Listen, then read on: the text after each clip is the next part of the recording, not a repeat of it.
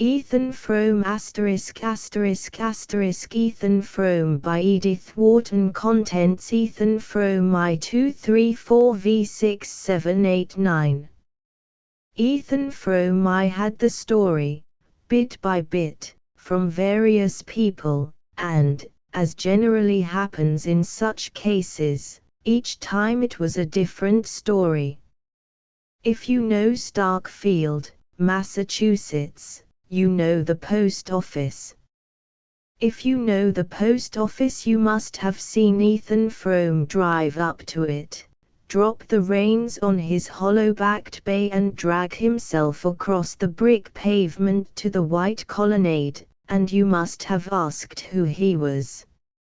It was there that, several years ago, I saw him for the first time, and the sight pulled me up sharp. Even then he was the most striking figure in Starkfield, though he was but the ruin of a man. It was not so much his great height that marked him, for the natives were easily singled out by their lank longitude from the stockier foreign breed. It was the careless, powerful look he had, in spite of a lameness checking each step like the jerk of a chain. There was something bleak and unapproachable in his face, and he was so stiffened and grizzled that I took him for an old man and was surprised to hear that he was not more than 52. I had this from Harmon Gow, who had driven the stage from Bettsbridge to Starkfield in pre-trolley days and knew the chronicle of all the families on his line. He's looked that way ever since he had his smash up, and that's 24 years ago come next February. Harmon threw out between reminiscent pauses. The smash up it was, I gathered from the same informant, which, besides drawing the red gash across Ethan Frome's forehead, had so shortened and warped his right side that it cost him a visible effort to take the few steps from his buggy to the post office window. He used to drive in from his farm every day at about noon, and as that was my own hour for fetching my mail, I often passed him in the porch or stood beside him while we waited on the motions of the distributing hand behind the grating. I noticed that, though he came so punctually, he seldom received anything but a copy of the Bettsbridge Eagle, which he put without a glance into his sagging pocket. At intervals, however, the postmaster would hand him an envelope addressed to Mrs. Zenobia, or Mrs. Zena, Frome, and usually bearing conspicuously in the upper left-hand corner the address of some manufacturer of patent medicine and the name of his specific. These documents my neighbor would also pocket without a glance, as if too much used to them to wonder at their number and variety, and would then turn away with a silent nod to the postmaster. Everyone in Starkfield knew him and gave him a greeting tempered to his own grave mien, but his taciturnity was respected, and it was only on rare occasions that one of the older men of the place detained him for a word.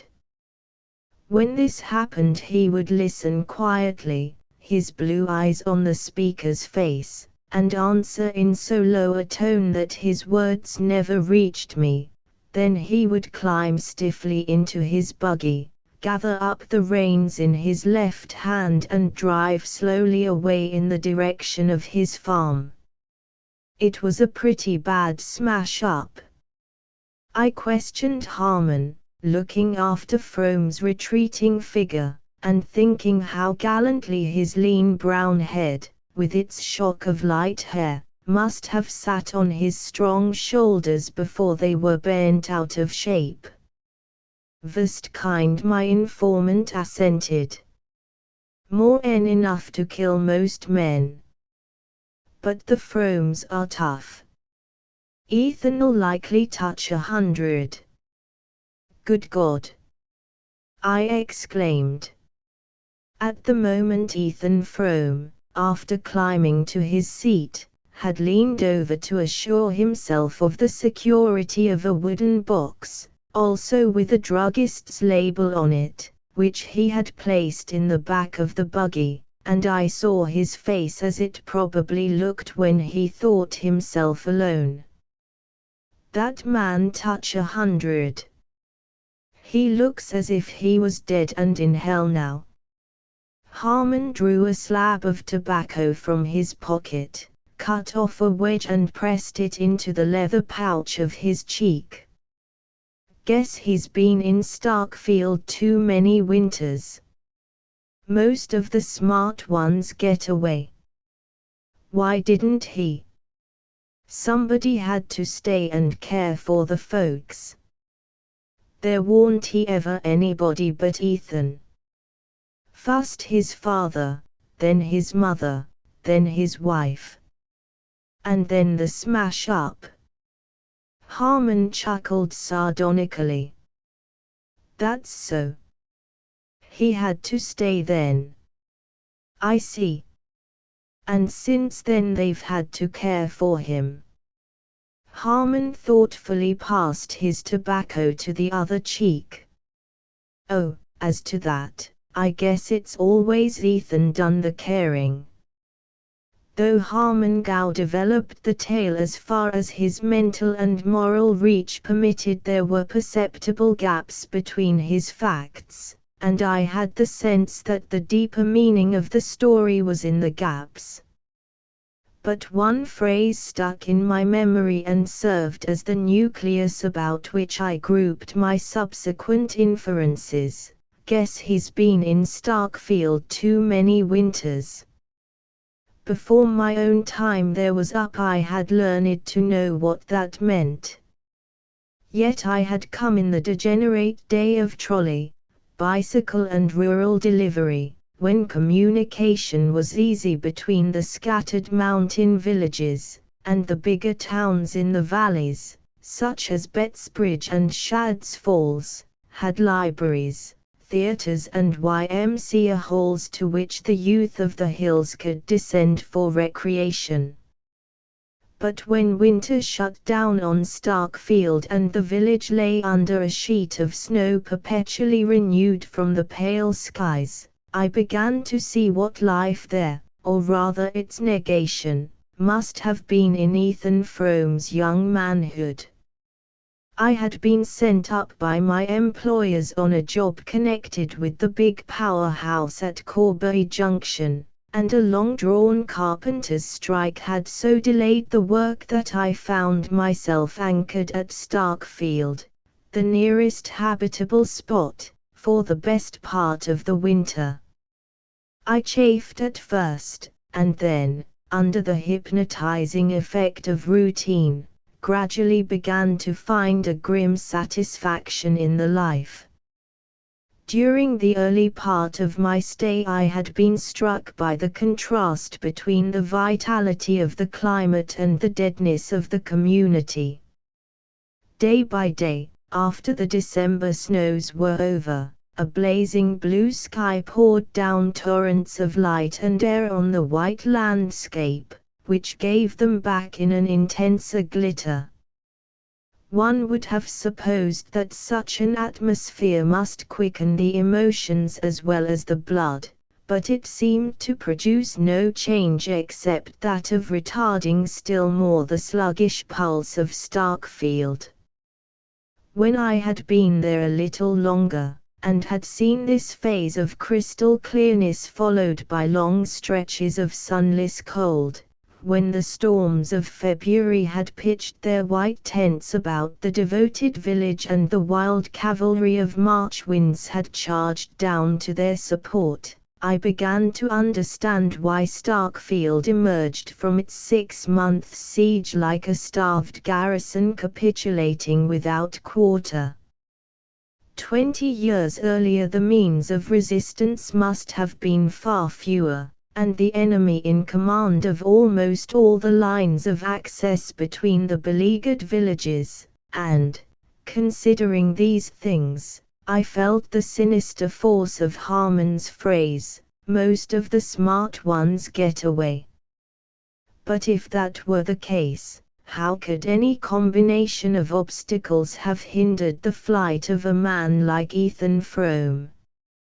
During my stay at Starkfield I lodged with a middle-aged widow colloquially known as Mrs. Ned Hale.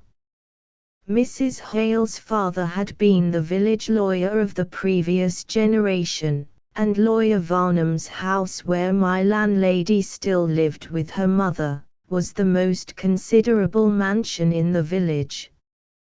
It stood at one end of the main street, its classic portico and small paned windows looking down a flagged path between Norway spruces to the slim white steeple of the Congregational Church. It was clear that the Varnum fortunes were at the ebb, but the two women did what they could to preserve a decent dignity, and Mrs. Hale, in particular, had a certain refinement not out of keeping with her pale old-fashioned house. In the best parlor, with its black horsehair and mahogany weakly illuminated by a gurgling castle lamp, I listened every evening to another and more delicately shaded version of the Starkfield Chronicle. It was not that Mrs. Ned Hale felt, or affected, any social superiority to the people about her. It was only that the accident of a finer sensibility and a little more education had put just enough distance between herself and her neighbors to enable her to judge them with detachment. She was not unwilling to exercise this faculty, and I had great hopes of getting from her the missing facts of Ethan Frome's story, or rather such a key to his character as should coordinate the facts I knew.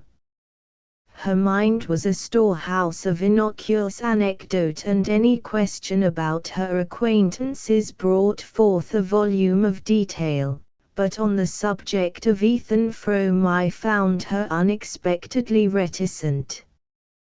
There was no hint of disapproval in her reserve. I merely felt in her an insurmountable reluctance to speak of him or his affairs. A low yes, I knew them both, it was awful, seeming to be the utmost concession that her distress could make to my curiosity.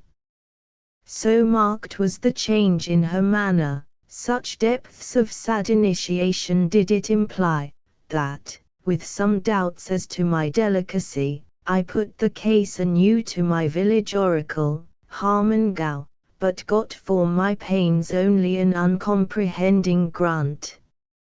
Ruth Varnum was always as nervous as a rat, and, come to think of it, she was the first one to see M after they was picked up. It happened right below Lawyer Varnum's, down at the bend of the Corbury Road, just round about the time that Ruth got engaged to Ned Hale. The young folks was all friends, and I guess she just can't bear to talk about it. She's had troubles enough of her own. All the dwellers in Starkfield, as in more notable communities, had had troubles enough of their own to make them comparatively indifferent to those of their neighbors. And though all conceded that Ethan Frome's had been beyond the common measure, no one gave me an explanation of the look in his face which, as I persisted in thinking, neither poverty nor physical suffering could have put there. Nevertheless, I might have contented myself with the story pieced together from these hints had it not been for the provocation of Mrs. Hale's silence, and, a little later, for the accident of personal contact with the man. On my arrival at Starkfield, Dennis Eady, the rich Irish grocer, who was the proprietor of Starkfield's nearest approach to a livery stable, had entered into an agreement to send me over daily to Corbury Flats, where I had to pick up my train for the junction. but about the middle of the winter Edie's horses fell ill of a local epidemic. The illness spread to the other Starkfield stables, and for a day or two I was put to it to find a means of transport. Then Harmon Gow suggested that Ethan Frome's bay was still on his legs and that his owner might be glad to drive me over. I stared at the suggestion. Ethan Frome. But I've never even spoken to him. Why on earth should he put himself out for me? Harmon's answer surprised me still more. I don't know as he would, but I know he wouldn't be sorry to earn $1. I had been told that Frome was poor, and that the sawmill and the arid acres of his farm yielded scarcely enough to keep his household through the winter, but I had not supposed him to be in such want as Harmon's words implied, and I expressed my wonder. Well, matters ain't gone any too well with him, Harmon said. When a man's been setting round like a hulk for 20 years or more, seeing things that want doing, it eats into him, and he loses his grit. That Frome farm was always 'bout as bare's a milk pan when the cat's been round, and you know what one of them old watermills is worth nowadays. When Ethan could sweat over 'em both from soon up to dark, he kinda choked a living out of 'em, but his folks ate up most everything, even then, and I don't see how he makes out now. First his father got a kick out haying, and went soft in the brain, and gave away money like Bible texts afore he died. Then his mother got queer and dragged along for years as weak as a baby, and his wife Zena, she's always been the greatest hand at doctoring in the county. Sickness and trouble, that's what Ethan's had his plate full up with, ever since the very first helping. The next morning, when I looked out, I saw the hollow-backed bay between the Varnum spruces, and Ethan Frome, throwing back his worn bearskin, made room for me in the sleigh at his side. After that, for a week, he drove me over every morning to Corbury Flats, and on my return in the afternoon met me again and carried me back through the icy night to Starkfield.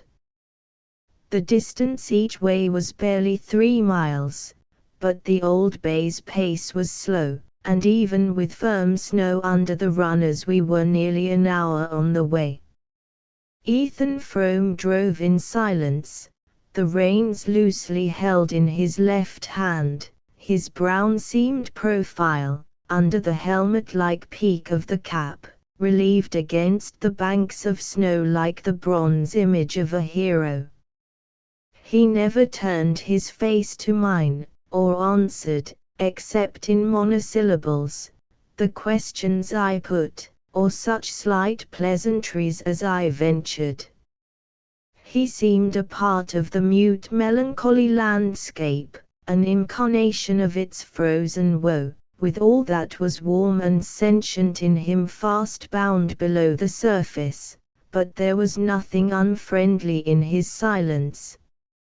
I simply felt that he lived in a depth of moral isolation too remote for casual access, and I had the sense that his loneliness was not merely the result of his personal plight, tragic as I guessed that to be, but had in it, as Harmon Gow had hinted, the profound accumulated cold of many Starkfield winters. Only once or twice was the distance between us bridged for a moment, and the glimpses thus gained confirmed my desire to know more. Once I happened to speak of an engineering job I had been on the previous year in Florida, and of the contrast between the winter landscape about us and that in which I had found myself the year before, and to my surprise Frome said suddenly, "Yes, I was down there once, and for a good while afterward I could call up the sight of it in winter. But now it's all snowed under." He said no more, and I had to guess the rest from the inflection of his voice and his sharp relapse into silence. Another day, on getting into my train at the flats, I missed a volume of popular science. I think it was on some recent discoveries in biochemistry, which I had carried with me to read on the way. I thought no more about it till I got into the sleigh again that evening, and saw the book in Frome's hand. "I found it after you were gone," he said. I put the volume into my pocket and we dropped back into our usual silence, but as we began to crawl up the long hill from Corbury Flats to the Starkfield Ridge I became aware in the dusk that he had turned his face to mine. "There are things in that book that I didn't know the first word about," he said. I wondered less at his words than at the queer note of resentment in his voice. He was evidently surprised and slightly aggrieved at his own ignorance. "Does that sort of thing interest you?" I asked. "It used to. There are one or two rather new things in the book. There have been some big strides lately in that particular line of research." I waited a moment for an answer that did not come. Then I said, "If you'd like to look the book through, I'd be glad to leave it with you." He hesitated, and I had the impression that he felt himself about to yield to a stealing tide of inertia. Then, "Thank you, I'll take it," he answered shortly. I hoped that this incident might set up some more direct communication between us. Frome was so simple and straightforward that I was sure his curiosity about the book was based on a genuine interest in its subject. Such tastes and acquirements in a man of his condition made the contrast more poignant between his outer situation and his inner needs, and I hoped that the chance of giving expression to the latter might at least unseal his lips. But something in his past history, or in his present way of living, had apparently driven him too deeply into himself for any casual impulse to draw him back to his kind. At our next meeting he made no allusion to the book, and our intercourse seemed fated to remain as negative and one-sided as if there had been no break in his reserve. Frome had been driving me over to the flats for about a week when one morning I looked out of my window into a thick snowfall. The height of the white waves massed against the garden fence and along the wall of the church showed that the storm must have been going on all night, and that the drifts were likely to be heavy in the open. I thought it probable that my train would be delayed, but I had to be at the powerhouse for an hour or two that afternoon, and I decided, if Frome turned up, to push through to the flats and wait there till my train came in. I don't know why I put it in the conditional, however, for I never doubted that Frome would appear. He was not the kind of man to be turned from his business by any commotion of the elements, and at the appointed hour his sleigh glided up through the snow like a stage apparition behind thickening veils of gauze. I was getting to know him too well to express either wonder or gratitude at his keeping his appointment, but I exclaimed in surprise as I saw him turn his horse in a direction opposite to that of the Corbury Road.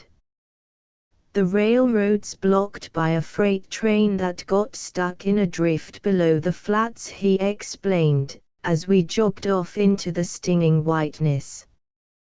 But look here, where are you taking me, then? Straight to the junction, by the shortest way, he answered, pointing up Schoolhouse Hill with his whip. To the junction, in this storm? Why, it's a good 10 miles. The bay'll do it if you give him time. You said you had some business there this afternoon. I'll see you get there. He said it so quietly that I could only answer, "You're doing me the biggest kind of a favor." "That's all right," he rejoined. Abreast of the schoolhouse the road forked, and we dipped down a lane to the left, between hemlock boughs bent inward to their trunks by the weight of the snow.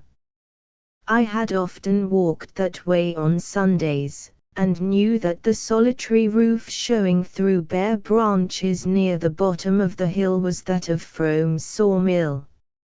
It looked exanimate enough, with its idle wheel looming above the black stream dashed with yellow-white spume, and its cluster of sheds sagging under their white load. Frome did not even turn his head as we drove by, and still in silence we began to mount the next slope. About a mile farther, on a road I had never traveled, we came to an orchard of starved apple trees writhing over a hillside among outcroppings of slate that nuzzled up through the snow like animals pushing out their noses to breathe. Beyond the orchard lay a field or two, their boundaries lost under drifts, and above the fields, huddled against the white immensities of land and sky, one of those lonely New England farmhouses that make the landscape lonelier. "That's my place," said Frome, with a sideway jerk of his lame elbow, and in the distress and oppression of the scene I did not know what to answer. The snow had ceased, and a flash of watery sunlight exposed the house on the slope above us in all its plaintive ugliness. The black wraith of a deciduous creeper flapped from the porch, and the thin wooden walls, under their worn coat of paint, seemed to shiver in the wind that had risen with the ceasing of the snow. The house was bigger in my father's time. I had to take down the L a while back, Frome continued, checking with a twitch of the left rein the bay's evident intention of turning in through the broken-down gate. I saw then that the unusually forlorn and stunted look of the house was partly due to the loss of what is known in New England as the L, that long deep-roofed adjunct usually built at right angles to the main house, and connecting it, by way of storerooms and tool house, with the woodshed and cow barn. Whether because of its symbolic sense, the immediate presence of a life linked with the soil, and enclosing in itself the chief sources of warmth and nourishment, or whether merely because of the consolatory thought that it enables the dwellers in that harsh climate to get to their morning's work without facing the weather, it is certain that the L rather than the house itself seems to be the center, the actual hearthstone of the New England farm. Perhaps this connection of ideas, which had often occurred to me in my rambles about Starkfield, caused me to hear a wistful note in Frome's words, and to see in the diminished dwelling the image of his own shrunken body. "We're kinda sidetracked here now," he added, "but there was considerable passing before the railroad was carried through to the flats." He roused the lagging bay with another twitch, then, as if the mere sight of the house had let me too deeply into his confidence for any farther pretense of reserve, he went on slowly, "I've always set down the worst of mother's trouble to that. When she got the rheumatism so bad she couldn't move around, she used to sit up there and watch the road by the hour, and one year, when they were 6 months mending the Bettsbridge Pike after the floods, and Harmongau had to bring his stage round this way, she picked up so that she used to get down to the gate most days to see him. But after the trains begun running nobody ever come by here to speak of, and mother never could get it through her head what had happened, and it preyed on her right along till she died. As we turned into the Corbury Road the snow began to fall again, cutting off our last glimpse of the house, and Frome's silence fell with it, letting down between us the old veil of reticence. This time the wind did not cease with the return of the snow. Instead, it sprang up to a gale which now and then, from a tattered sky, flung pale sweeps of sunlight over a landscape chaotically tossed. But the bay was as good as Frome's word, and we pushed on to the junction through the wild white scene. In the afternoon the storm held off, and the clearness in the west seemed to my inexperienced eye the pledge of a fair evening. I finished my business as quickly as possible, and we set out for Starkfield with a good chance of getting there for supper.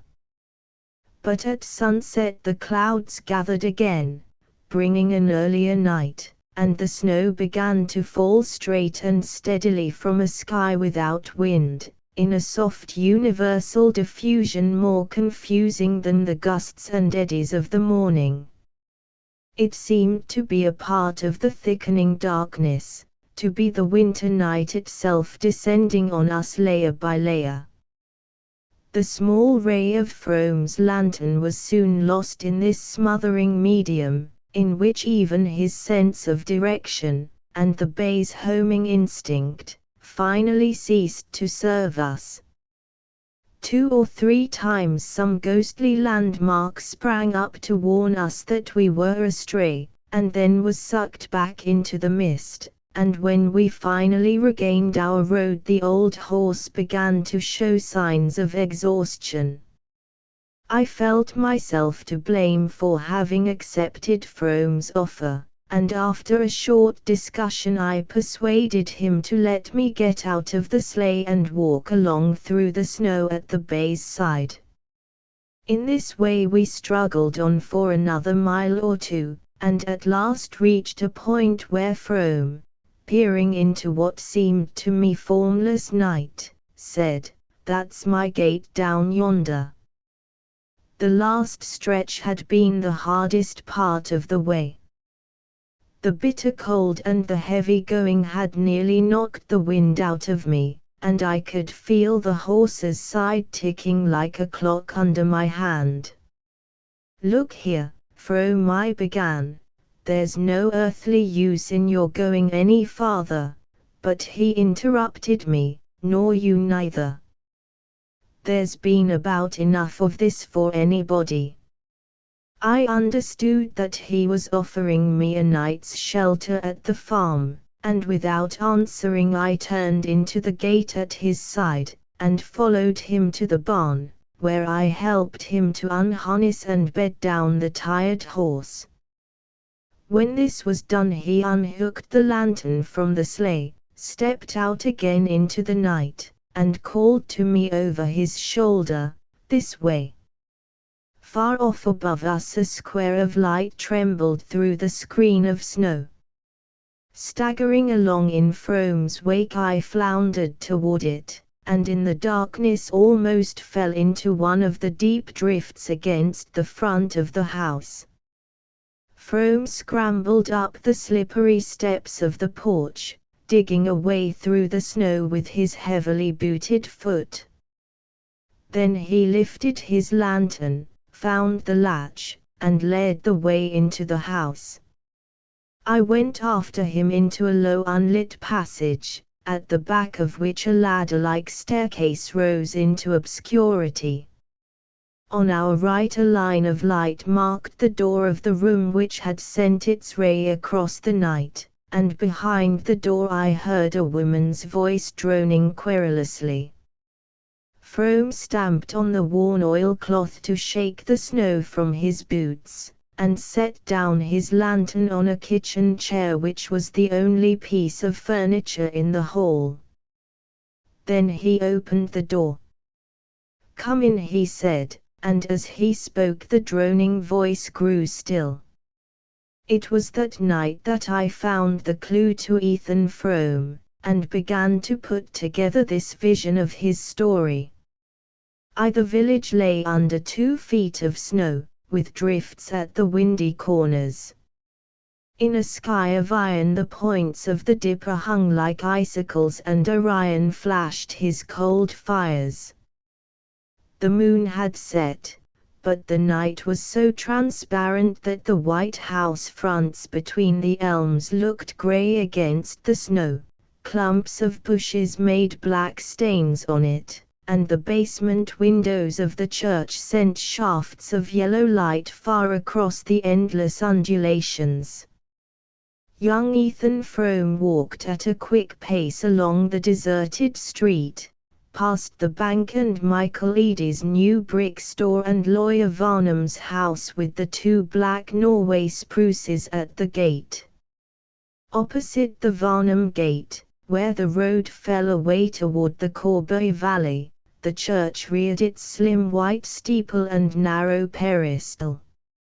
As the young man walked toward it, the upper windows drew a black arcade along the side wall of the building, but from the lower openings, on the side where the ground sloped steeply down to the Corbury Road, the light shot its long bars, illuminating many fresh furrows in the track leading to the basement door, and showing, under an adjoining shed, a line of sleighs with heavily blanketed horses. The night was perfectly still, and the air so dry and pure that it gave little sensation of cold. The effect produced on Frome was rather of a complete absence of atmosphere, as though nothing less tenuous than ether intervened between the white earth under his feet and the metallic dome overhead. "It's like being in an exhausted receiver," he thought. 4 or 5 years earlier he had taken a year's course at a technological college at Worcester, and dabbled in the laboratory with a friendly professor of physics, and the images supplied by that experience still cropped up, at unexpected moments, through the totally different associations of thought in which he had since been living. His father's death, and the misfortunes following it, had put a premature end to Ethan's studies, but though they had not gone far enough to be of much practical use, they had fed his fancy and made him aware of huge cloudy meanings behind the daily face of things. As he strode along through the snow, the sense of such meanings glowed in his brain and mingled with the bodily flush produced by his sharp tramp. At the end of the village he paused before the darkened front of the church. He stood there a moment, breathing quickly, and looking up and down the street, in which not another figure moved. The pitch of the Corbury Road, below Lawyer Varnum's spruces, was the favorite coasting ground of Starkfield, and on clear evenings the church corner rang till late with the shouts of the coasters, but tonight not a sled darkened the whiteness of the long declivity. The hush of midnight lay on the village, and all its waking life was gathered behind the church windows, from which strains of dance music flowed with the broad bands of yellow light. The young man, skirting the side of the building, went down the slope toward the basement door. To keep out of range of the revealing rays from within, he made a circuit through the untrodden snow and gradually approached the farther angle of the basement wall. Thence, still hugging the shadow, he edged his way cautiously forward to the nearest window, holding back his straight spare body and craning his neck till he got a glimpse of the room. Seen thus, from the pure and frosty darkness in which he stood, it seemed to be seething in a mist of heat. The metal reflectors of the gas jets sent crude waves of light against the whitewashed walls, and the iron flanks of the stove at the end of the hall looked as though they were heaving with volcanic fires. The floor was thronged with girls and young men. Down the side wall facing the window stood a row of kitchen chairs from which the older women had just risen. By this time the music had stopped, and the musicians, a fiddler, and the young lady who played the harmonium on Sundays, were hastily refreshing themselves at one corner of the supper table which aligned its devastated pie dishes and ice cream saucers on the platform at the end of the hall. The guests were preparing to leave, and the tide had already set toward the passage where coats and wraps were hung, when a young man with a sprightly foot and a shock of black hair shot into the middle of the floor and clapped his hands. The signal took instant effect. The musicians hurried to their instruments, the dancers, some already half muffled for departure, fell into line down each side of the room, the older spectators slipped back to their chairs, and the lively young man, after diving about here and there in the throng, drew forth a girl who had already wound a cherry-colored fascinator about her head, and, leading her up to the end of the floor, whirled her down its length to the bounding tune of a Virginia reel. Frome's heart was beating fast. He had been straining for a glimpse of the dark head under the cherry-colored scarf, and it vexed him that another eye should have been quicker than his. The leader of the reel, who looked as if he had Irish blood in his veins, danced well, and his partner caught his fire. As she passed down the line, her light figure swinging from hand to hand in circles of increasing swiftness, the scarf flew off her head and stood out behind her shoulders, and Frome, at each turn, caught sight of her laughing, panting lips, the cloud of dark hair about her forehead, and the dark eyes which seemed the only fixed points in a maze of flying lines. The dancers were going faster and faster, and the musicians, to keep up with them, belabored their instruments like jockeys lashing their mounts on the home stretch, yet it seemed to the young man at the window that the reel would never end. Now and then he turned his eyes from the girl's face to that of her partner, which, in the exhilaration of the dance, had taken on a look of almost impudent ownership. Dennis Eady was the son of Michael Eady, the ambitious Irish grocer, whose suppleness and effrontery had given Starkfield its first notion of smart business methods, and whose new brick store testified to the success of the attempt. His son seemed likely to follow in his steps, and was meanwhile applying the same arts to the conquest of the Starkfield maidenhood. Hitherto Ethan Frome had been content to think him a mean fellow, but now he positively invited a horsewhipping.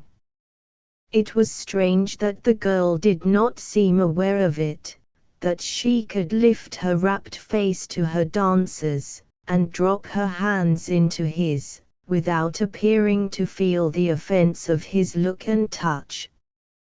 Frome was in the habit of walking into Starkfield to fetch home his wife's cousin, Mattie Silver, on the rare evenings when some chance of amusement drew her to the village.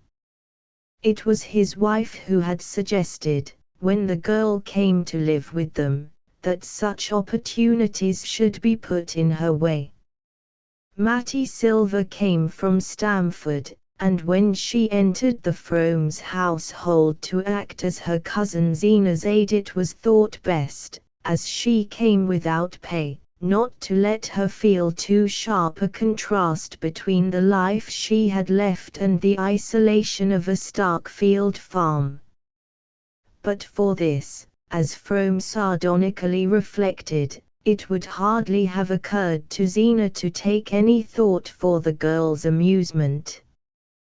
When his wife first proposed that they should give Mattie an occasional evening out, he had inwardly demurred at having to do the extra 2 miles to the village and back after his hard day on the farm, but not long afterward he had reached the point of wishing that Starkfield might give all its nights to revelry.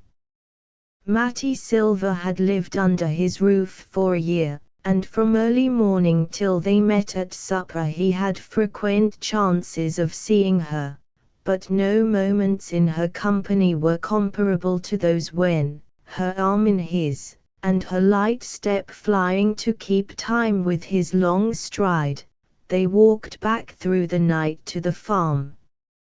He had taken to the girl from the first day, when he had driven over to the flats to meet her, and she had smiled and waved to him from the train, crying out, "You must be Ethan," as she jumped down with her bundles, while he reflected, looking over her slight person, "She don't look much on housework, but she ain't a fretter, anyhow." But it was not only that the coming to his house of a bit of hopeful young life was like the lighting of a fire on a cold hearth. The girl was more than the bright serviceable creature he had thought her.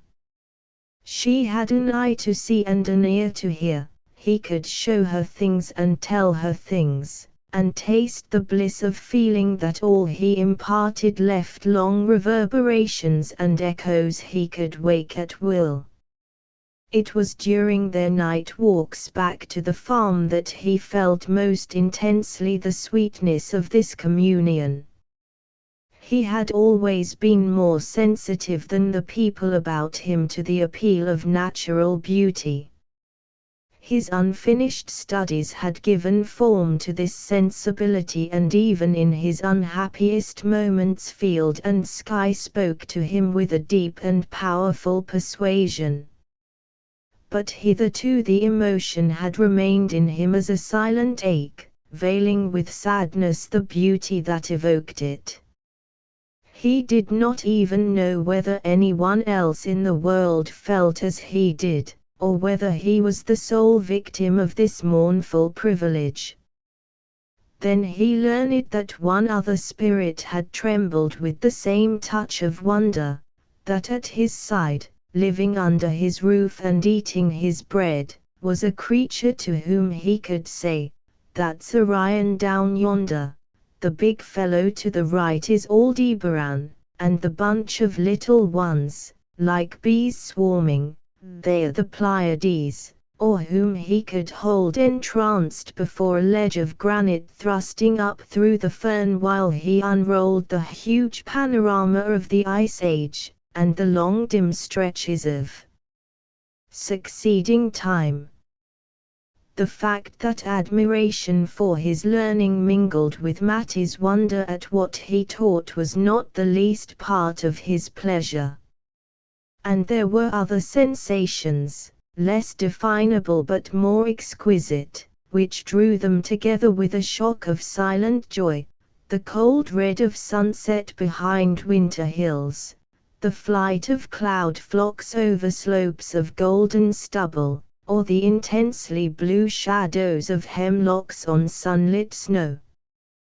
When she said to him once, "It looks just as if it was painted," It seemed to Ethan that the art of definition could go no farther, and that words had at last been found to utter his secret soul.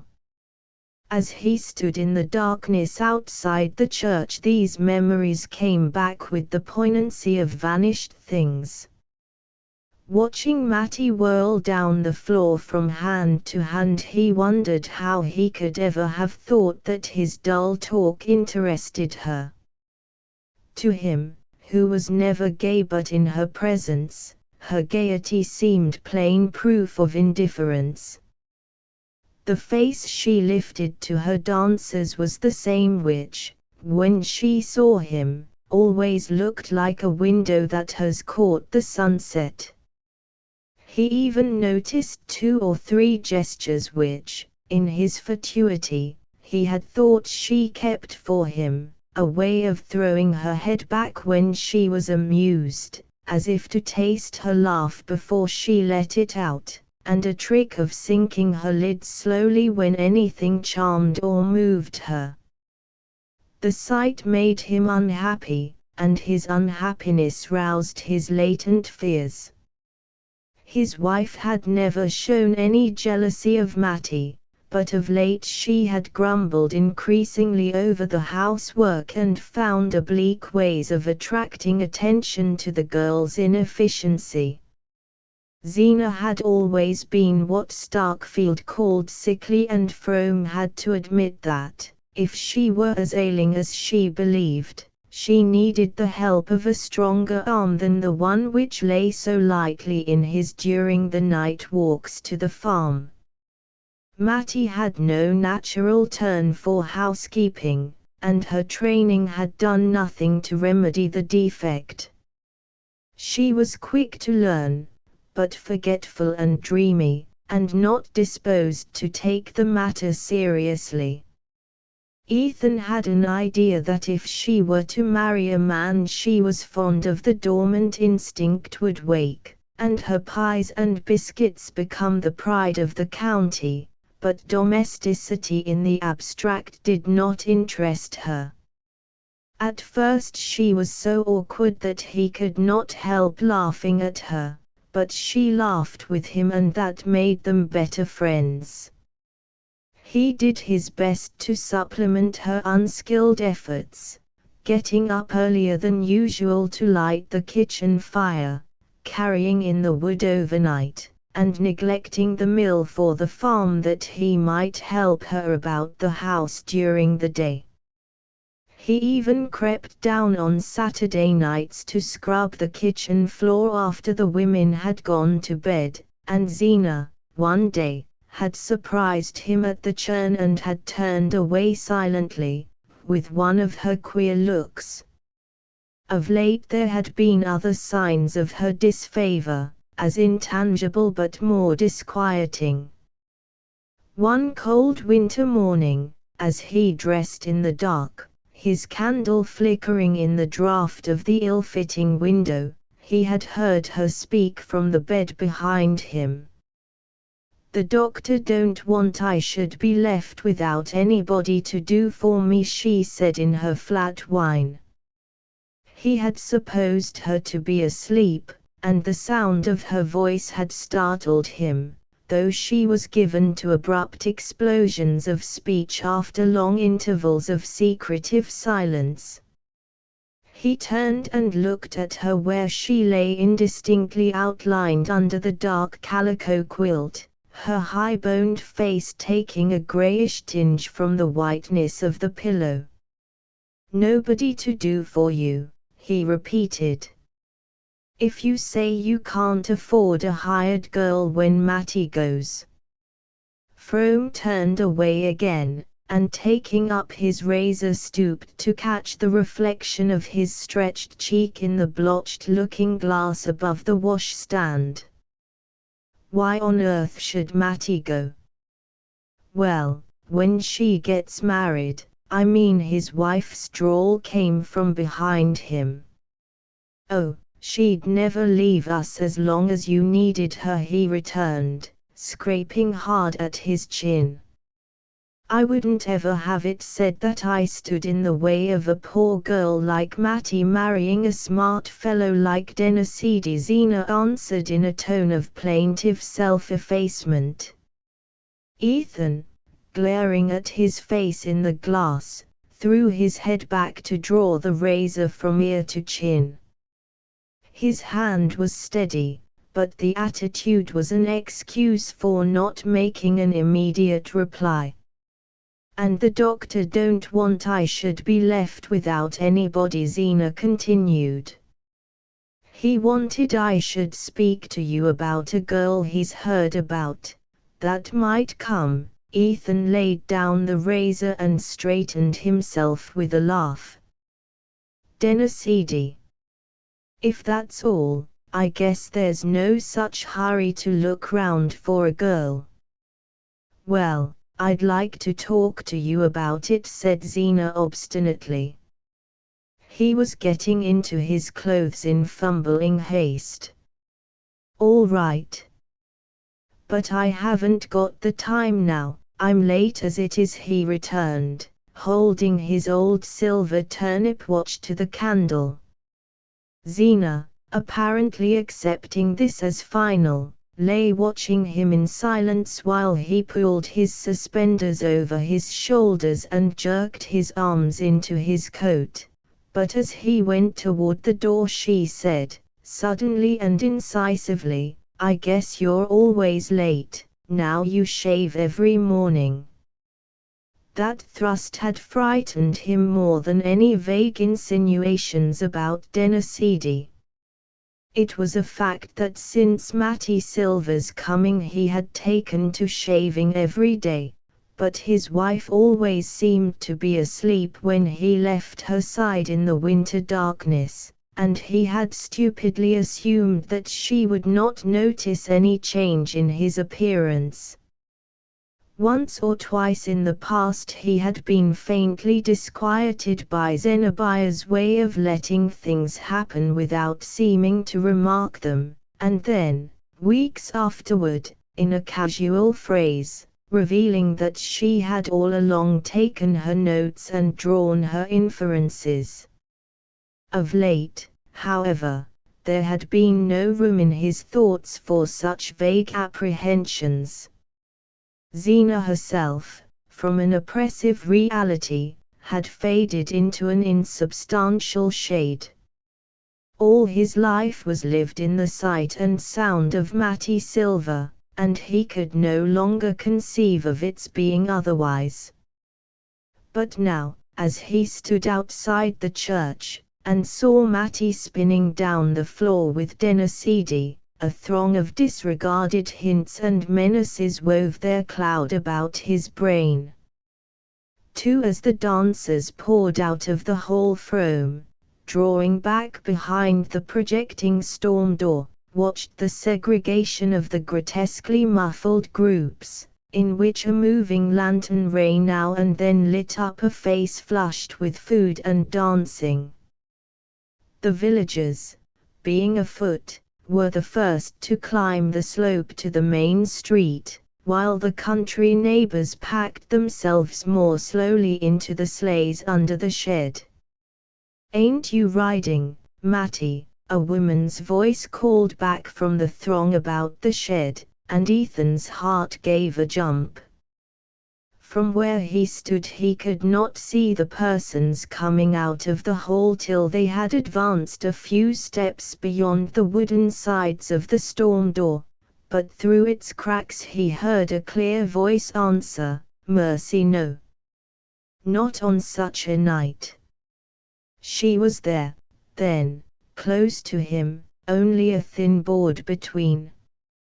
In another moment she would step forth into the night, and his eyes, accustomed to the obscurity, would discern her as clearly as though she stood in daylight. A wave of shyness pulled him back into the dark angle of the wall, and he stood there in silence instead of making his presence known to her. It had been one of the wonders of their intercourse that from the first, she, the quicker, finer, more expressive, instead of crushing him by the contrast, had given him something of her own ease and freedom, but now he felt as heavy and loutish as in his student days, when he had tried to jolly the Worcester girls at a picnic. He hung back, and she came out alone and paused within a few yards of him.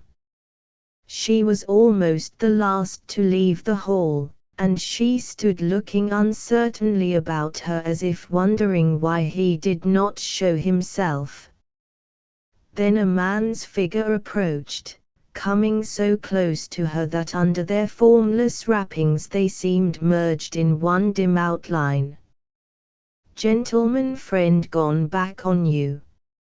"Say, Matt, that's tough." "No, I wouldn't be mean enough to tell the other girls. I ain't as low down as that."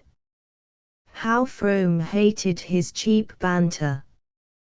"But look at here, ain't it lucky I got the old man's cutter down there waiting for us?"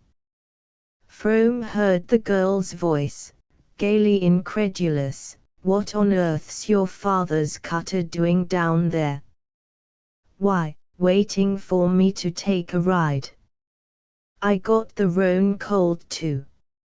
I kinda knew I'd want to take a ride tonight." Edie, in his triumph, tried to put a sentimental note into his bragging voice.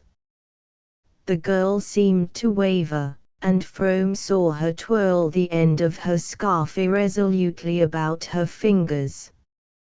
Not for the world would he have made a sign to her, though it seemed to him that his life hung on her next gesture.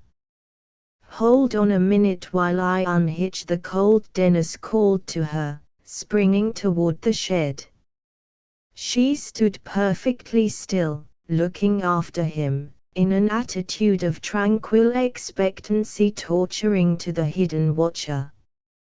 Frome noticed that she no longer turned her head from side to side, as though peering through the night for another figure.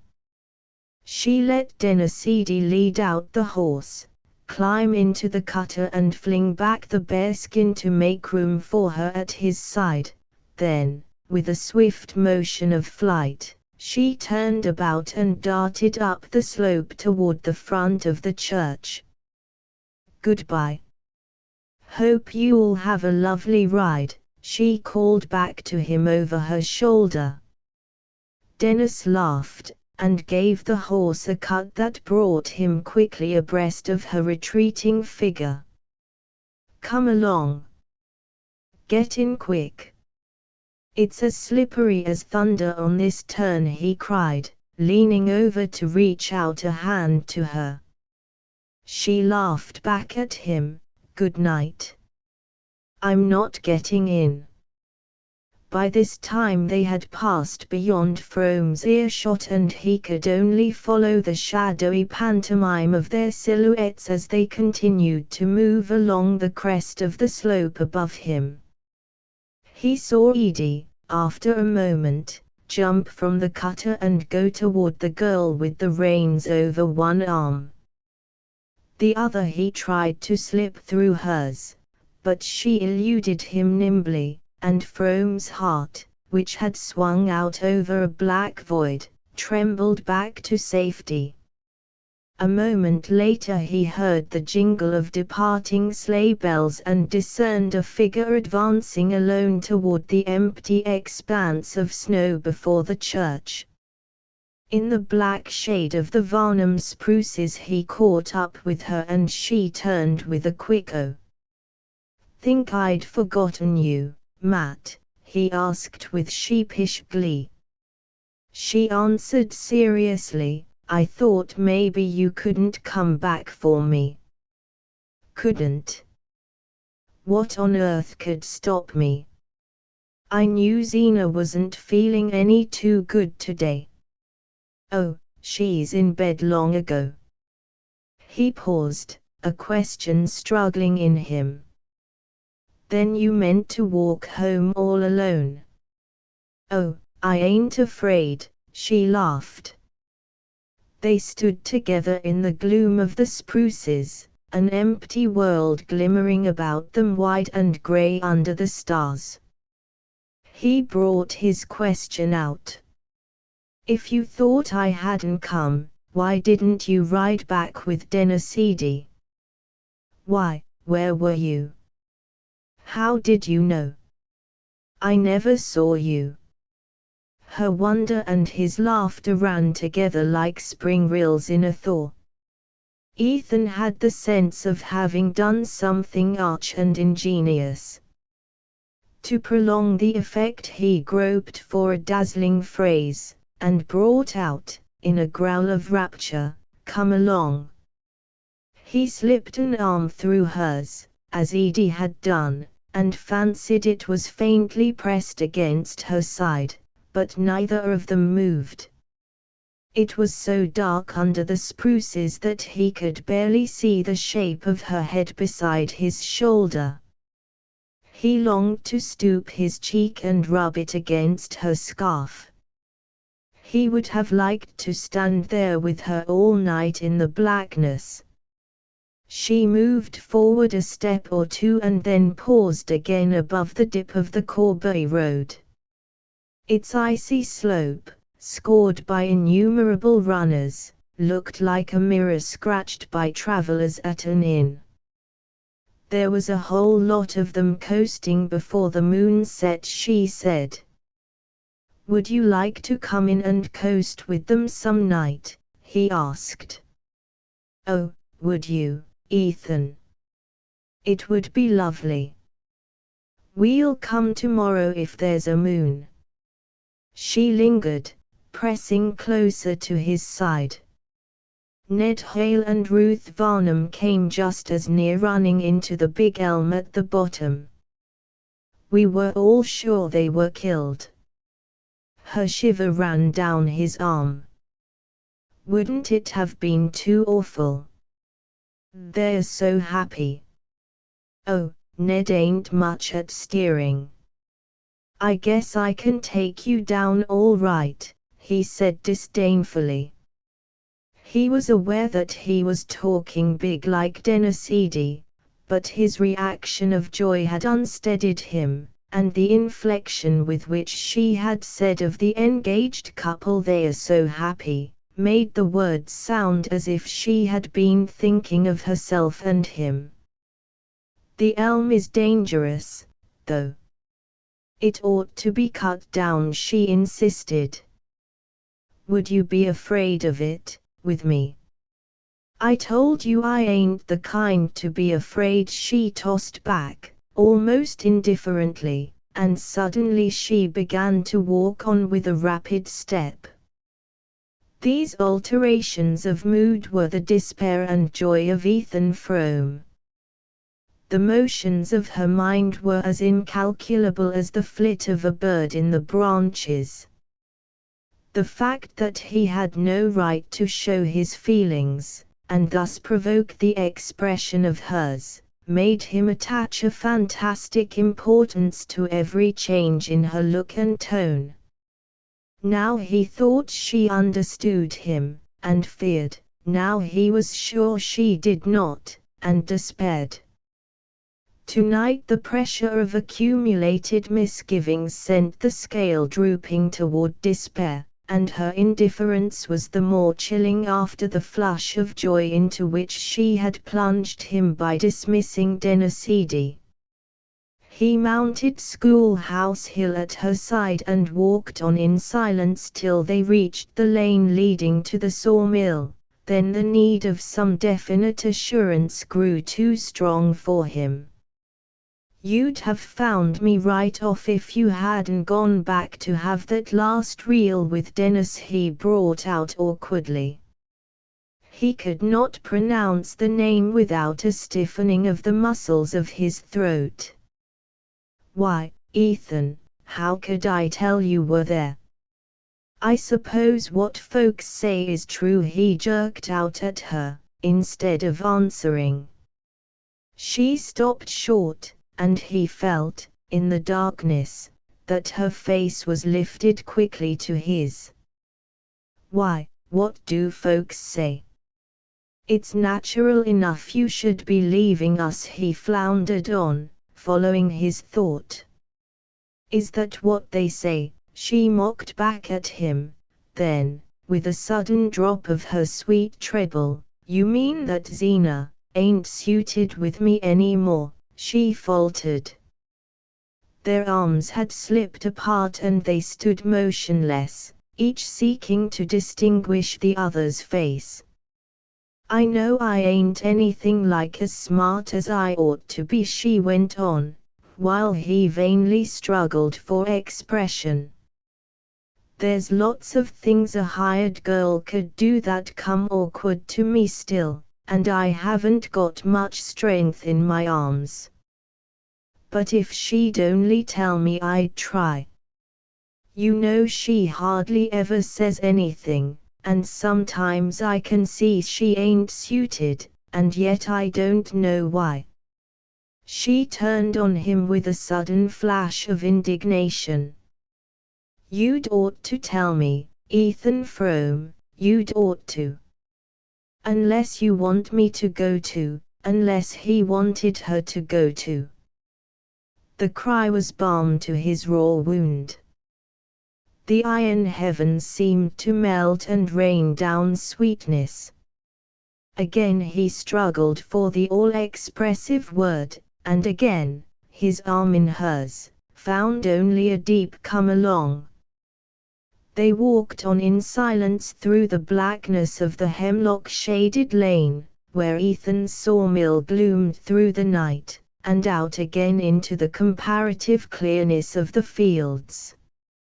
On the farther side of the hemlock belt the open country rolled away before them, grey and lonely under the stars.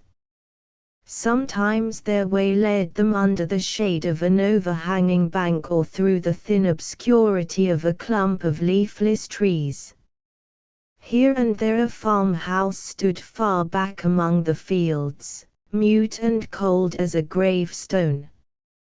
The night was so still that they heard the frozen snow crackle under their feet. The crash of a loaded branch falling far off in the woods reverberated like a musket shot, and once a fox barked, and Mattie shrank closer to Ethan, and quickened her steps. At length they sighted the group of larches at Ethan's gate, and as they drew near it the sense that the walk was over brought back his words. Then you don't want to leave us, Matt? He had to stoop his head to catch her stifled whisper, where'd I go, if I did? The answer sent a pang through him, but the tone suffused him with joy. He forgot what else he had meant to say and pressed her against him so closely that he seemed to feel her warmth in his veins. You ain't crying, are you, Matt? No, of course I'm not, she quavered. They turned in at the gate and passed under the shaded knoll where, enclosed in a low fence, the Frome gravestones slanted at crazy angles through the snow. Ethan looked at them curiously. For years that quiet company had mocked his restlessness, his desire for change and freedom. We never got away, how should you, seemed to be written on every headstone, and whenever he went in or out of his gate he thought with a shiver, I shall just go on living here till I join them. But now all desire for change had vanished, and the sight of the little enclosure gave him a warm sense of continuance and stability. I guess we'll never let you go, Matt, he whispered, as though even the dead, lovers once, must conspire with him to keep her, and brushing by the graves, he thought, we'll always go on living here together, and someday she'll lie there beside me. He let the vision possess him as they climbed the hill to the house. He was never so happy with her as when he abandoned himself to these dreams. Halfway up the slope, Matty stumbled against some unseen obstruction and clutched his sleeve to steady herself. The wave of warmth that went through him was like the prolongation of his vision. For the first time he stole his arm about her, and she did not resist. They walked on as if they were floating on a summer stream. Zena always went to bed as soon as she had had her supper, and the shutterless windows of the house were dark. A dead cucumber vine dangled from the porch like the crape streamer tied to the door for a death, and the thought flashed through Ethan's brain, if it was there for Zena, then he had a distinct sight of his wife lying in their bedroom asleep, her mouth slightly open, her false teeth in a tumbler by the bed. They walked around to the back of the house, between the rigid gooseberry bushes. It was Zena's habit, when they came back late from the village, to leave the key of the kitchen door under the mat. Ethan stood before the door, his head heavy with dreams, his arm still about Matty. "Matt," he began, not knowing what he meant to say. She slipped out of his hold without speaking, and he stooped down and felt for the key. "It's not there," he said, straightening himself with a start. They strained their eyes at each other through the icy darkness. Such a thing had never happened before. "Maybe she's forgotten it," Matty said in a tremulous whisper, but both of them knew that it was not like Zena to forget. "It might have fallen off into the snow," Matty continued, after a pause during which they had stood intently listening. "It must have been pushed off," then he rejoined in the same tone. Another wild thought tore through him. What if tramps had been there? What if? Again he listened, fancying he heard a distant sound in the house. Then he felt in his pocket for a match, and kneeling down, passed its light slowly over the rough edges of snow about the doorstep. He was still kneeling when his eyes, on a level with the lower panel of the door, caught a faint ray beneath it. Who could be stirring in that silent house? He heard a step on the stairs, and again for an instant the thought of tramps tore through him. Then the door opened and he saw his wife. Against the dark background of the kitchen she stood up tall and angular, one hand drawing a quilted counterpane to her flat breast, while the other held a lamp. The light, on a level with her chin, drew out of the darkness her puckered throat and the projecting wrist of the hand that clutched the quilt, and deepened fantastically the hollows and prominences of her high-boned face under its ring of crimping pins. To Ethan, still in the rosy haze of his hour with Matty, the sight came with the intense precision of the last dream before waking. He felt as if he had never before known what his wife looked like. She drew aside without speaking, and Matty and Ethan passed into the kitchen, which had the deadly chill of a vault after the dry cold of the night. "Guess you forgot about us," Zena, Ethan joked, stamping the snow from his boots. "No, I just felt so mean I couldn't sleep." Matty came forward, unwinding her wraps, the color of the cherry scarf in her fresh lips and cheeks. "I'm so sorry, Zena. Isn't there anything I can do?" "No, there's nothing." Zena turned away from her. "You might 'a' shook off that snow outside," she said to her husband. She walked out of the kitchen ahead of them and pausing in the hall raised the lamp at arm's length, as if to light them up the stairs. Ethan paused also, affecting to fumble for the peg on which he hung his coat and cap. The doors of the 2 bedrooms faced each other across the narrow upper landing, and tonight it was peculiarly repugnant to him that Mattie should see him follow Zena.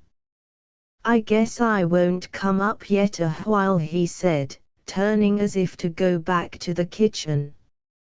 Zena stopped short and looked at him. "For the land's sake, what you going to do down here?" "I've got the mill accounts to go over." She continued to stare at him, the flame of the unshaded lamp bringing out with microscopic cruelty the fretful lines of her face. "At this time o' night? You'll catch your death. The fire's out long ago." Without answering he moved away toward the kitchen. As he did so his glance crossed Mattie's and he fancied that a fugitive warning gleamed through her lashes. The next moment they sank to her flushed cheeks and she began to mount the stairs ahead of Zena. "That's so. It is powerful cold down here," Ethan assented, and with lowered head he went up in his wife's wake, and followed her across the threshold of their room. 3. There was some hauling to be done at the lower end of the woodlot, and Ethan was out early the next day. The winter morning was as clear as crystal. The sunrise burned red in a pure sky, the shadows on the rim of the woodlot were darkly blue, and beyond the white and scintillating fields patches of far-off forest hung like smoke. It was in the early morning stillness, when his muscles were swinging to their familiar task and his lungs expanding with long draughts of mountain air, that Ethan did his clearest thinking. He and Zena had not exchanged a word after the door of their room had closed on them. She had measured out some drops from a medicine bottle on a chair by the bed and, after swallowing them, and wrapping her head in a piece of yellow flannel, had lain down with her face turned away. Ethan undressed hurriedly and blew out the light so that he should not see her when he took his place at her side. As he lay there he could hear Mattie moving about in her room, and her candle, sending its small ray across the landing, drew a scarcely perceptible line of light under his door. He kept his eyes fixed on the light till it vanished. Then the room grew perfectly black, and not a sound was audible but Zena's asthmatic breathing. Ethan felt confusedly that there were many things he ought to think about, but through his tingling veins and tired brain only one sensation throbbed, the warmth of Mattie's shoulder against his. Why had he not kissed her when he held her there? A few hours earlier he would not have asked himself the question. Even a few minutes earlier, when they had stood alone outside the house, he would not have dared to think of kissing her. But since he had seen her lips in the lamplight he felt that they were his. Now, in the bright morning air, her face was still before him. It was part of the sun's red and of the pure glitter on the snow.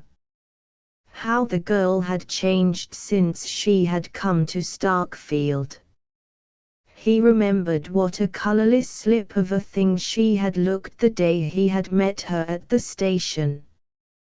And all the first winter, how she had shivered with cold when the northerly gales shook the thin clapboards and the snow beat like hail against the loose-hung windows. He had been afraid that she would hate the hard life, the cold and loneliness, but not a sign of discontent escaped her. Zena took the view that Mattie was bound to make the best of Starkfield since she hadn't any other place to go to, but this did not strike Ethan as conclusive. Zena, at any rate, did not apply the principle in her own case. He felt all the more sorry for the girl because misfortune had, in a sense, indentured her to them.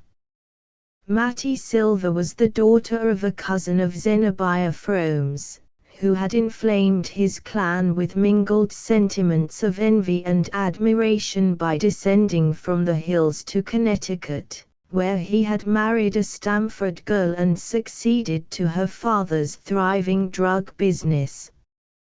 Unhappily, Orrin Silver, a man of far-reaching aims, had died too soon to prove that the end justifies the means. His accounts revealed merely what the means had been, and these were such that it was fortunate for his wife and daughter that his books were examined only after his impressive funeral. His wife died of the disclosure, and Mattie, at 20, was left alone to make her way on the $50 obtained from the sale of her piano. For this purpose her equipment, though varied, was inadequate. She could trim a hat, make molasses candy, recite "Curfew Shall Not Ring Tonight" and play the Lost Chord and a potpourri from Carmen. When she tried to extend the field of her activities in the direction of stenography and bookkeeping, her health broke down, and 6 months on her feet behind the counter of a department store did not tend to restore it. Her nearest relations had been induced to place their savings in her father's hands, and though, after his death, they ungrudgingly acquitted themselves of the Christian duty of returning good for evil by giving his daughter all the advice at their disposal, they could hardly be expected to supplement it by material aid. But when Zenobia's doctor recommended her looking about for someone to help her with the housework, the clan instantly saw the chance of exacting a compensation from Mattie. Zenobia, though doubtful of the girl's efficiency, was tempted by the freedom to find fault without much risk of losing her, and so Mattie came to Starkfield. Zenobia's fault-finding was of the silent kind, but not the less penetrating for that.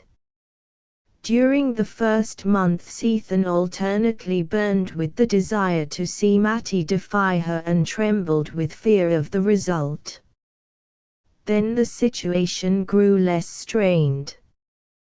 The pure air, and the long summer hours in the open, gave back life and elasticity to Mattie, and Zena, with more leisure to devote to her complex ailments, grew less watchful of the girl's omissions, so that Ethan, struggling on under the burden of his barren farm and failing sawmill, could at least imagine that peace reigned in his house.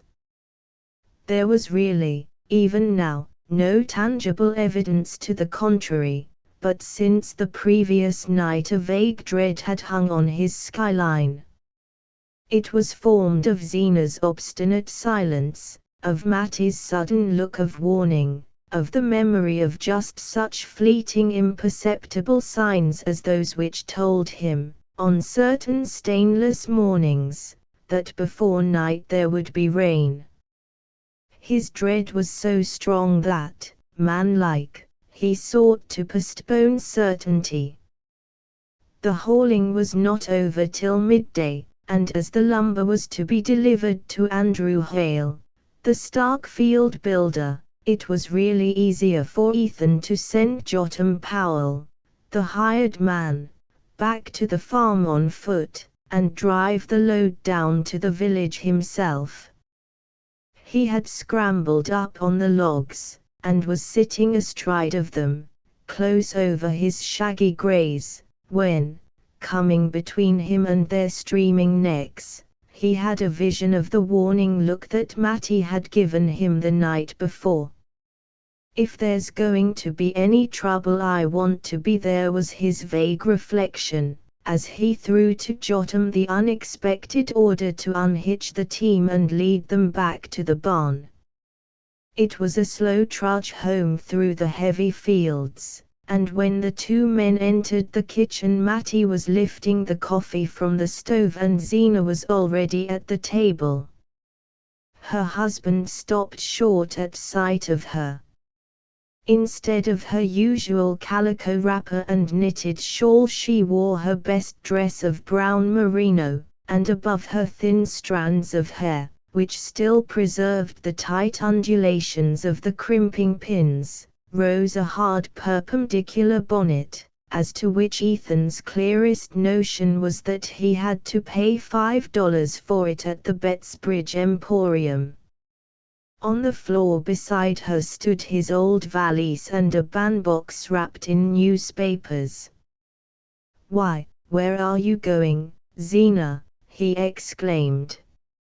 "I've got my shooting pains so bad that I'm going over to Bettsbridge to spend the night with Aunt Martha Pierce and see that new doctor," she answered in a matter-of-fact tone, as if she had said she was going into the storeroom to take a look at the preserves, or up to the attic to go over the blankets.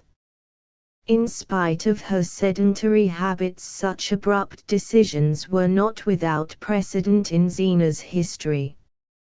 Twice or thrice before she had suddenly packed Ethan's valise and started off to Bettsbridge, or even Springfield, to seek the advice of some new doctor, and her husband had grown to dread these expeditions because of their cost.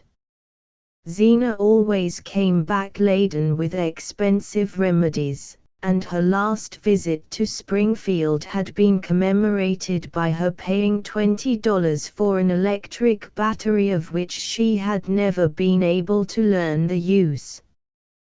But for the moment his sense of relief was so great as to preclude all other feelings.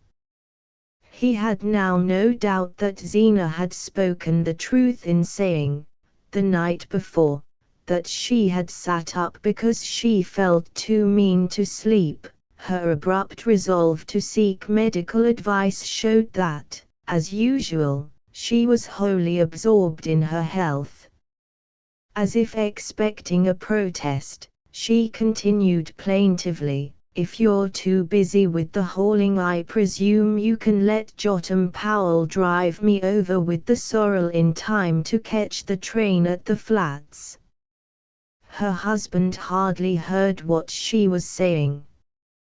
During the winter months there was no stage between Starkfield and Bettsbridge, and the trains which stopped at Corby Flats were slow and infrequent. A rapid calculation showed Ethan that Zena could not be back at the farm before the following evening. "If I'd supposed you'd made any objection to Jotham Powell's driving me over," she began again, as though his silence had implied refusal. On the brink of departure she was always seized with a flux of words. "All I know is," she continued, "I can't go on the way I am much longer. The pains are clear away down to my ankles now, or I'd walked into Starkfield on my own feet, sooner 'en put you out, and asked Michael Eady to let me ride over on his wagon to the flats, when he sends to meet the train that brings his groceries. I'd had 2 hours to wait in the station, but I'd sooner done it, even with this cold, than to have you say, 'Of course Jotham'll drive you over.'" Ethan roused himself to answer. He became suddenly conscious that he was looking at Matty while Zena talked to him, and with an effort he turned his eyes to his wife. She sat opposite the window, and the pale light reflected from the banks of snow made her face look more than usually drawn and bloodless, sharpened the 3 parallel creases between ear and cheek, and drew querulous lines from her thin nose to the corners of her mouth. Though she was but 7 years her husband's senior, and he was only 28, she was already an old woman. Ethan tried to say something befitting the occasion, but there was only one thought in his mind, the fact that, for the first time since Mattie had come to live with them, Zena was to be away for a night. He wondered if the girl were thinking of it too. He knew that Zena must be wondering why he did not offer to drive her to the flats and let Jotham Powell take the lumber to Starkfield, and at first he could not think of a pretext for not doing so. Then he said, "I'd take you over myself, only I've got to collect the cash for the lumber." As soon as the words were spoken he regretted them, not only because they were untrue, there being no prospect of his receiving cash payment from Hale, but also because he knew from experience the imprudence of letting Zena think he was in funds on the eve of one of her therapeutic excursions. At the moment, however, his one desire was to avoid the long drive with her behind the ancient sorrel who never went out of a walk.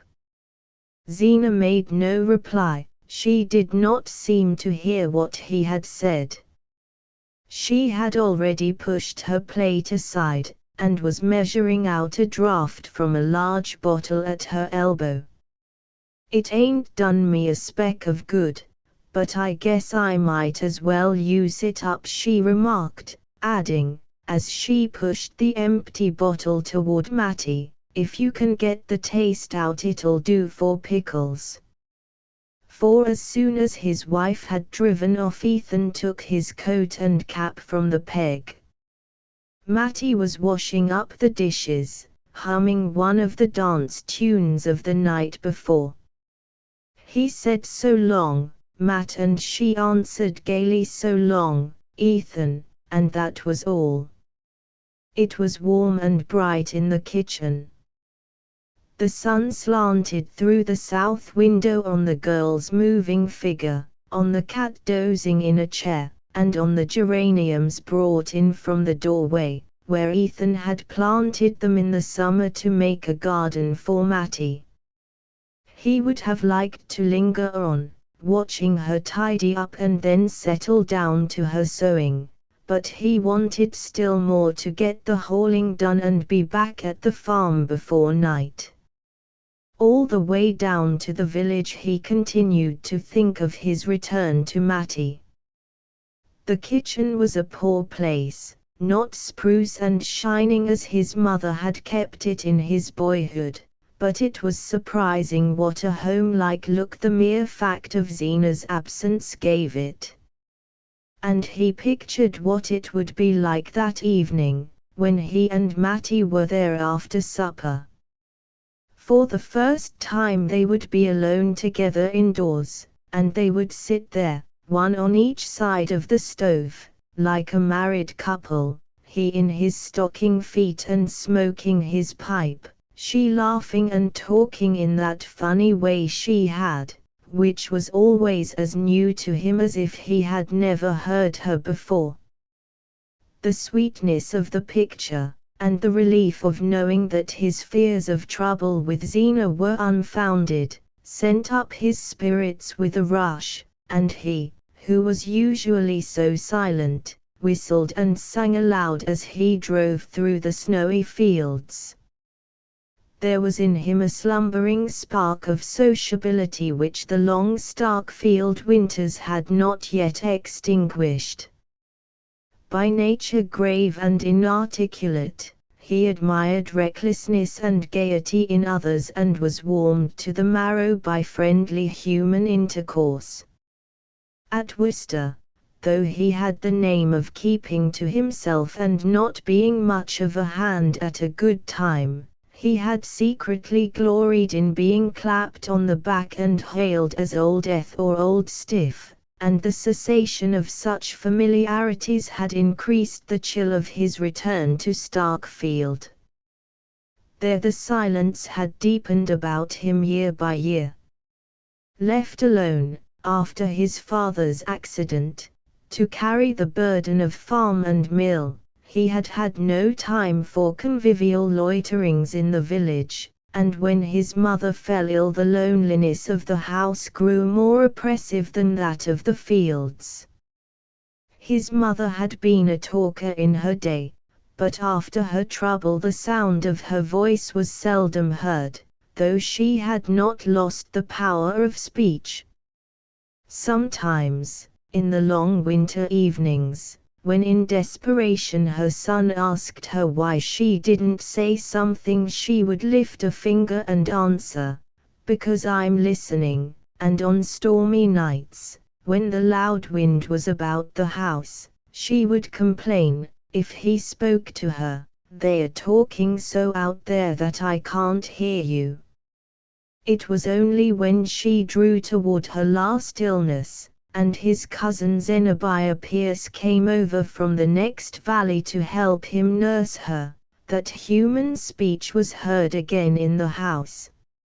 After the mortal silence of his long imprisonment, Zena's volubility was music in his ears. He felt that he might have gone like his mother if the sound of a new voice had not come to steady him. Zena seemed to understand his case at a glance. She laughed at him for not knowing the simplest sick-bed duties and told him to go right along out and leave her to see to things. The mere fact of obeying her orders, of feeling free to go about his business again and talk with other men, restored his shaken balance and magnified his sense of what he owed her. Her efficiency shamed and dazzled him. She seemed to possess by instinct all the household wisdom that his long apprenticeship had not instilled in him. When the end came, it was she who had to tell him to hitch up and go for the undertaker, and she thought it funny that he had not settled beforehand who was to have his mother's clothes and the sewing machine. After the funeral, when he saw her preparing to go away, he was seized with an unreasoning dread of being left alone on the farm, and before he knew what he was doing he had asked her to stay there with him. He had often thought since that it would not have happened if his mother had died in spring instead of winter.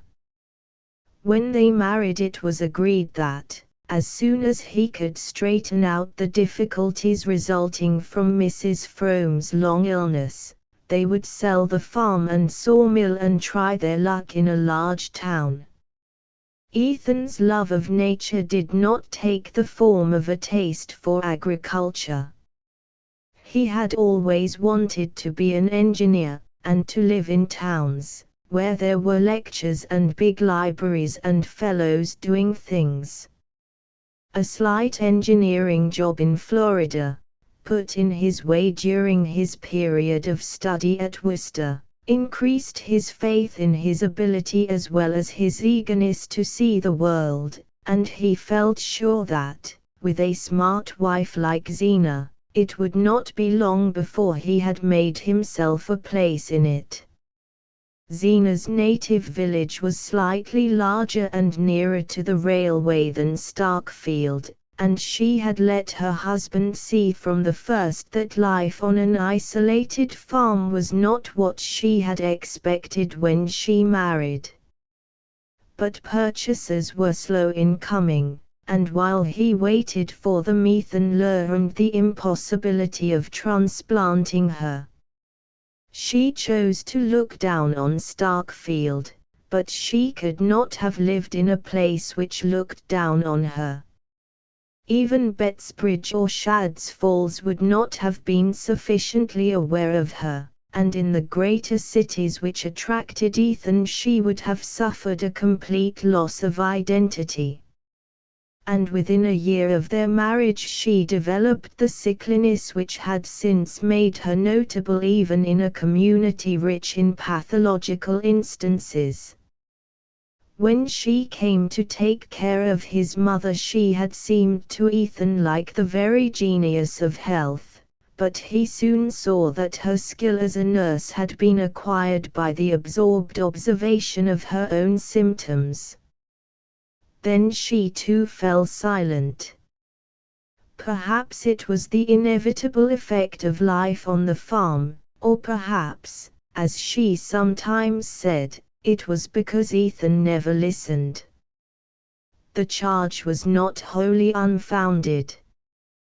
When she spoke it was only to complain, and to complain of things not in his power to remedy, and to check a tendency to impatient retort. He had first formed the habit of not answering her, and finally of thinking of other things while she talked. Of late, however, since he had reasons for observing her more closely, her silence had begun to trouble him. He recalled his mother's growing taciturnity, and wondered if Zena were also turning queer. Women did, he knew. Zena, who had at her fingers' ends the pathological chart of the whole region, had cited many cases of the kind while she was nursing his mother, and he himself knew of certain lonely farmhouses in the neighborhood where stricken creatures pined, and of others where sudden tragedy had come of their presence. At times, looking at Zena's shut face, he felt the chill of such forebodings. At other times her silence seemed deliberately assumed to conceal far-reaching intentions, mysterious conclusions drawn from suspicions and resentments impossible to guess. That supposition was even more disturbing than the other, and it was the one which had come to him the night before, when he had seen her standing in the kitchen door. Now her departure for Betsbridge had once more eased his mind, and all his thoughts were on the prospect of his evening with Mattie. Only one thing weighed on him, and that was his having told Zena that he was to receive cash for the lumber. He foresaw so clearly the consequences of this imprudence that with considerable reluctance he decided to ask Andrew Hale for a small advance on his load. When Ethan drove into Hale's yard the builder was just getting out of his sleigh. "Hello, Eth," he said.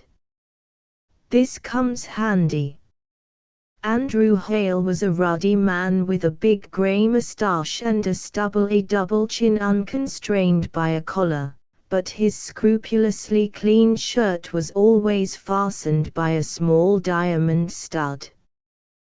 This display of opulence was misleading, for though he did a fairly good business it was known that his easygoing habits and the demands of his large family frequently kept him what Starkfield called behind.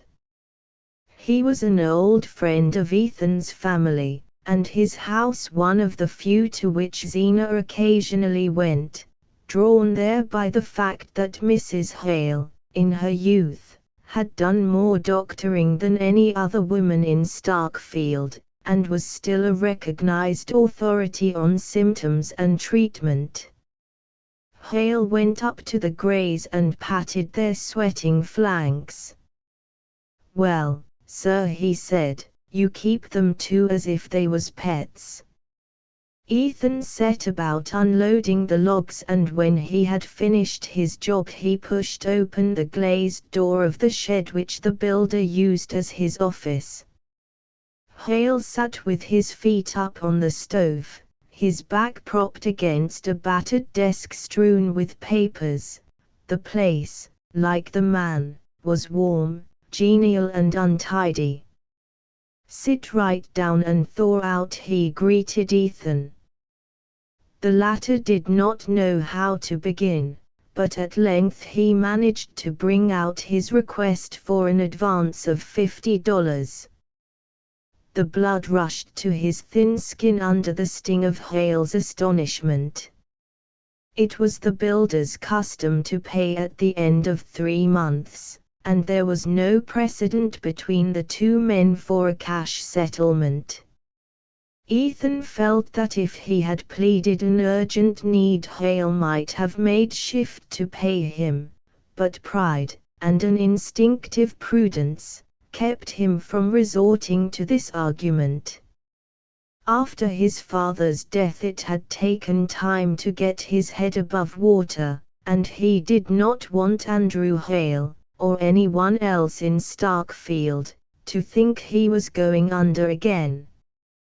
Besides, he hated lying. If he wanted the money, he wanted it, and it was nobody's business to ask why.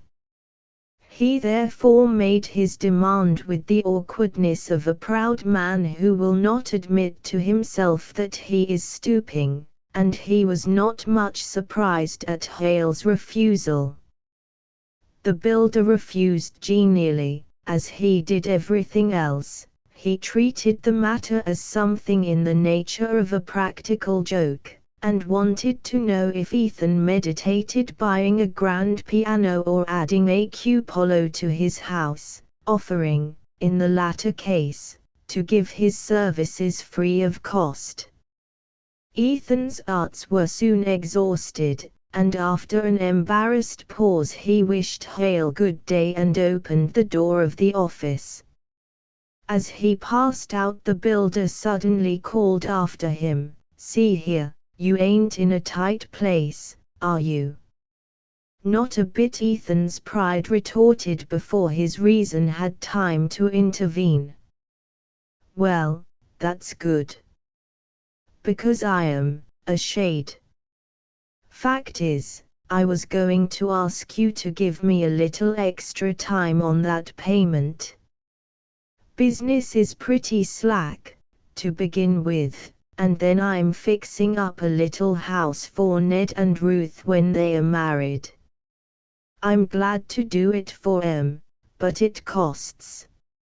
His look appealed to Ethan for sympathy. "The young people like things nice. You know how it is yourself. It's not so long ago since you fixed up your own place for Zena." Ethan left the greys in Hale's stable and went about some other business in the village. As he walked away, the builder's last phrase lingered in his ears, and he reflected grimly that his 7 years with Zena seemed to Starkfield not so long. The afternoon was drawing to an end, and here and there a lighted pane spangled the cold grey dusk and made the snow look whiter. The bitter weather had driven everyone indoors, and Ethan had the long rural street to himself. Suddenly he heard the brisk play of sleigh bells and a cutter passed him, drawn by a free-going horse. Ethan recognized Michael Eady's roan colt, and young Dennis Eady, in a handsome new fur cap, leaned forward and waved a greeting. "Hello, Eth," he shouted and spun on. The cutter was going in the direction of the Frome farm, and Ethan's heart contracted as he listened to the dwindling bells. What more likely than that Dennis Eady had heard of Zena's departure for Bettsbridge, and was profiting by the opportunity to spend an hour with Mattie. Ethan was ashamed of the storm of jealousy in his breast. It seemed unworthy of the girl that his thoughts of her should be so violent. He walked on to the church corner and entered the shade of the Varnum spruces, where he had stood with her the night before. As he passed into their gloom he saw an indistinct outline just ahead of him. At his approach it melted for an instant into two separate shapes and then conjoined again, and he heard a kiss, and a half-laughing "oh," provoked by the discovery of his presence. Again the outline hastily disunited and the Varnum gate slammed on one half while the other hurried on ahead of him. Ethan smiled at the discomfiture he had caused.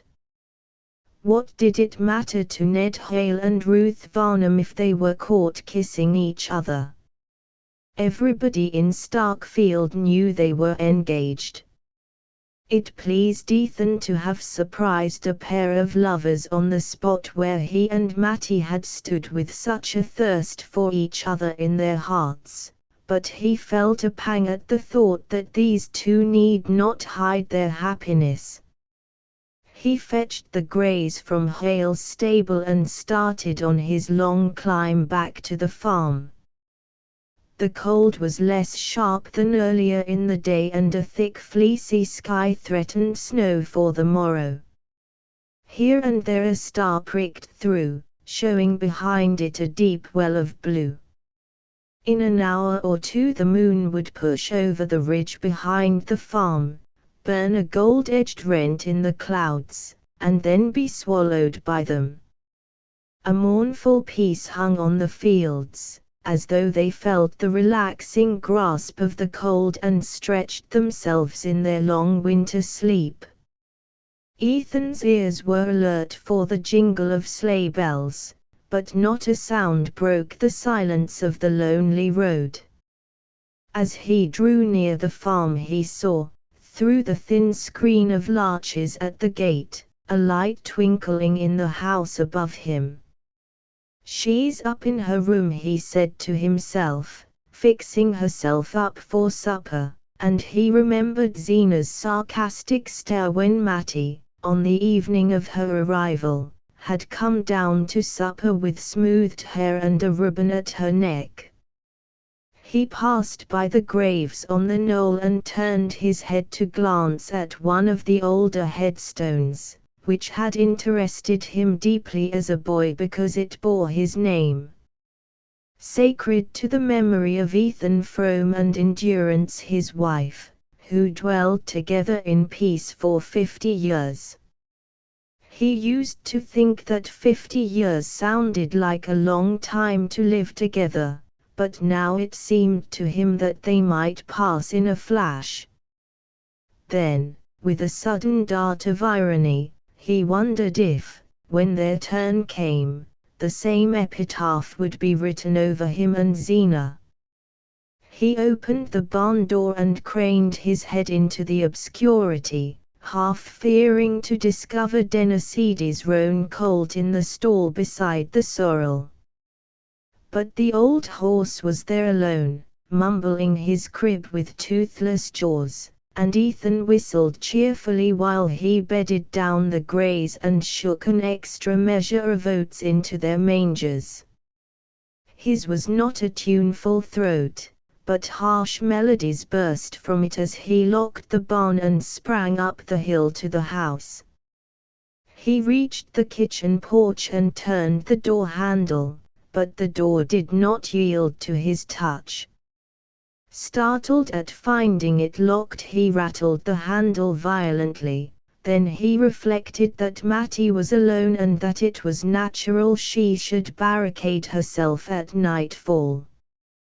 He stood in the darkness expecting to hear her step.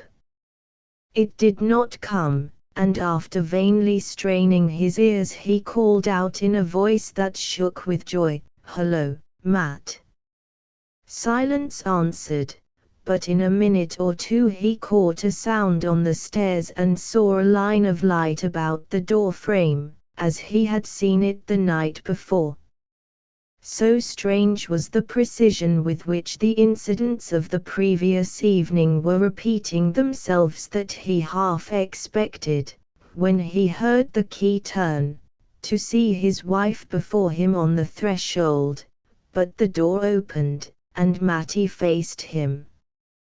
She stood just as Zena had stood, a lifted lamp in her hand, against the black background of the kitchen. She held the light at the same level, and it drew out with the same distinctness her slim young throat and the brown wrist no bigger than a child's. Then, striking upward, it threw a lustrous fleck on her lips, edged her eyes with velvet shade, and laid a milky whiteness above the black curve of her brows. She wore her usual dress of darkish stuff, and there was no bow at her neck, but through her hair she had run a streak of crimson ribbon. This tribute to the unusual transformed and glorified her. She seemed to Ethan taller, fuller, more womanly in shape and motion. She stood aside, smiling silently, while he entered, and then moved away from him with something soft and flowing in her gait. She set the lamp on the table, and he saw that it was carefully laid for supper, with fresh doughnuts, stewed blueberries and his favorite pickles in a dish of gay red glass.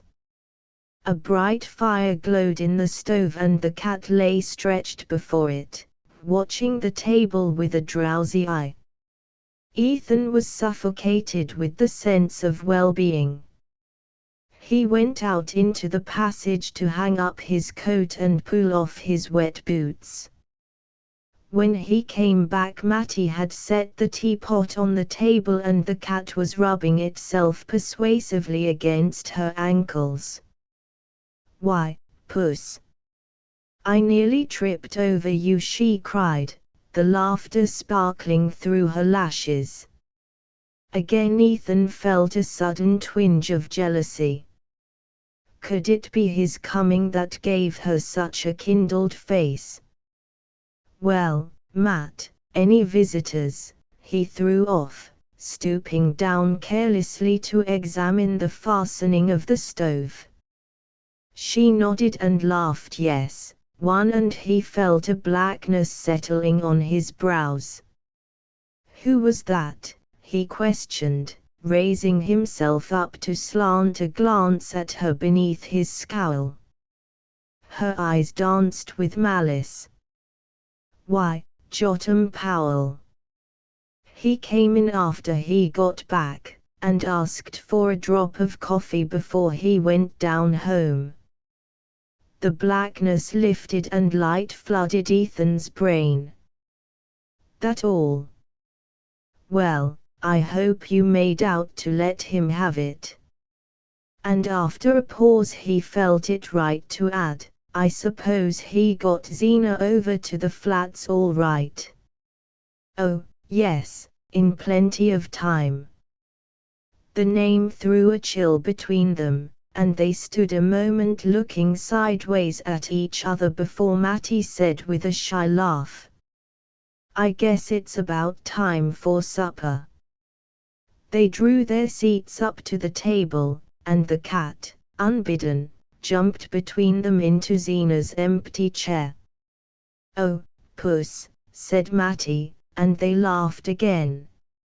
Ethan, a moment earlier, had felt himself on the brink of eloquence, but the mention of Zena had paralyzed him.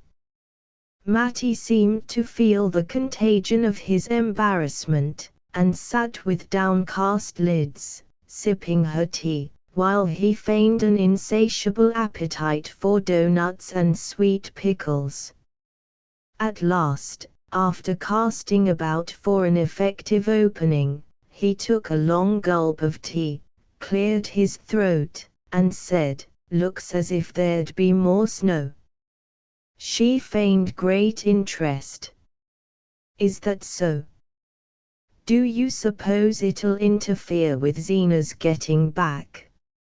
She flushed red as the question escaped her, and hastily set down the cup she was lifting. Ethan reached over for another helping of pickles. "You never can tell, this time of year, it drifts so bad on the flats." The name had benumbed him again, and once more he felt as if Zena were in the room between them. "Oh, Puss, you're too greedy," Matty cried. The cat, unnoticed, had crept up on muffled paws from Zena's seat to the table, and was stealthily elongating its body in the direction of the milk jug, which stood between Ethan and Matty. The two leaned forward at the same moment and their hands met on the handle of the jug. Matty's hand was underneath, and Ethan kept his clasped on it a moment longer than was necessary.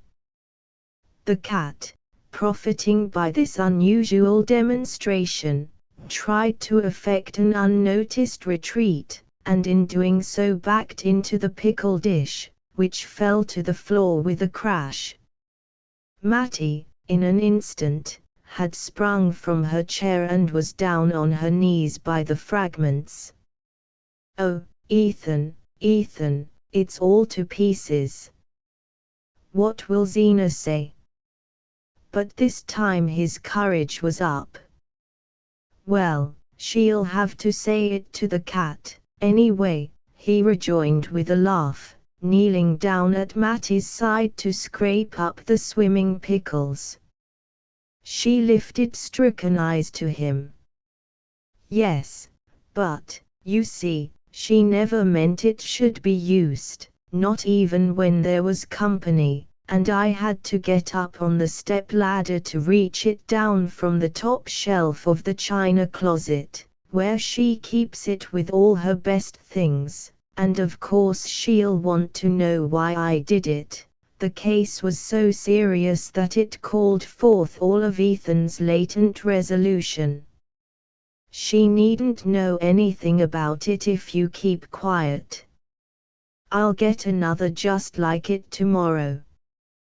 "Where did it come from?" "I'll go to Shadd's Falls for it if I have to." "Oh, you'll never get another even there. It was a wedding present, don't you remember? It came all the way from Philadelphia, from Zena's aunt that married the minister. That's why she wouldn't ever use it." "Oh, Ethan, Ethan, what in the world shall I do?" She began to cry, and he felt as if every one of her tears were pouring over him like burning lead. "Don't, Matt, don't, oh, don't," he implored her. She struggled to her feet, and he rose and followed her helplessly while she spread out the pieces of glass on the kitchen dresser. It seemed to him as if the shattered fragments of their evening lay there. "Here, give them to me," he said in a voice of sudden authority. She drew aside, instinctively obeying his tone. "Oh, Ethan, what are you going to do?" Without replying, he gathered the pieces of glass into his broad palm and walked out of the kitchen to the passage. There he lit a candle end, opened the china closet, and, reaching his long arm up to the highest shelf, laid the pieces together with such accuracy of touch that a close inspection convinced him of the impossibility of detecting from below that the dish was broken. If he glued it together the next morning, months might elapse before his wife noticed what had happened, and meanwhile he might after all be able to match the dish at Shadd's Falls or Bettsbridge. Having satisfied himself that there was no risk of immediate discovery, he went back to the kitchen with a lighter step, and found Matty disconsolately removing the last scraps of pickle from the floor. "It's all right, Matt. Come back and finish supper," he commanded her.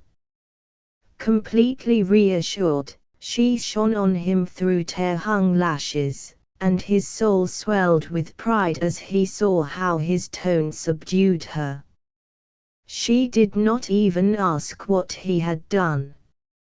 Except when he was steering a big log down the mountain to his mill, he had never known such a thrilling sense of mastery. They finished supper, and while Matty cleared the table, Ethan went to look at the cows and then took a last turn about the house.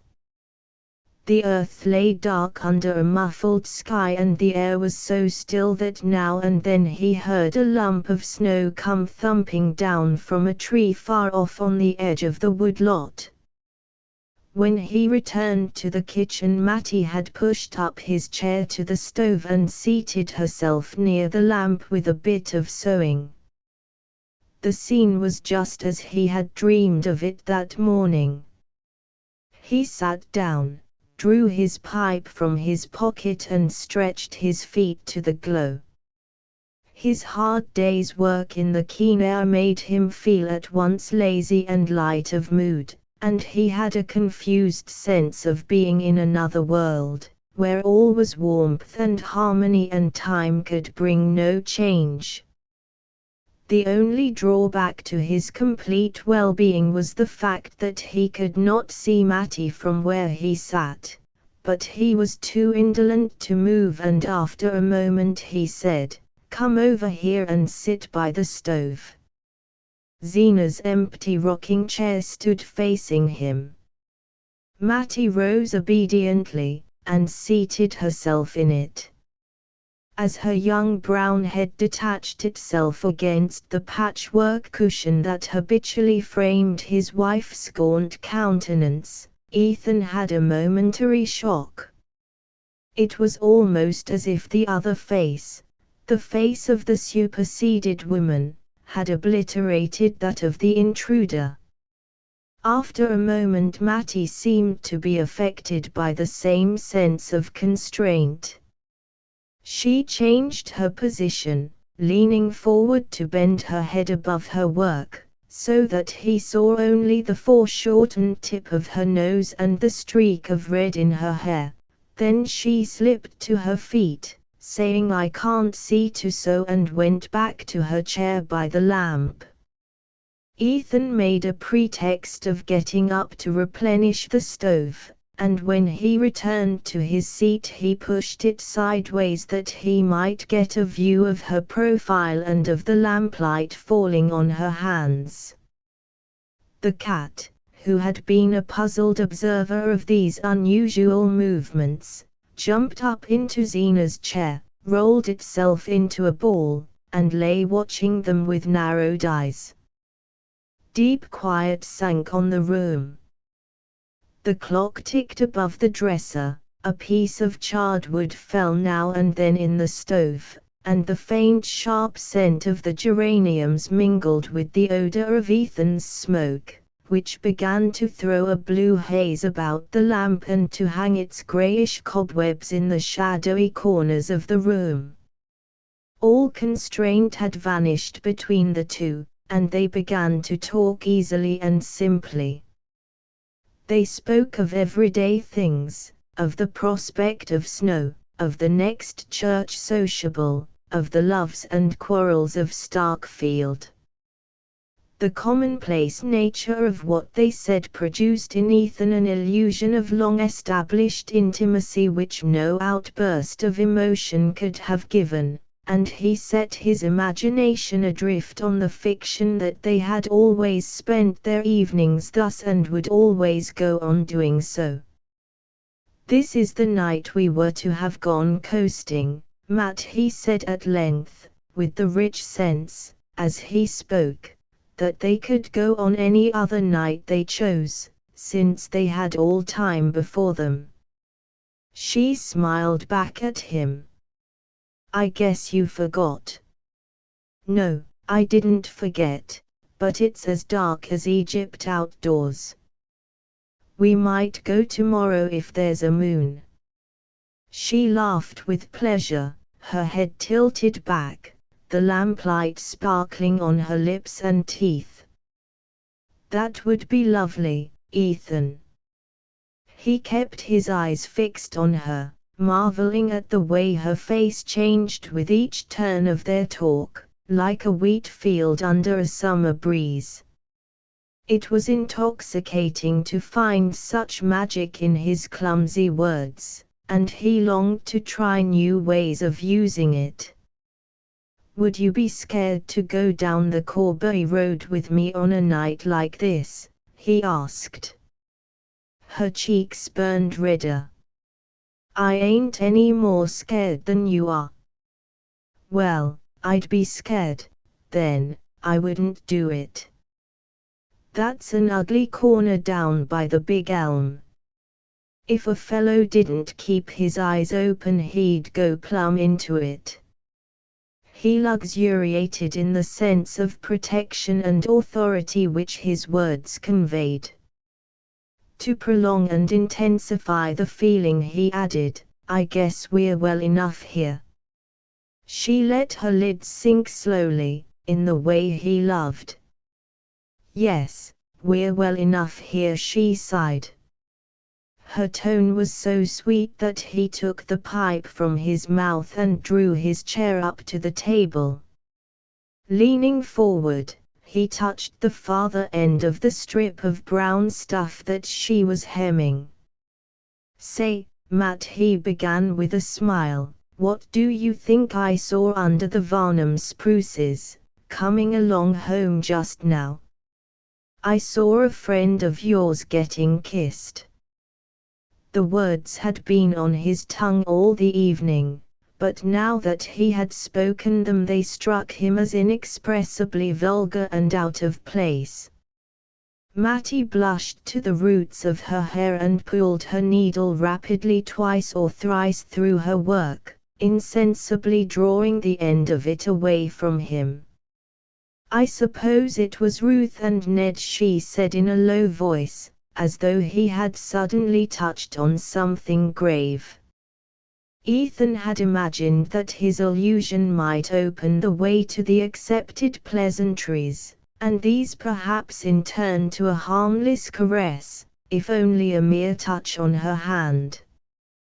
But now he felt as if her blush had set a flaming guard about her. He supposed it was his natural awkwardness that made him feel so. He knew that most young men made nothing at all of giving a pretty girl a kiss, and he remembered that the night before, when he had put his arm about Mattie, she had not resisted. But that had been out of doors, under the open irresponsible night.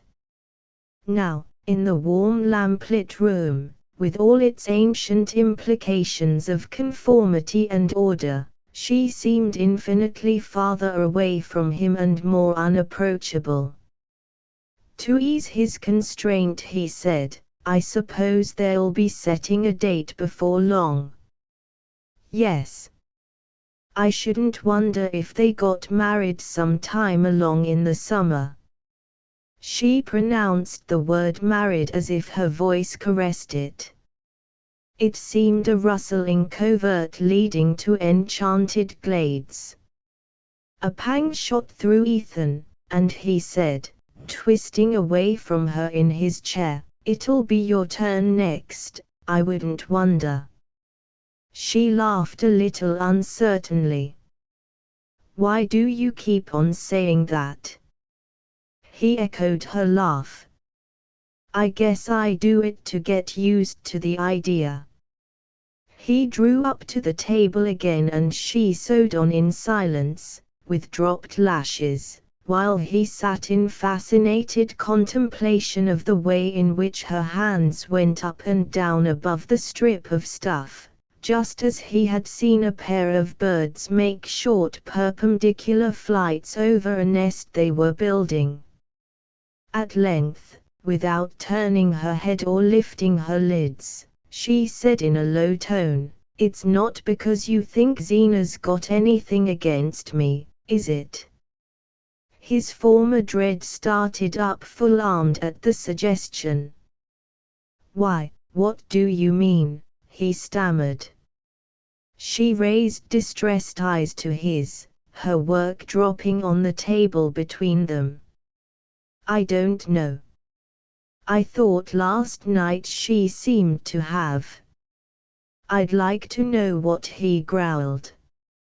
Nobody can tell with Zena. It was the first time they had ever spoken so openly of her attitude toward Matty, and the repetition of the name seemed to carry it to the farther corners of the room and send it back to them in long repercussions of sound. Matty waited, as if to give the echo time to drop, and then went on, "She hasn't said anything to you?" He shook his head. "No, not a word." She tossed the hair back from her forehead with a laugh. "I guess I'm just nervous, then. I'm not going to think about it anymore." "Oh, no, don't let's think about it, Matt." The sudden heat of his tone made her color mount again, not with a rush, but gradually, delicately, like the reflection of a thought stealing slowly across her heart. She sat silent, her hands clasped on her work, and it seemed to him that a warm current flowed toward him along the strip of stuff that still lay unrolled between them. Cautiously he slid his hand palm downward along the table till his fingertips touched the end of the stuff. A faint vibration of her lashes seemed to show that she was aware of his gesture, and that it had sent a counter-current back to her, and she let her hands lie motionless on the other end of the strip. As they sat thus he heard a sound behind him and turned his head. The cat had jumped from Zena's chair to dart at a mouse in the wainscot, and as a result of the sudden movement the empty chair had set up a spectral rocking. "She'll be rocking in it herself this time tomorrow," Ethan thought. "I've been in a dream, and this is the only evening we'll ever have together." The return to reality was as painful as the return to consciousness after taking an anesthetic. His body and brain ached with indescribable weariness, and he could think of nothing to say or to do that should arrest the mad flight of the moments. His alteration of mood seemed to have communicated itself to Matty. She looked up at him languidly, as though her lids were weighted with sleep and it cost her an effort to raise them.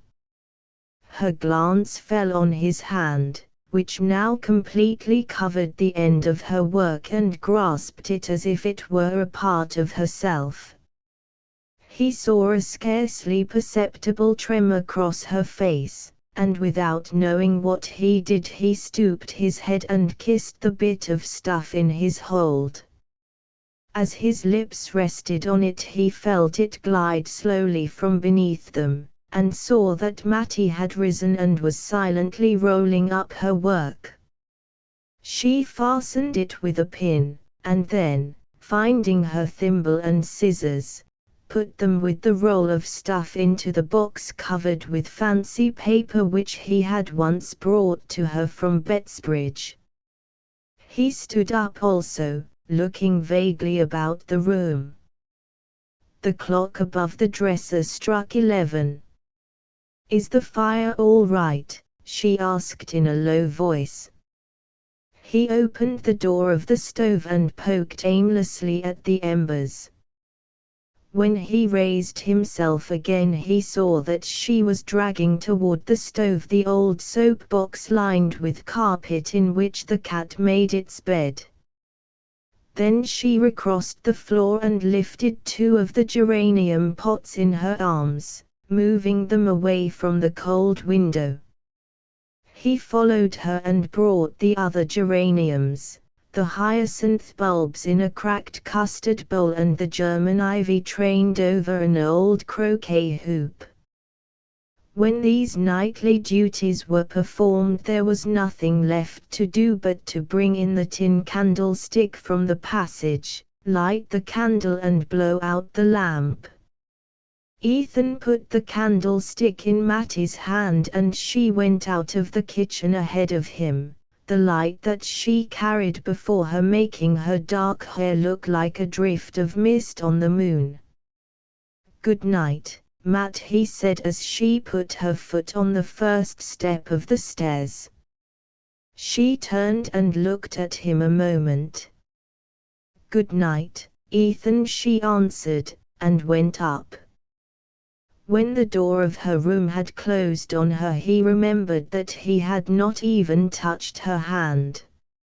6 The next morning at breakfast, Jotham Powell was between them, and Ethan tried to hide his joy under an air of exaggerated indifference, lounging back in his chair to throw scraps to the cat, growling at the weather, and not so much as offering to help Matty when she rose to clear away the dishes. He did not know why he was so irrationally happy, for nothing was changed in his life or hers. He had not even touched the tip of her fingers or looked her full in the eyes. But their evening together had given him a vision of what life at her side might be, and he was glad now that he had done nothing to trouble the sweetness of the picture. He had a fancy that she knew what had restrained him. There was a last load of lumber to be hauled to the village, and Jotham Powell, who did not work regularly for Ethan in winter, had come round to help with the job. But a wet snow, melting to sleet, had fallen in the night and turned the roads to glass. There was more wet in the air, and it seemed likely to both men that the weather would milden toward afternoon and make the going safer. Ethan therefore proposed to his assistant that they should load the sledge at the woodlot, as they had done on the previous morning, and put off the teaming to Starkfield till later in the day. This plan had the advantage of enabling him to send Jotham to the flats after dinner to meet Zenobia, while he himself took the lumber down to the village. He told Jotham to go out and harness up the greys, and for a moment he and Matty had the kitchen to themselves. She had plunged the breakfast dishes into a tin dish pan and was bending above it with her slim arms bared to the elbow, the steam from the hot water beading her forehead and tightening her rough hair into little brown rings like the tendrils on the traveler's joy. Ethan stood looking at her, his heart in his throat. He wanted to say, "We shall never be alone again like this." Instead, he reached down his tobacco pouch from a shelf of the dresser, put it into his pocket and said, "I guess I can make out to be home for dinner." She answered all right, Ethan, and he heard her singing over the dishes as he went. As soon as the sledge was loaded, he meant to send Jotham back to the farm and hurry on foot into the village to buy the glue for the pickle dish. With ordinary luck he should have had time to carry out this plan, but everything went wrong from the start.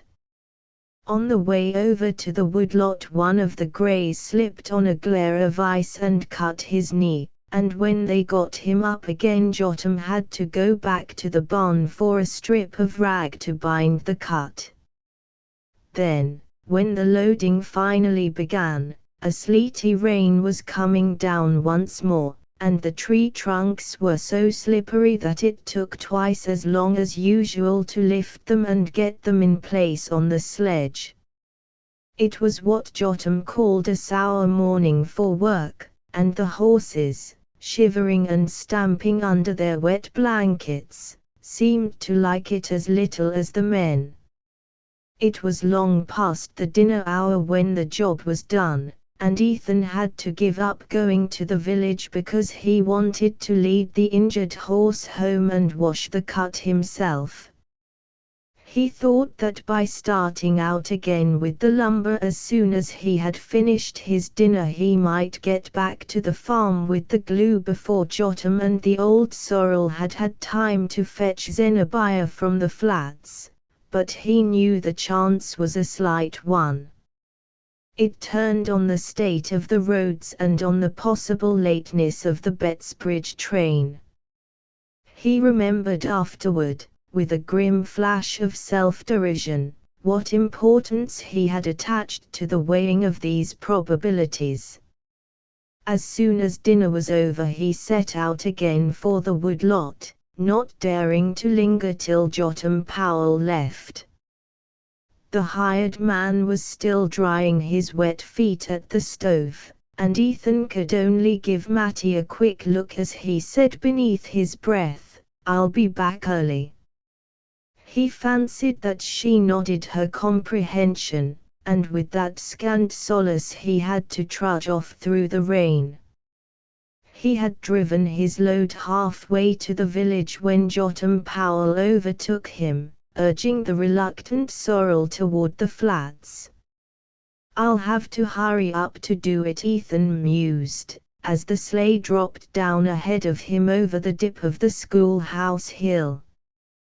He worked like 10 at the unloading, and when it was over hastened on to Michael Eady's for the glue. Eady and his assistant were both down street, and young Dennis, who seldom deigned to take their place, was lounging by the stove with a knot of the golden youth of Starkfield. They hailed Ethan with ironic compliment and offers of conviviality, but no one knew where to find the glue. Ethan, consumed with the longing for a last moment alone with Matty, hung about impatiently while Dennis made an ineffectual search in the obscure corners of the store. "Looks as if we were all sold out.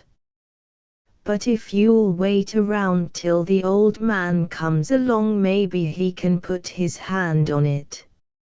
"I'm obliged to you, but I'll try if I can get it down at Mrs. Homan's," Ethan answered, burning to be gone.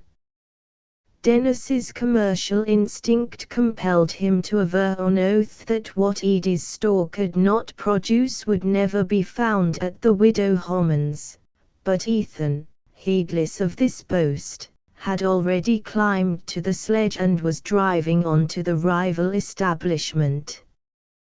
Here, after considerable search, and sympathetic questions as to what he wanted it for, and whether ordinary flour paste wouldn't do as well if she couldn't find it, the widow Homan finally hunted down her solitary bottle of glue to its hiding place in a medley of cough lozenges and corset laces.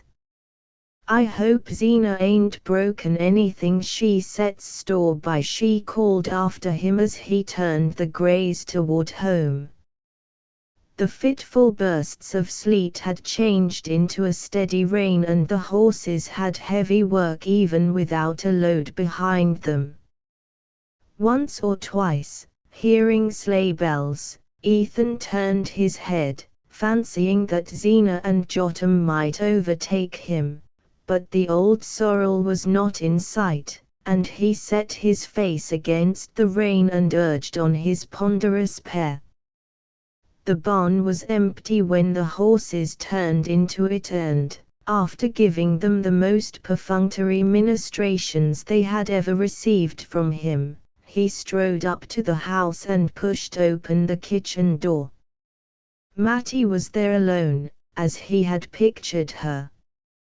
She was bending over a pan on the stove, but at the sound of his step she turned with a start and sprang to him. "See, here, Matt, I've got some stuff to mend the dish with." "Let me get at it quick," he cried, waving the bottle in one hand while he put her lightly aside, but she did not seem to hear him. "Oh, Ethan, Zena's come," she said in a whisper, clutching his sleeve. They stood and stared at each other, pale as culprits. But the sorrel's not in the barn. Ethan stammered.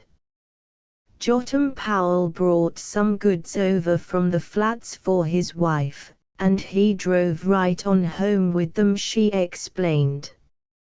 He gazed blankly about the kitchen, which looked cold and squalid in the rainy winter twilight.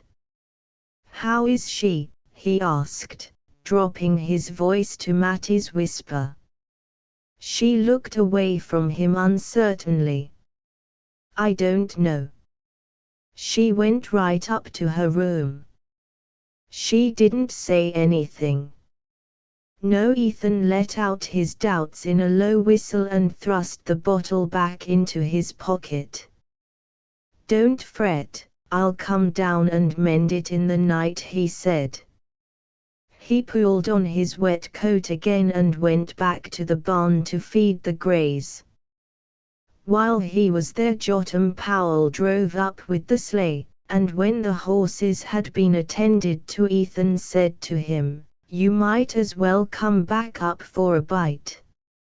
He was not sorry to assure himself of Jotham's neutralizing presence at the supper table, for Zena was always nervous after a journey. But the hired man, though seldom loath to accept a meal not included in his wages, opened his stiff jaws to answer slowly, "I'm obliged to you, but I guess I'll go along back." Ethan looked at him in surprise. "Better come up and dry off. Looks as if there'd be something hot for supper." Jotham's facial muscles were unmoved by this appeal and, his vocabulary being limited, he merely repeated, "I guess I'll go along back." To Ethan there was something vaguely ominous in this stolid rejection of free food and warmth, and he wondered what had happened on the drive to nerve Jotham to such stoicism. Perhaps Zena had failed to see the new doctor or had not liked his counsels. Ethan knew that in such cases the first person she met was likely to be held responsible for her grievance.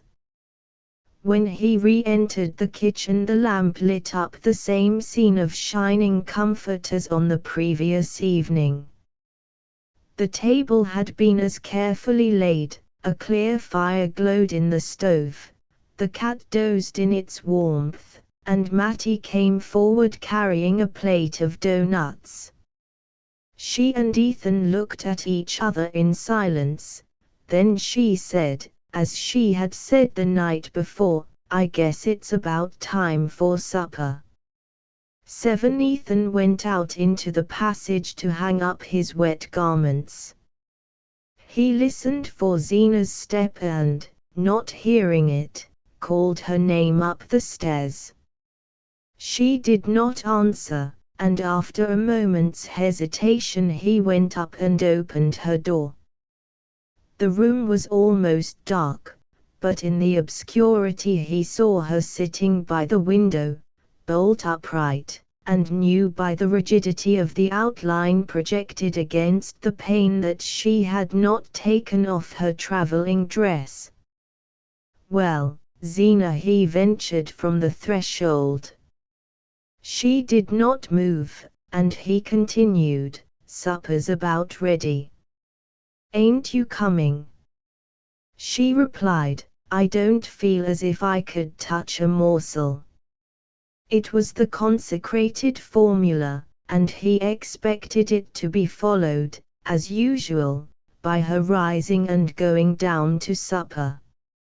But she remained seated, and he could think of nothing more felicitous than, "I presume you're tired after the long ride." Turning her head at this, she answered solemnly, "I'm a great deal sicker than you think." Her words fell on his ear with a strange shock of wonder. He had often heard her pronounce them before. What if at last they were true? He advanced a step or two into the dim room. I hope that's not so, Zina, he said. She continued to gaze at him through the twilight with a mien of one authority, as of one consciously singled out for a great fate. I've got complications, she said. Ethan knew the word for one of exceptional import. Almost everybody in the neighborhood had troubles frankly localized and specified, but only the chosen had complications. To have them was in itself a distinction, though it was also, in most cases, a death warrant. People struggled on for years with troubles, but they almost always succumbed to complications. Ethan's heart was jerking to and fro between two extremities of feeling, but for the moment compassion prevailed. His wife looked so hard and lonely, sitting there in the darkness with such thoughts. "Is that what the new doctor told you?" he asked, instinctively lowering his voice. "Yes.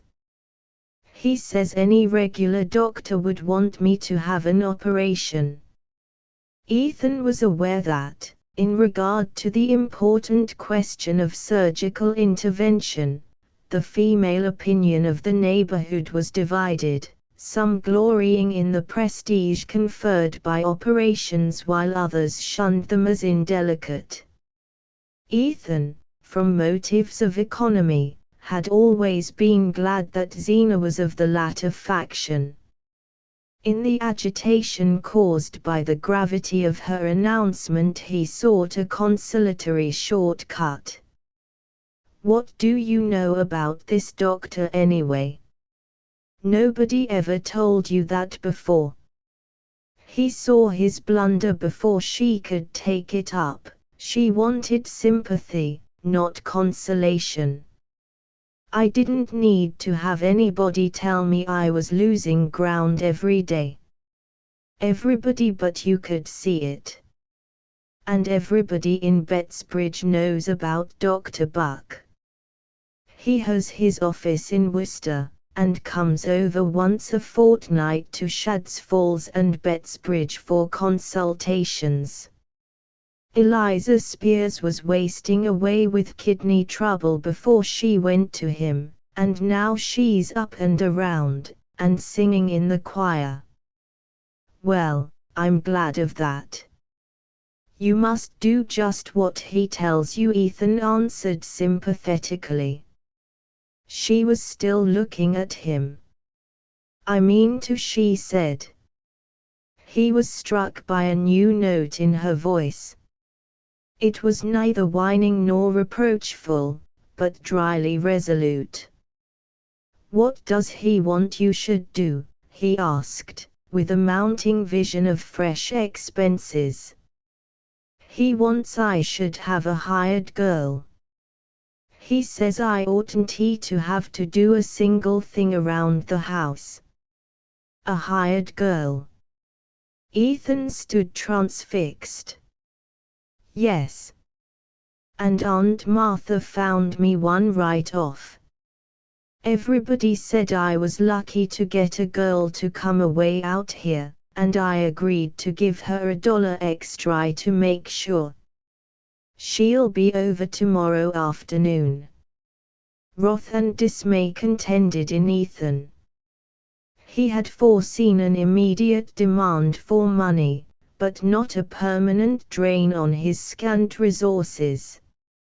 He no longer believed what Zina had told him of the supposed seriousness of her state. He saw in her expedition to Bettsbridge only a plot hatched between herself and her Pierce relations to foist on him the cost of a servant, and for the moment wrath predominated. "If you meant to engage a girl you ought to have told me before you started," he said. "How could I tell you before I started? How did I know what Dr. Buck would say?" "Oh, Dr. Buck," Ethan's incredulity escaped in a short laugh. Did Dr. Buck tell you how I was to pay her wages?" Her voice rose furiously with his. "No, he didn't. For I'd been ashamed to tell him that you grudged me the money to get back my health, when I lost it nursing your own mother." "You lost your health nursing mother?" "Yes, and my folks all told me at the time you couldn't do no less than marry me after, Zena." Through the obscurity which hid their faces their thoughts seemed to dart at each other like serpents shooting venom. Ethan was seized with horror of the scene and shame at his own share in it. It was as senseless and savage as a physical fight between two enemies in the darkness. He turned to the shelf above the chimney, groped for matches and lit the one candle in the room. At first its weak flame made no impression on the shadows, then Zena's face stood grimly out against the uncurtained pane, which had turned from grey to black. It was the first scene of open anger between the couple in their sad 7 years together, and Ethan felt as if he had lost an irretrievable advantage in descending to the level of recrimination. But the practical problem was there and had to be dealt with. "You know I haven't got the money to pay for a girl, Zena. You'll have to send her back, I can't do it. The doctor says it'll be my death if I go on slaving the way I've had to. He doesn't understand how I've stood it as long as I have. Slaving," he checked himself again, "you shan't lift a hand, if he says so. I'll do everything round the house myself," she broke in. "You're neglecting the farm enough already." And this being true, he found no answer, and left her time to add ironically, "Better send me over to the almshouse and done with it. I guess there's been Fromes there afore now." The taunt burned into him, but he let it pass. "I haven't got the money." "That settles it." There was a moment's pause in the struggle, as though the combatants were testing their weapons. Then Zena said in a level voice, "I thought you were to get $50 from Andrew Hale for that lumber." "Andrew Hale never pays under 3 months." He had hardly spoken when he remembered the excuse he had made for not accompanying his wife to the station the day before, and the blood rose to his frowning brows. "Why, you told me yesterday you'd fixed it up with him to pay cash down. You said that was why you couldn't drive me over to the flats." Ethan had no suppleness in deceiving. He had never before been convicted of a lie, and all the resources of evasion failed him. "I guess that was a misunderstanding," he stammered. "You ain't got the money." "No, and you ain't going to get it." "No, well, I couldn't know that when I engaged the girl, could I?" "No." He paused to control his voice. "But you know it now." "I'm sorry, but it can't be helped. You're a poor man's wife, Zena, but I'll do the best I can for you." For a while she sat motionless, as if reflecting, her arms stretched along the arms of her chair, her eyes fixed on vacancy. "Oh, I guess we'll make out," she said mildly. The change in her tone reassured him. "Of course we will. There's a whole lot more I can do for you," and Mattie, Zena, while he spoke, seemed to be following out some elaborate mental calculation. She emerged from it to say, "There'll be Mattie's board less, Anyhow, Ethan, supposing the discussion to be over, had turned to go down to supper. He stopped short, not grasping what he heard. "Mattie's bored less," he began. Zena laughed. It was an odd unfamiliar sound. He did not remember ever having heard her laugh before. "You didn't suppose I was going to keep 2 girls, did you? No wonder you were scared at the expense." He still had but a confused sense of what she was saying. From the beginning of the discussion he had instinctively avoided the mention of Mattie's name, fearing he hardly knew what criticism, complaints, or vague allusions to the imminent probability of her marrying. But the thought of a definite rupture had never come to him, and even now could not lodge itself in his mind. "I don't know what you mean," he said. "Mattie Silver's not a hired girl. She's your relation. She's a pauper that's hung on to us all after her father done his best to ruin us. I've kept her here a whole year, it's somebody else's turn now." As the shrill words shot out, Ethan heard a tap on the door, which he had drawn shut when he turned back from the threshold. "Ethan, Zena." Mattie's voice sounded gaily from the landing. "Do you know what time it is? Supper's been ready half an hour." Inside the room there was a moment's silence, then Zena called out from her seat, "I'm not coming down to supper." "Oh, I'm sorry. Aren't you well? Shouldn't I bring you up a bite of something?" Ethan roused himself with an effort and opened the door. "Go along down, Matt. Zena's just a little tired." "I'm coming." He heard her all right, and her quick step on the stairs, then he shut the door and turned back into the room. His wife's attitude was unchanged, her face inexorable, and he was seized with the despairing sense of his helplessness. "You ain't going to do it, Zena." "Do what?" she emitted between flattened lips. "Send Mattie away, like this. I never bargained to take her for life." He continued with rising vehemence, "You can't put her out of the house like a thief, a poor girl without friends or money. She's done her best for you and she's got no place to go to. You may forget she's your kin, but everybody else'll remember it.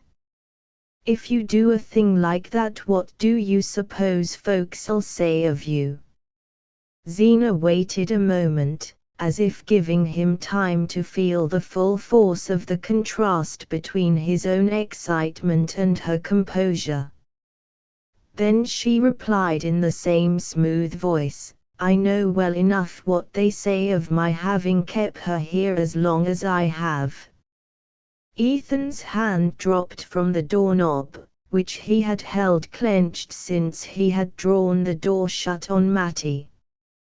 His wife's retort was like a knife cut across the sinews, and he felt suddenly weak and powerless. He had meant to humble himself, to argue that Mattie's keep didn't cost much, after all, that he could make out to buy a stove and fix up a place in the attic for the hired girl, but Zena's words revealed the peril of such pleadings. "You mean to tell her she's got to go, at once?" he faltered out, in terror of letting his wife complete her sentence.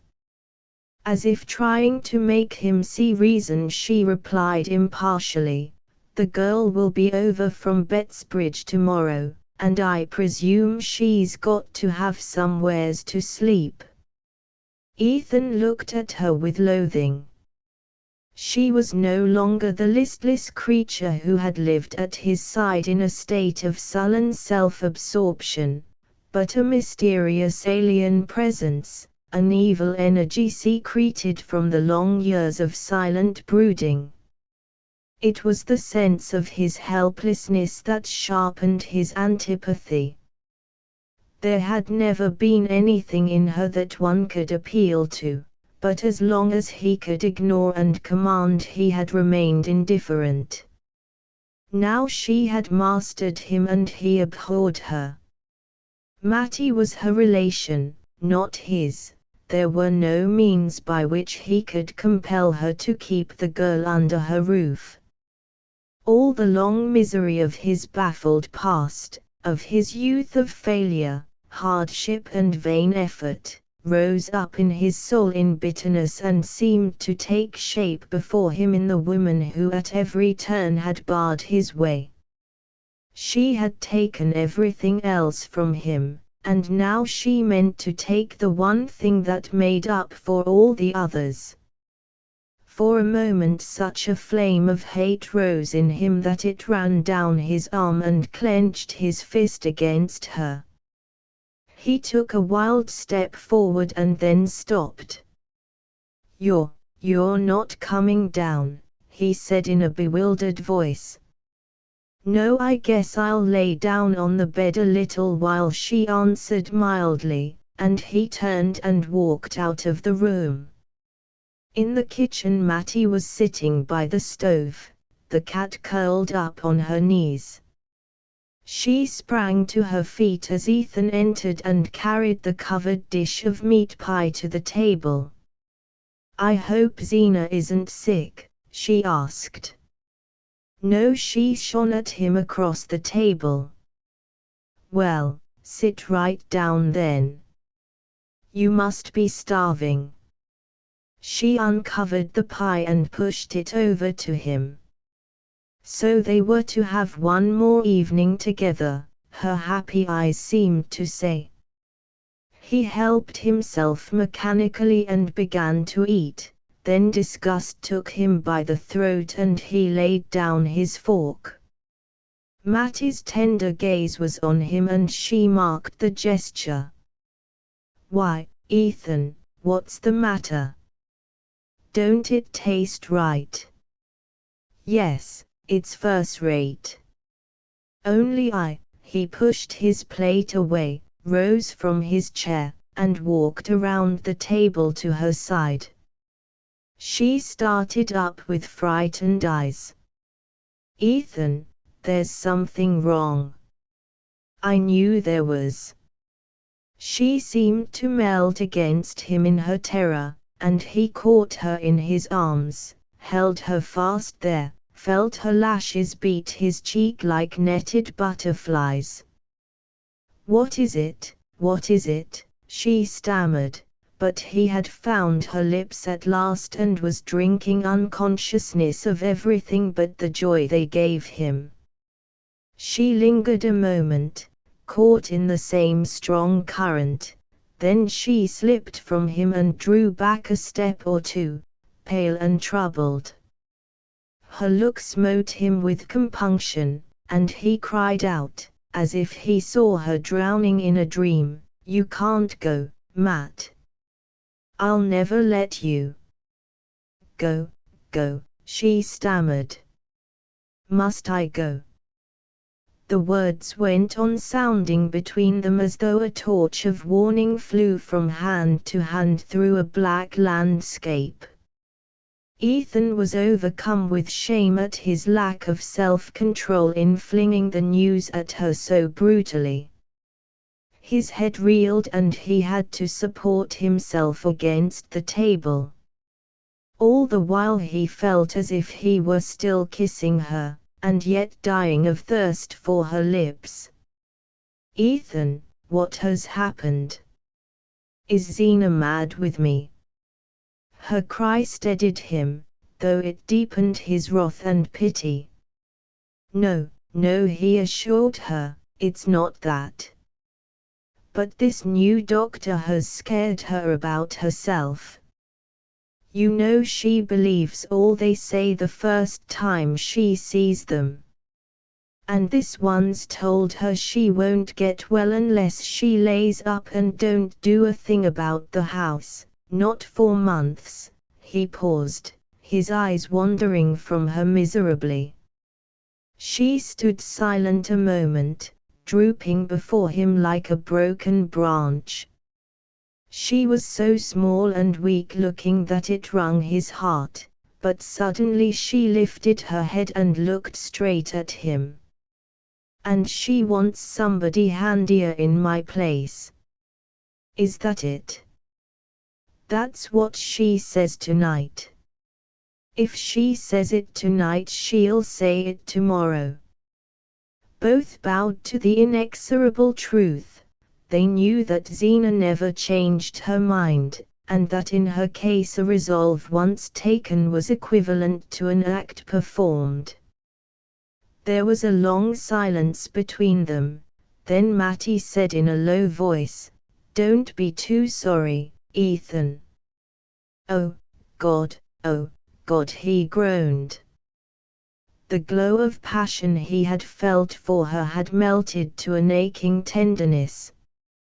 He saw her quick lids beating back the tears, and longed to take her in his arms and soothe her. "You're letting your supper get cold," she admonished him with a pale gleam of gaiety. "Oh, Matt, where'll you go to?" Her lids sank and a tremor crossed her face. He saw that for the first time the thought of the future came to her distinctly. "I might get something to do over at Stamford," she faltered, as if knowing that he knew she had no hope. He dropped back into his seat and hid his face in his hands. Despair seized him at the thought of her setting out alone to renew the weary quest for work. In the only place where she was known, she was surrounded by indifference or animosity, and what chance had she, inexperienced and untrained, among the million bread-seekers of the cities? There came back to him miserable tales he had heard at Worcester, and the faces of girls whose lives had begun as hopefully as Mattie's. It was not possible to think of such things without a revolt of his whole being. He sprang up suddenly. "You can't go, Matt. I won't let you. She's always had her way, but I mean to have mine now." Mattie lifted her hand with a quick gesture, and he heard his wife's step behind him. Zina came into the room with her dragging down at the heel step, and quietly took her accustomed seat between them. "I felt a little mite better, and Dr. Buck says I ought to eat all I can to keep my strength up, even if I ain't got any appetite," she said in her flat whine, reaching across Mattie for the teapot.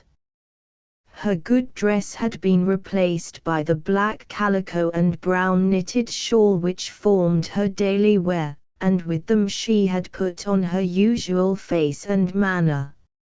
She poured out her tea, added a great deal of milk to it, helped herself largely to pie and pickles, and made the familiar gesture of adjusting her false teeth before she began to eat. The cat rubbed itself ingratiatingly against her, and she said good pussy, stooped to stroke it and gave it a scrap of meat from her plate. Ethan sat speechless, not pretending to eat, but Mattie nibbled valiantly at her food and asked Zina one or two questions about her visit to Bettsbridge. Zina answered in her everyday tone and, warming to the theme, regaled them with several vivid descriptions of intestinal disturbances among her friends and relatives. She looked straight at Mattie as she spoke, a faint smile deepening the vertical lines between her nose and chin. When supper was over, she rose from her seat and pressed her hand to the flat surface over the region of her heart. "That pie of yours always sets a mite heavy, Matt," she said, not ill-naturedly. She seldom abbreviated the girl's name, and when she did so it was always a sign of affability. "I've a good mind to go and hunt up those stomach powders I got last year over in Springfield," she continued. "I ain't tried them for quite a while, and maybe they'll help the heartburn." Mattie lifted her eyes. "Can't I get them for you, Zena?" she ventured. "No.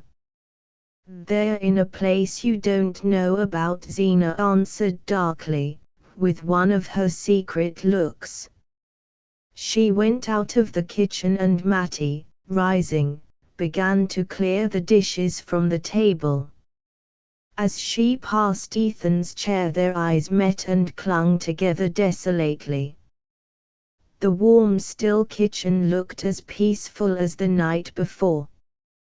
The cat had sprung to Zena's rocking chair, and the heat of the fire was beginning to draw out the faint sharp scent of the geraniums. Ethan dragged himself wearily to his feet.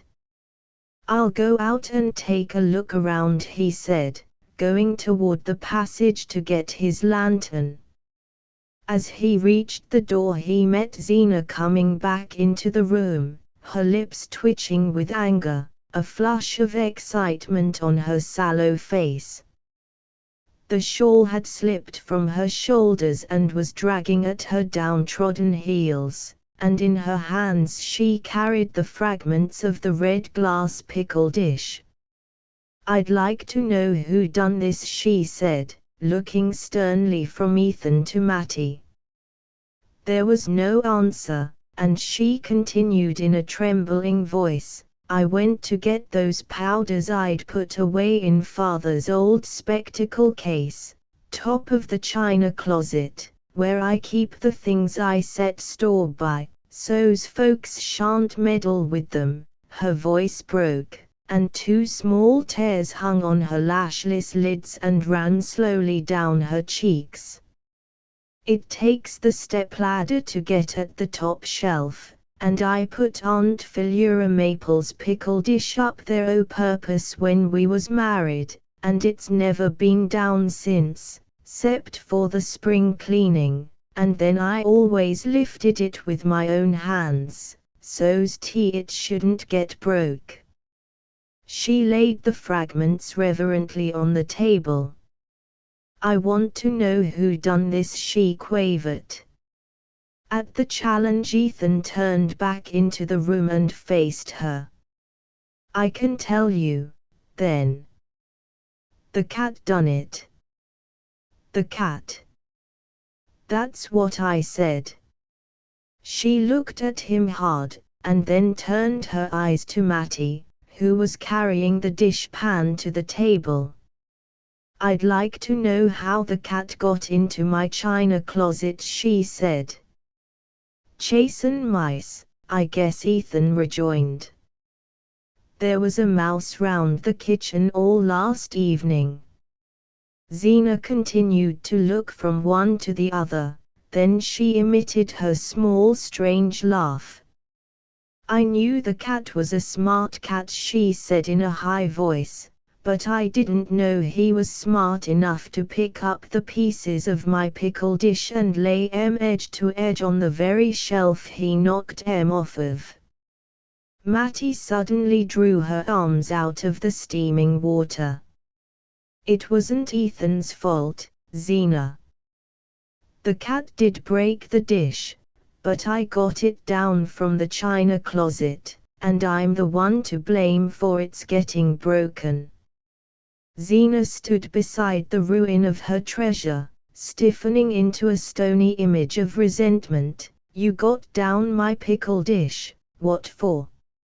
A bright flush flew to Mattie's cheeks. I wanted to make the supper table pretty, she said. You wanted to make the supper table pretty, and you waited till my back was turned, and took the thing I set most store by of anything I've got, and wouldn't never use it, not even when the minister come to dinner, or Aunt Martha Pierce come over from Bettsbridge. Zena paused with a gasp, as if terrified by her own evocation of the sacrilege. You're a bad girl, Mattie Silver, and I always known it. It's the way your father begun, and I was warned of it when I took you, and I tried to keep my things where you couldn't get at 'em, and now you've took from me the one I cared for most of all. She broke off in a short spasm of sobs that passed and left her more than ever like a shape of stone. If I'd a listened to folks, you'd a gone before now, and this wouldn't a happened, she said, and gathering up the bits of broken glass she went out of the room as if she carried a dead body. When Ethan was called back to the farm by his father's illness, his mother gave him, for his own use, a small room behind the untenanted best parlor. Here he had nailed up shelves for his books, built himself a box sofa out of boards and a mattress, laid out his papers on a kitchen table, hung on the rough plaster wall an engraving of Abraham Lincoln and a calendar with thoughts from the poets, and tried, with these meager properties, to produce some likeness to the study of a minister who had been kind to him and lent him books when he was at Worcester. He still took refuge there in summer, but when Mattie came to live at the farm he had to give her his stove, and consequently the room was uninhabitable for several months of the year. To this retreat he descended as soon as the house was quiet, and Zena's steady breathing from the bed had assured him that there was to be no sequel to the scene in the kitchen. After Zena's departure he and Mattie had stood speechless, neither seeking to approach the other.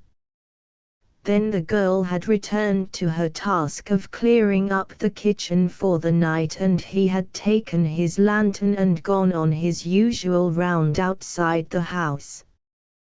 The kitchen was empty when he came back to it, but his tobacco pouch and pipe had been laid on the table, and under them was a scrap of paper torn from the back of a seedsman's catalogue, on which 3 words were written: "Don't trouble, Ethan." Going into his cold dark study he placed the lantern on the table and, stooping to its light, read the message again and again.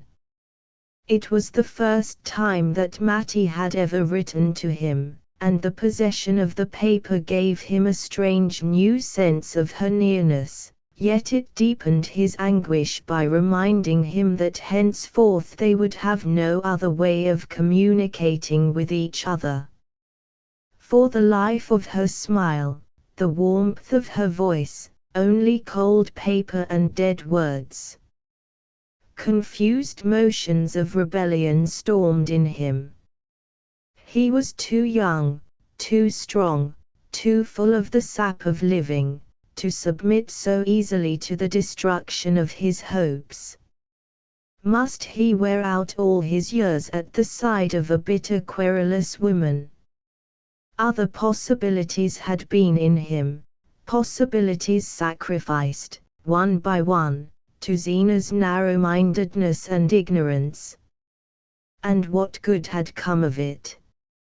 She was 100 times bitterer and more discontented than when he had married her. The one pleasure left her was to inflict pain on him. All the healthy instincts of self-defense rose up in him against such waste. He bundled himself into his old coonskin coat and lay down on the box sofa to think. Under his cheek he felt a hard object with strange protuberances. It was a cushion which Zena had made for him when they were engaged, the only piece of needlework he had ever seen her do. He flung it across the floor and propped his head against the wall. He knew a case of a man over the mountain, a young fellow of about his own age, who had escaped from just such a life of misery by going west with the girl he cared for. His wife had divorced him, and he had married the girl and prospered. Ethan had seen the couple the summer before at Shadd's Falls, where they had come to visit relatives. They had a little girl with fair curls, who wore a gold locket and was dressed like a princess. The deserted wife had not done badly either. Her husband had given her the farm and she had managed to sell it, and with that and the alimony she had started a lunchroom at Betsbridge and bloomed into activity and importance. Ethan was fired by the thought. Why should he not leave with Mattie the next day, instead of letting her go alone? He would hide his valise under the seat of the sleigh, and Zena would suspect nothing till she went upstairs for her afternoon nap and found a letter on the bed. His impulses were still near the surface, and he sprang up, relit the lantern, and sat down at the table. He rummaged in the drawer for a sheet of paper, found one, and began to write. Zena, I've done all I could for you, and I don't see as it's been any use. I don't blame you, nor I don't blame myself. Maybe both of us will do better separate. I'm going to try my luck west, and you can sell the farm and mill, and keep the money. His pen paused on the word, which brought home to him the relentless conditions of his lot. If he gave the farm and mill to Zena, what would be left him to start his own life with? Once in the West he was sure of picking up work. He would not have feared to try his chance alone. But with Mattie depending on him the case was different. And what of Zena's fate? Farm and mill were mortgaged to the limit of their value, and even if she found a purchaser, in itself an unlikely chance, it was doubtful if she could clear $1,000 on the sale. Meanwhile, how could she keep the farm going? It was only by incessant labor and personal supervision that Ethan drew a meager living from his land, and his wife, even if she were in better health than she imagined, could never carry such a burden alone. Well, she could go back to her people, then, and see what they would do for her. It was the fate she was forcing on Mattie. Why not let her try it herself? By the time she had discovered his whereabouts, and brought suit for divorce, he would probably, wherever he was, be earning enough to pay her a sufficient alimony. And the alternative was to let Mattie go forth alone, with far less hope of ultimate provision. He had scattered the contents of the table drawer in his search for a sheet of paper, and as he took up his pen his eye fell on an old copy of the Betsbridge Eagle. The advertising sheet was folded uppermost, and he read the seductive words, "Trips to the West, reduced rates." He drew the lantern nearer and eagerly scanned the fares. Then the paper fell from his hand and he pushed aside his unfinished letter. A moment ago he had wondered what he and Mattie were to live on when they reached the West. Now he saw that he had not even the money to take her there. Borrowing was out of the question, 6 months before he had given his only security to raise funds for necessary repairs to the mill, and he knew that without security no one at Starkfield would lend him $10. The inexorable facts closed in on him like prison warders handcuffing a convict. There was no way out, none. He was a prisoner for life, and now his one ray of light was to be extinguished. He crept back heavily to the sofa, stretching himself out with limbs so leaden that he felt as if they would never move again. Tears rose in his throat and slowly burned their way to his lids. As he lay there, the window pane that faced him, growing gradually lighter, inlaid upon the darkness a square of moon-suffused sky. A crooked tree branch crossed it, a branch of the apple tree under which, on summer evenings, he had sometimes found Matty sitting when he came up from the mill. Slowly the rim of the rainy vapors caught fire and burnt away, and a pure moon swung into the blue. Ethan, rising on his elbow, watched the landscape whiten and shape itself under the sculpture of the moon.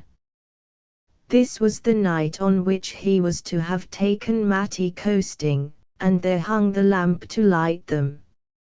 He looked out at the slopes bathed in luster, the silver-edged darkness of the woods, the spectral purple of the hills against the sky, and it seemed as though all the beauty of the night had been poured out to mock his wretchedness.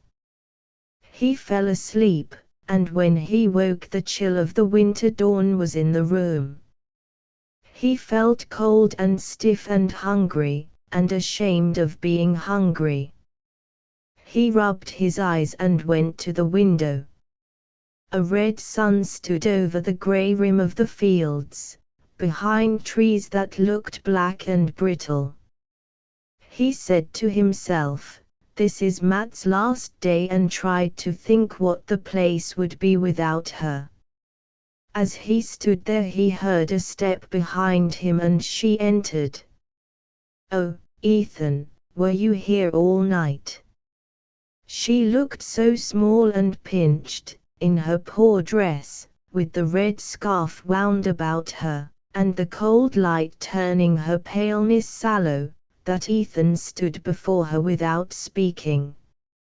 "You must be frozen," she went on, fixing lusterless eyes on him. He drew a step nearer. "How did you know I was here?" "Because I heard you go downstairs again after I went to bed, and I listened all night, and you didn't come up." All his tenderness rushed to his lips. He looked at her and said, "I'll come right along and make up the kitchen fire."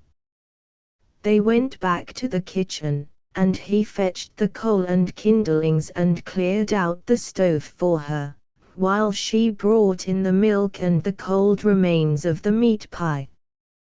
When warmth began to radiate from the stove, and the first ray of sunlight lay on the kitchen floor, Ethan's dark thoughts melted in the mellower air. The sight of Matty going about her work as he had seen her on so many mornings made it seem impossible that she should ever cease to be a part of the scene. He said to himself that he had doubtless exaggerated the significance of Zena's threats, and that she too, with the return of daylight, would come to a saner mood. He went up to Matty as she bent above the stove, and laid his hand on her arm.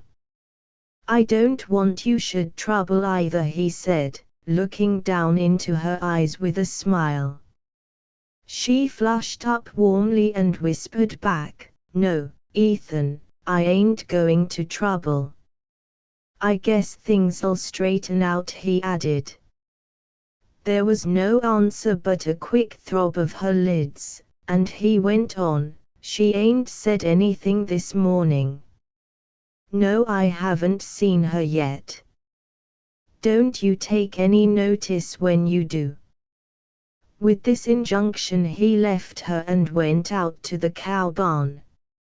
He saw Jotham Powell walking up the hill through the morning mist, and the familiar sight added to his growing conviction of security. As the two men were clearing out the stalls, Jotham rested on his pitchfork to say, "Dan Elburn's going over to the flats today noon, and he said take Mattie's trunk along, and make it easier riding when I take her over in the sleigh." Ethan looked at him blankly, and he continued, "Miss Frome said the new girl'd be at the flats at 5, and I was to take Mattie then, so's she could catch the 6 o'clock train for Stamford." Ethan felt the blood drumming in his temples. He had to wait a moment before he could find voice to say, "Oh, it ain't so sure about Mattie's going." "That's so," said Jotham indifferently, and they went on with their work. When they returned to the kitchen, the two women were already at breakfast. Zena had an air of unusual alertness and activity. She drank 2 cups of coffee and fed the cat with the scraps left in the pie dish. Then she rose from her seat and, walking over to the window, snipped 2 or 3 yellow leaves from the geraniums. "Aunt Martha's ain't got a faded leaf on 'em, but they pine away when they ain't cared for," she said reflectively. Then she turned to Jotham and asked, "What time do you say Dan Elburn be along?" The hired man threw a hesitating glance at Ethan. "Round about noon," he said. Zena turned to Mattie. "That trunk of yours is too heavy for the sleigh, and Dan Elburn'll be round to take it over to the flats," she said. "I'm much obliged to you," Zena said. "Mattie, I'd like to go over things with you first," Zena continued in an unperturbed voice. "I know there's a huckabuck towel missing, and I can't make out what you done with that match safe T used to stand behind the stuffed owl in the parlor." She went out, followed by Mattie, and when the men were alone, Jotham said to his employer, "I guess I better let Dan'el come round, then."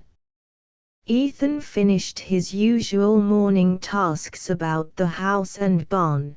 Then he said to Jotham, "I'm going down to Starkfield. Tell them not to wait dinner." The passion of rebellion had broken out in him again. That which had seemed incredible in the sober light of day had really come to pass, and he was to assist as a helpless spectator at Mattie's banishment. His manhood was humbled by the part he was compelled to play and by the thought of what Mattie must think of him. Confused impulses struggled in him as he strode along to the village. He had made up his mind to do something, but he did not know what it would be. The early mist had vanished and the fields lay like a silver shield under the sun. It was one of the days when the glitter of winter shines through a pale haze of spring. Every yard of the road was alive with Mattie's presence, and there was hardly a branch against the sky or a tangle of brambles on the bank in which some bright shred of memory was not caught. Once, in the stillness, the call of a bird in a mountain ash was so like her laughter that his heart tightened and then grew large, and all these things made him see that something must be done at once. Suddenly it occurred to him that Andrew Hale, who was a kind-hearted man, might be induced to reconsider his refusal and advance a small sum on the lumber if he were told that Zena's ill health made it necessary to hire a servant. Hale, after all, knew enough of Ethan's situation to make it possible for the latter to renew his appeal without too much loss of pride, and, moreover, how much did pride count in the ebullition of passions in his breast? The more he considered his plan, the more hopeful it seemed. If he could get Mrs. Hale's ear, he felt certain of success, and with $50 in his pocket nothing could keep him from Mattie. His first object was to reach Starkfield before Hale had started for his work. He knew the carpenter had a job down the Corbury Road and was likely to leave his house early. Ethan's long strides grew more rapid with the accelerated beat of his thoughts, and as he reached the foot of Schoolhouse Hill he caught sight of Hale's sleigh in the distance.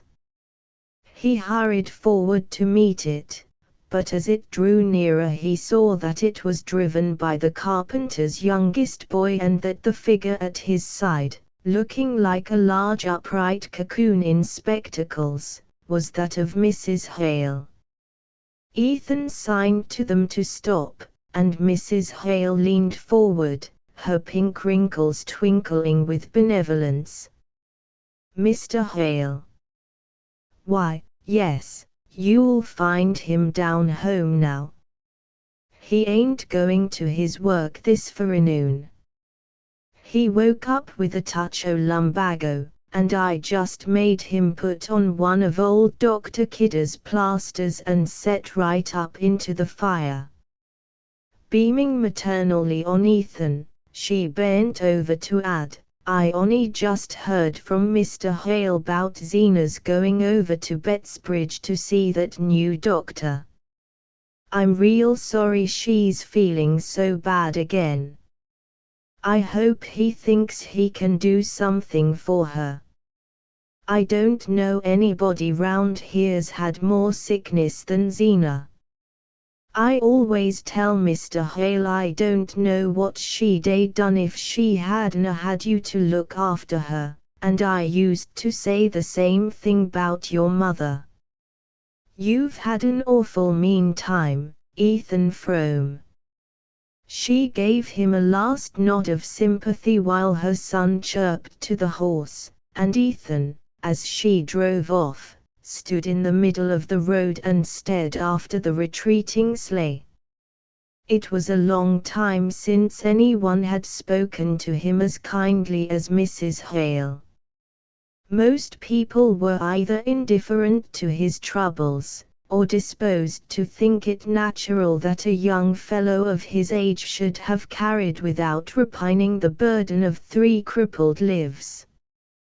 But Mrs. Hale had said, "You've had an awful mean time, Ethan Frome," and he felt less alone with his misery. If the Hales were sorry for him they would surely respond to his appeal. He started down the road toward their house, but at the end of a few yards he pulled up sharply, the blood in his face. For the first time, in the light of the words he had just heard, he saw what he was about to do. He was planning to take advantage of the Hales' sympathy to obtain money from them on false pretenses. That was a plain statement of the cloudy purpose which had driven him in headlong to Starkfield. With the sudden perception of the point to which his madness had carried him, the madness fell and he saw his life before him as it was.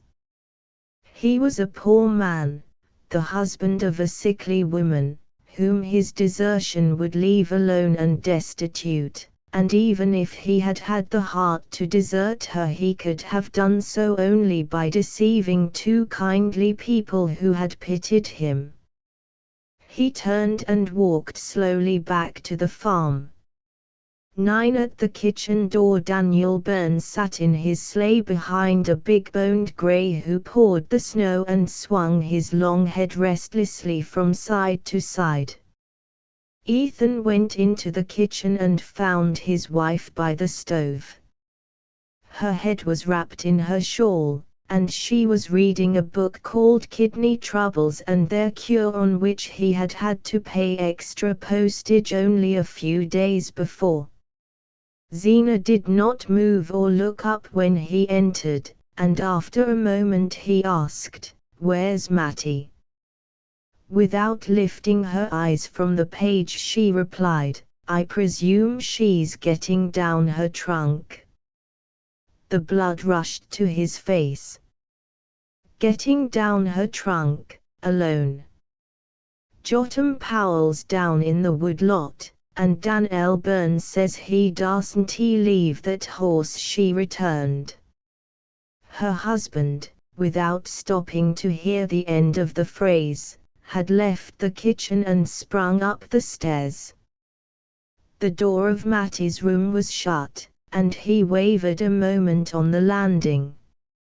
"Matt," he said in a low voice, but there was no answer, and he put his hand on the doorknob.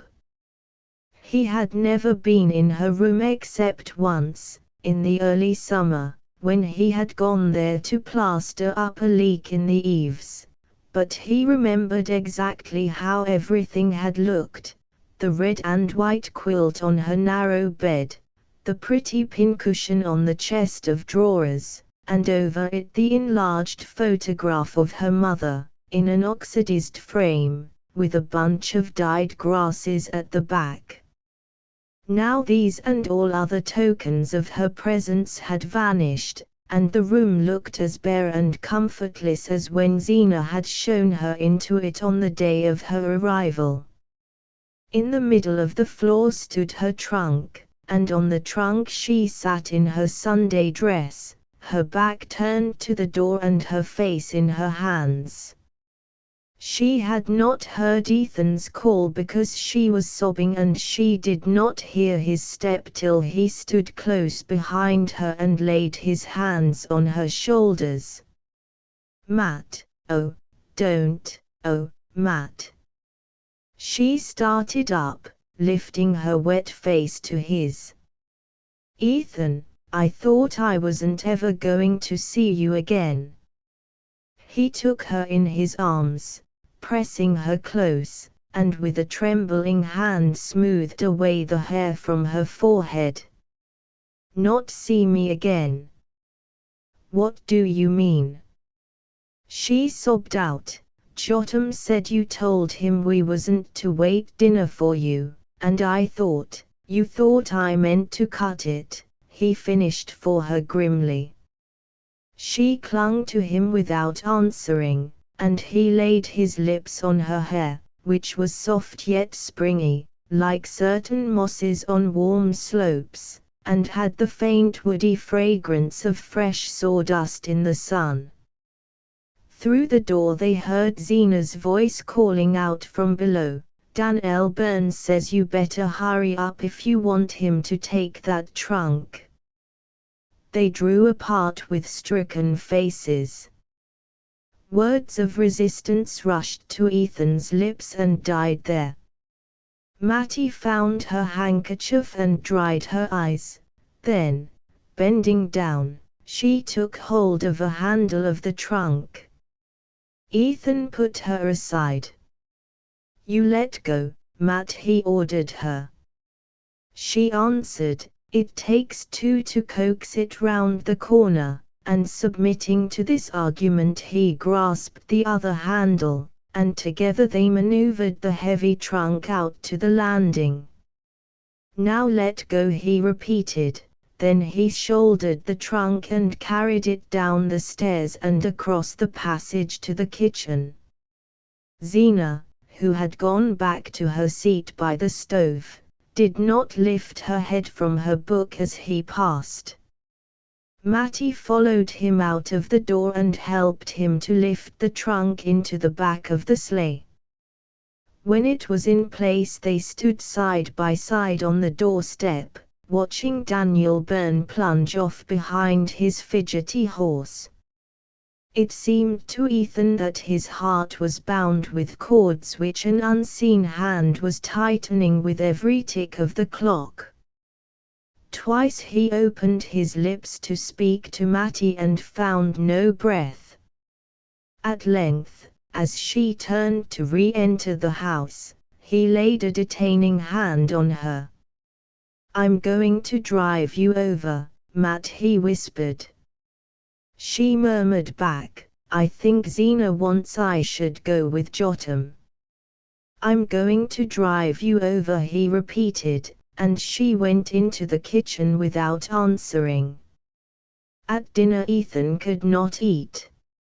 If he lifted his eyes they rested on Zena's pinched face, and the corners of her straight lips seemed to quiver away into a smile. She ate well, declaring that the mild weather made her feel better, and pressed a second helping of beans on Jotham Powell, whose wants she generally ignored. Mattie, when the meal was over, went about her usual task of clearing the table and washing up the dishes. Zena, after feeding the cat, had returned to her rocking chair by the stove, and Jotham Powell, who always lingered last, reluctantly pushed back his chair and moved toward the door. On the threshold he turned back to say to Ethan, "What time'll I come round for Mattie?" Ethan was standing near the window, mechanically filling his pipe while he watched Mattie move to and fro. He answered, "You needn't come round, I'm going to drive her over myself." He saw the rise of the color in Mattie's averted cheek, and the quick lifting of Zena's head. "I want you should stay here this afternoon," Ethan his wife said. "Jotham can drive Mattie over." Mattie flung an imploring glance at him, but he repeated curtly, "I'm going to drive her over myself." Zena continued in the same even tone, "I wanted you should stay and fix up that stove in Mattie's room afore the girl gets here. It ain't been drawing right for nigh on a month now." Ethan's voice rose indignantly. "If it was good enough for Mattie, I guess it's good enough for a hired girl. That girl that's coming told me she was used to a house where they had a furnace." Zena persisted with the same monotonous mildness. "She'd better ha' stayed there then," he flung back at her, and turning to Mattie he added in a hard voice, "You be ready by 3, Matt, I've got business at Corby." Jotham Powell had started for the barn, and Ethan strode down after him aflame with anger. The pulses in his temples throbbed and a fog was in his eyes. He went about his task without knowing what force directed him, or whose hands and feet were fulfilling its orders. It was not till he led out the sorrel and backed him between the shafts of the sleigh that he once more became conscious of what he was doing. As he passed the bridle over the horse's head, and wound the traces around the shafts, he remembered the day when he had made the same preparations in order to drive over and meet his wife's cousin at the flats. It was little more than a year ago, on just such a soft afternoon, with a feel of spring in the air. The sorrel, turning the same big ringed eye on him, nuzzled the palm of his hand in the same way, and one by one all the days between rose up and stood before him. He flung the bearskin into the sleigh, climbed to the seat, and drove up to the house. When he entered the kitchen it was empty, but Mattie's bag and shawl lay ready by the door. He went to the foot of the stairs and listened. No sound reached him from above, but presently he thought he heard someone moving about in his deserted study, and pushing open the door he saw Mattie, in her hat and jacket, standing with her back to him near the table. She started at his approach and turning quickly, said, "Is it time?" "What are you doing here, Matt?" he asked her. She looked at him timidly. "I was just taking a look round, that's all," she answered, with a wavering smile. They went back into the kitchen without speaking, and Ethan picked up her bag and shawl. "Where's Zena?" he asked. "She went upstairs right after dinner. She said she had those shooting pains again, and didn't want to be disturbed." "Didn't she say goodbye to you?" "No. That was all she said." Ethan, looking slowly about the kitchen, said to himself with a shudder that in a few hours he would be returning to it alone. Then the sense of unreality overcame him once more, and he could not bring himself to believe that Mattie stood there for the last time before him. "Come on," he said almost gaily, opening the door and putting her bag into the sleigh. He sprang to his seat and bent over to tuck the rug about her as she slipped into the place at his side. "Now then, go long," he said, with a shake of the reins that sent the sorrel placidly jogging down the hill. "We got lots of time for a good ride, Matt," he cried, seeking her hand beneath the fur and pressing it in his. His face tingled and he felt dizzy, as if he had stopped in at the Starkfield saloon on a 0 day for a drink. At the gate, instead of making for Starkfield, he turned the sorrel to the right, up the Bettsbridge road. Mattie sat silent, giving no sign of surprise, but after a moment she said, "Are you going round by Shadow Pond?" He laughed and answered, "I knew you'd know." She drew closer under the bearskin, so that, looking sideways around his coat sleeve, he could just catch the tip of her nose and a blown brown wave of hair. They drove slowly up the road between fields glistening under the pale sun, and then bent to the right down a lane edged with spruce and larch. Ahead of them, a long way off, a range of hills stained by mottlings of black forest flowed away in round white curves against the sky. The lane passed into a pinewood with boles reddening in the afternoon sun and delicate blue shadows on the snow. As they entered it, the breeze fell and a warm stillness seemed to drop from the branches with the dropping needles. Here the snow was so pure that the tiny tracks of wood animals had left on it intricate lace-like patterns, and the bluish cones caught in its surface stood out like ornaments of bronze. Ethan drove on in silence till they reached a part of the wood where the pines were more widely spaced. Then he drew up and helped Mattie to get out of the sleigh.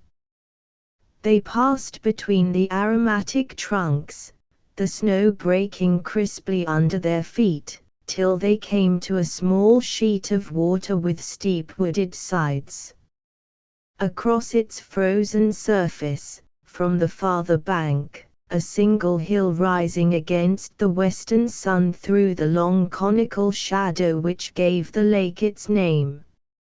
It was a shy secret spot, full of the same dumb melancholy that Ethan felt in his heart. He looked up and down the little pebbly beach till his eye lit on a fallen tree trunk half submerged in snow. "There's where we sat at the picnic," he reminded her. The entertainment of which he spoke was one of the few that they had taken part in together, a church picnic which, on a long afternoon of the preceding summer, had filled the retired place with merrymaking. Mattie had begged him to go with her, but he had refused. Then, toward sunset, coming down from the mountain where he had been felling timber, he had been caught by some strayed revelers and drawn into the group by the lake, where Mattie, encircled by facetious youths, and bright as a blackberry under her spreading hat, was brewing coffee over a gypsy fire. He remembered the shyness he had felt at approaching her in his uncouth clothes, and then the lighting up of her face, and the way she had broken through the group to come to him with a cup in her hand. They had sat for a few minutes on the fallen log by the pond, and she had missed her gold locket, and set the young men searching for it, and it was Ethan who had spied it in the moss. That was all, but all their intercourse had been made up of just such inarticulate flashes, when they seemed to come suddenly upon happiness as if they had surprised a butterfly in the winter woods. "It was right there I found your locket," he said, pushing his foot into a dense tuft of blueberry bushes. "I never saw anybody with such sharp eyes," she answered. She sat down on the tree trunk in the sun and he sat down beside her. "You were as pretty as a picture in that pink hat," he said. She laughed with pleasure. "Oh, I guess it was the hat," she rejoined. They had never before avowed their inclination so openly, and Ethan, for a moment, had the illusion that he was a free man, wooing the girl he meant to marry. He looked at her hair and longed to touch it again, and to tell her that it smelled of the woods, but he had never learned to say such things. Suddenly she rose to her feet and said, "We mustn't stay here any longer." He continued to gaze at her vaguely, only half roused from his dream. "There's plenty of time," he answered.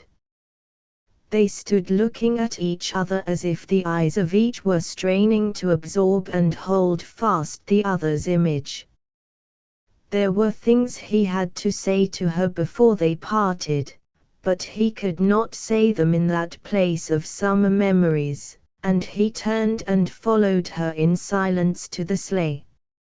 As they drove away, the sun sank behind the hill and the pine boles turned from red to gray. By a devious track between the fields they wound back to the Stark Field road. Under the open sky the light was still clear, with a reflection of cold red on the eastern hills. The clumps of trees in the snow seemed to draw together in ruffled lumps, like birds with their heads under their wings, and the sky, as it paled, rose higher, leaving the earth more alone. As they turned into the Stark Field road, Ethan said, "Matt, what do you mean to do?" She did not answer at once, but at length she said, "I'll try to get a place in a store." "You know you can't do it. The bad air and the standing all day nearly killed you before. I'm a lot stronger than I was before I came to Starkfield. And now you're going to throw away all the good it's done you." There seemed to be no answer to this, and again they drove on for a while without speaking. With every yard of the way some spot where they had stood, and laughed together or been silent, clutched at Ethan and dragged him back. "Isn't there any of your father's folks could help you?" "There isn't any of them I'd ask." He lowered his voice to say, you know there's nothing I wouldn't do for you if I could. I know there isn't. But I can't." She was silent, but he felt a slight tremor in the shoulder against his. "Oh, Matt," he broke out, "if I could ha' gone with you now I'd ha' done it." She turned to him, pulling a scrap of paper from her breast. "Ethan, I found this," she stammered. Even in the failing light he saw it was the letter to his wife that he had begun the night before and forgotten to destroy. Through his astonishment there ran a fierce thrill of joy. "Matt," he cried, "if I could ha' done it, would you?" "Oh, Ethan, Ethan, what's the use?" With a sudden movement she tore the letter in shreds and sent them fluttering off into the snow. "Tell me, Matt. Tell me," he adjured her.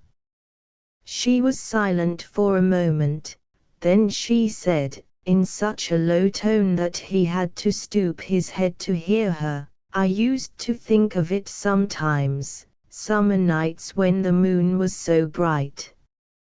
I couldn't sleep." His heart reeled with the sweetness of it. "As long ago as that?" she answered, as if the date had long been fixed for her. "The first time was at Shadow Pond." "Was that why you gave me my coffee before the others?" "I don't know. Did I? I was dreadfully put out when you wouldn't go to the picnic with me, and then, when I saw you coming down the road, I thought maybe you'd gone home that way o' purpose, and that made me glad." They were silent again. They had reached the point where the road dipped to the hollow by Ethan's mill, and as they descended the darkness descended with them, dropping down like a black veil from the heavy hemlock boughs. "I'm tied hand and foot, Matt. There isn't a thing I can do," he began again. "You must write to me sometimes, Ethan." "Oh, what good'll writing do? I want to put my hand out and touch you. I want to do for you and care for you. I want to be there when you're sick and when you're lonesome. You mustn't think but what I'll do all right." "You won't need me, you mean? I suppose you'll marry." "Oh, Ethan," she cried. "I don't know how it is you make me feel, Matt. I'd almost rather have you dead than that." "Oh, I wish I was, I wish I was," she sobbed. The sound of her weeping shook him out of his dark anger, and he felt ashamed. "Don't let's talk that way," he whispered. "Why shouldn't we, when it's true? I've been wishing it every minute of the day." "Matt. You be quiet. Don't you say it. There's never anybody been good to me but you. Don't say that either, when I can't lift a hand for you." "Yes, but it's true just the same."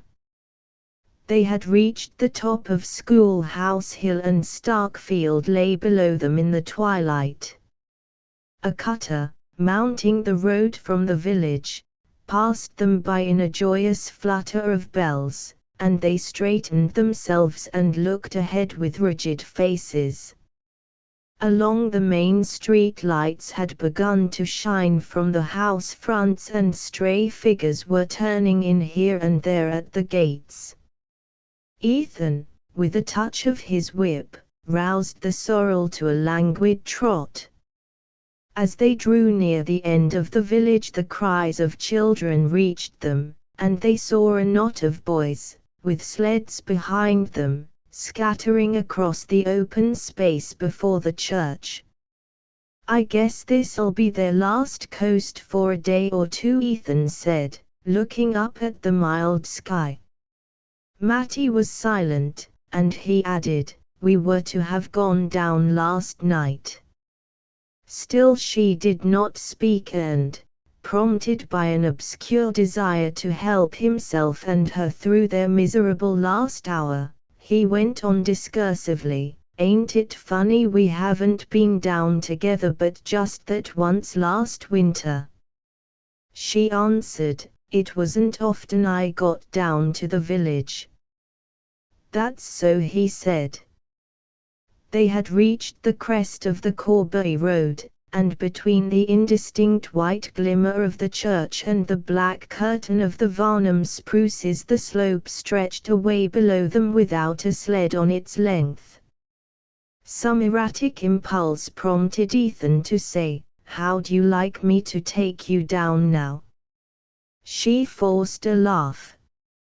Why, there isn't time. There's all the time we want. Come along. His one desire now was to postpone the moment of turning the sorrel toward the flats. But the girl, she faltered. The girl'll be waiting at the station. Well, let her wait. You'd have to if she didn't. Come.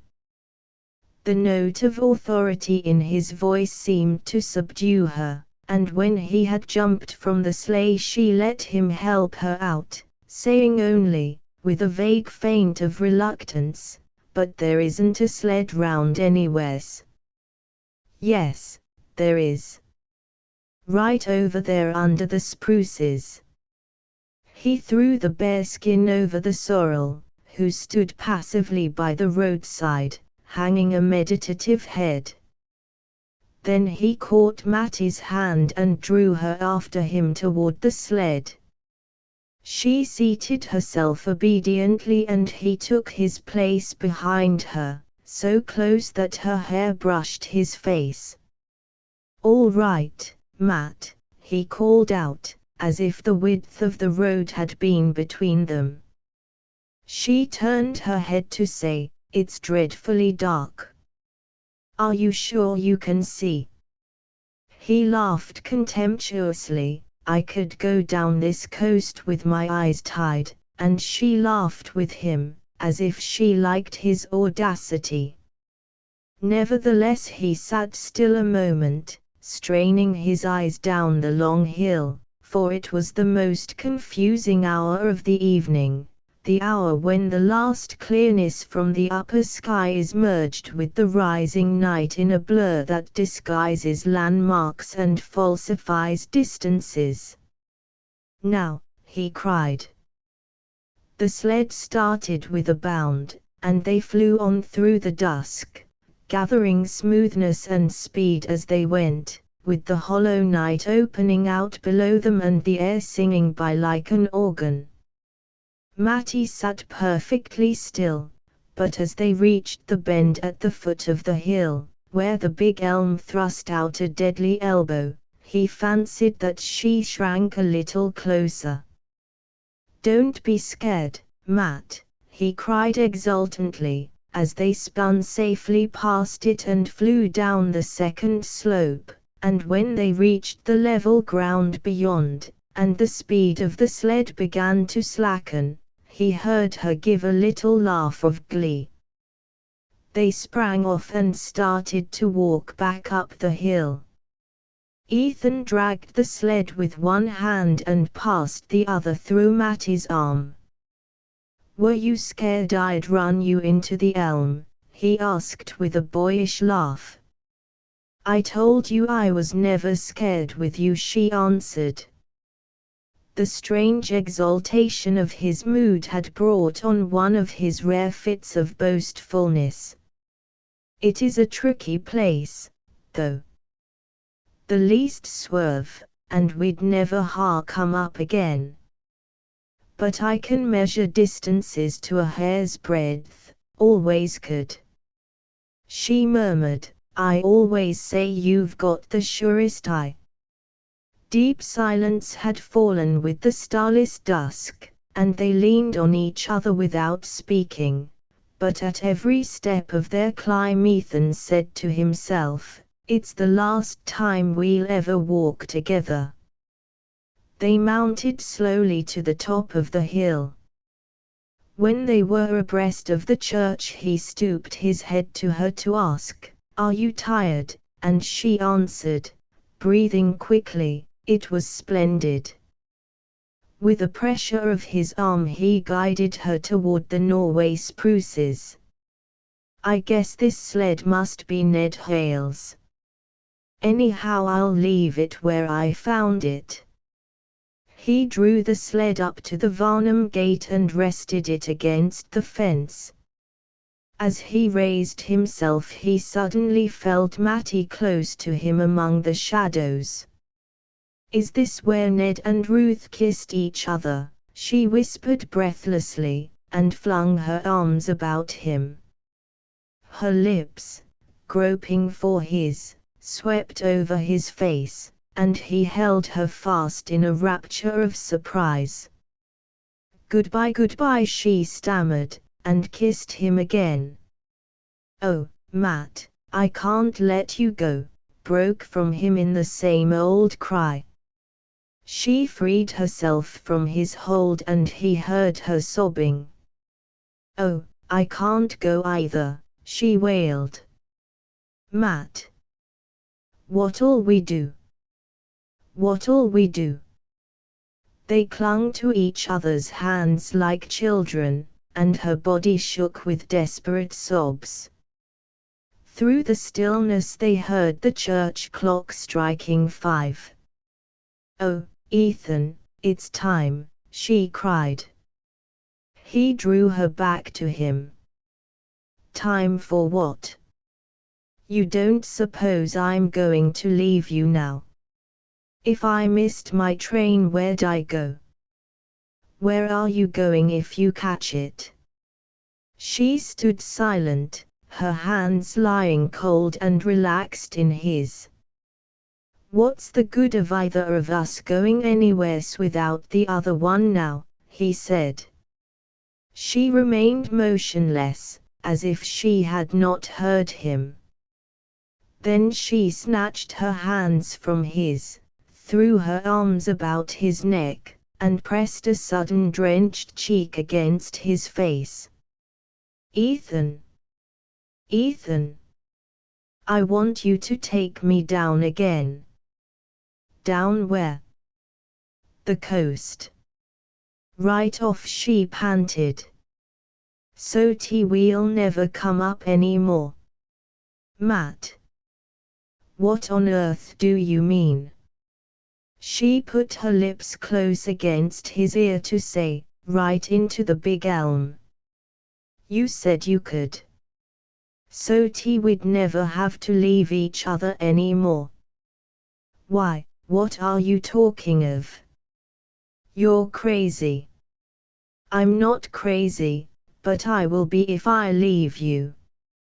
"Oh, Matt, Matt," he groaned. She tightened her fierce hold about his neck. Her face lay close to his face. "Ethan, where'll I go if I leave you? I don't know how to get along alone. You said so yourself just now. Nobody but you was ever good to me. And there'll be that strange girl in the house, and she'll sleep in my bed, where I used to lay nights and listen to hear you come up the stairs." The words were like fragments torn from his heart. With them came the hated vision of the house he was going back to, of the stairs he would have to go up every night, of the woman who would wait for him there. And the sweetness of Mattie's avowal, the wild wonder of knowing at last that all that had happened to him had happened to her too, made the other vision more abhorrent, the other life more intolerable to return to. Her pleadings still came to him between short sobs, but he no longer heard what she was saying. Her hat had slipped back and he was stroking her hair. He wanted to get the feeling of it into his hand, so that it would sleep there like a seed in winter. Once he found her mouth again, and they seemed to be by the pond together in the burning August sun. But his cheek touched hers, and it was cold and full of weeping, and he saw the road to the flats under the night and heard the whistle of the train up the line. The spruces swathed them in blackness and silence. They might have been in their coffins underground. He said to himself, perhaps it'll feel like this, and then again, after this I shan't feel anything. Suddenly he heard the old sorrel whinny across the road, and thought, he's wondering why he doesn't get his supper. Come, Mattie whispered, tugging at his hand. Her somber violence constrained him, she seemed the embodied instrument of fate. He pulled the sled out, blinking like a night bird as he passed from the shade of the spruces into the transparent dusk of the open.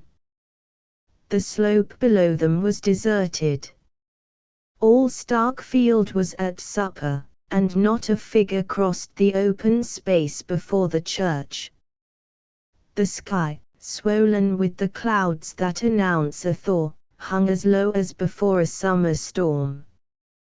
He strained his eyes through the dimness, and they seemed less keen, less capable than usual. He took his seat on the sled and Mattie instantly placed herself in front of him. Her hat had fallen into the snow and his lips were in her hair. He stretched out his legs, drove his heels into the road to keep the sled from slipping forward, and bent her head back between his hands.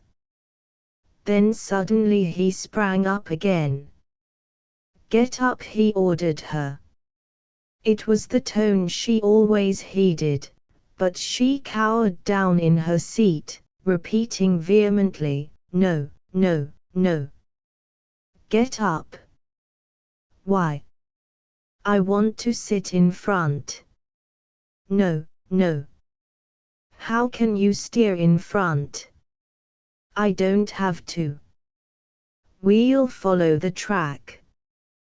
They spoke in smothered whispers, as though the night were listening. "Get up. Get up," he urged her, but she kept on repeating, "Why do you want to sit in front?" Because I want to feel you holding me," he stammered, and dragged her to her feet. The answer seemed to satisfy her, or else she yielded to the power of his voice. He bent down, feeling in the obscurity for the glassy slide worn by preceding coasters, and placed the runners carefully between its edges. She waited while he seated himself with crossed legs in the front of the sled, then she crouched quickly down at his back and clasped her arms about him. Her breath in his neck set him shuddering again, and he almost sprang from his seat. But in a flash he remembered the alternative. She was right, this was better than parting. He leaned back and drew her mouth to his. Just as they started he heard the sorrels whinny again, and the familiar wistful call, and all the confused images it brought with it, went with him down the first reach of the road. Halfway down there was a sudden drop, then a rise, and after that another long delirious descent. As they took wing for this it seemed to him that they were flying indeed, flying far up into the cloudy night, with Starkfield immeasurably below them, falling away like a speck in space. Then the big elm shot up ahead, lying in wait for them at the bend of the road, and he said between his teeth, "We can fetch it, I know we can fetch it." As they flew toward the tree, Mattie pressed her arms tighter, and her blood seemed to be in his veins. Once or twice the sled swerved a little under them. He slanted his body to keep it headed for the elm, repeating to himself again and again, "I know we can fetch it," and little phrases she had spoken ran through his head and danced before him on the air. The big tree loomed bigger and closer, and as they bore down on it he thought, "It's waiting for us, it seems to know." But suddenly his wife's face, with twisted monstrous lineaments, thrust itself between him and his goal, and he made an instinctive movement to brush it aside. The sled swerved in response, but he righted it again, kept it straight, and drove down on the black projecting mass. There was a last instant when the air shot past him like millions of fiery wires, and then the elm. The sky was still thick, but looking straight up he saw a single star, and tried vaguely to reckon whether it were Sirius, or the effort tired him too much, and he closed his heavy lids and thought that he would sleep. The stillness was so profound that he heard a little animal twittering somewhere nearby under the snow. It made a small frightened cheep like a field mouse, and he wondered languidly if it were hurt.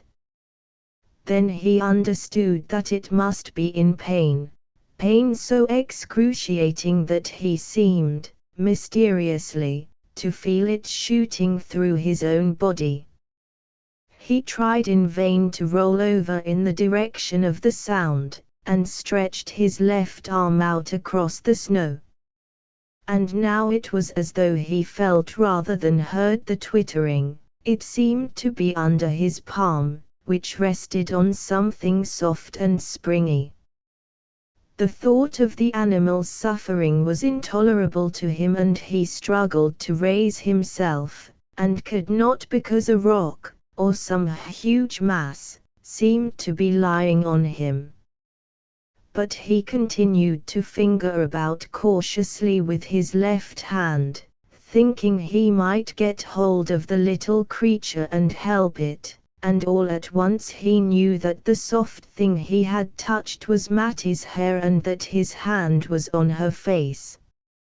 He dragged himself to his knees, the monstrous load on him moving with him as he moved, and his hand went over and over her face, and he felt that the twittering came from her lips. He got his face down close to hers, with his ear to her mouth, and in the darkness he saw her eyes open and heard her say his name. "Oh, Matt, I thought we'd fetched it," he moaned, and far off, up the hill, he heard the sorrel whinny, and thought, "I ought to be getting him his feed." The querulous drone ceased as I entered Frome's kitchen, and of the two women sitting there I could not tell which had been the speaker.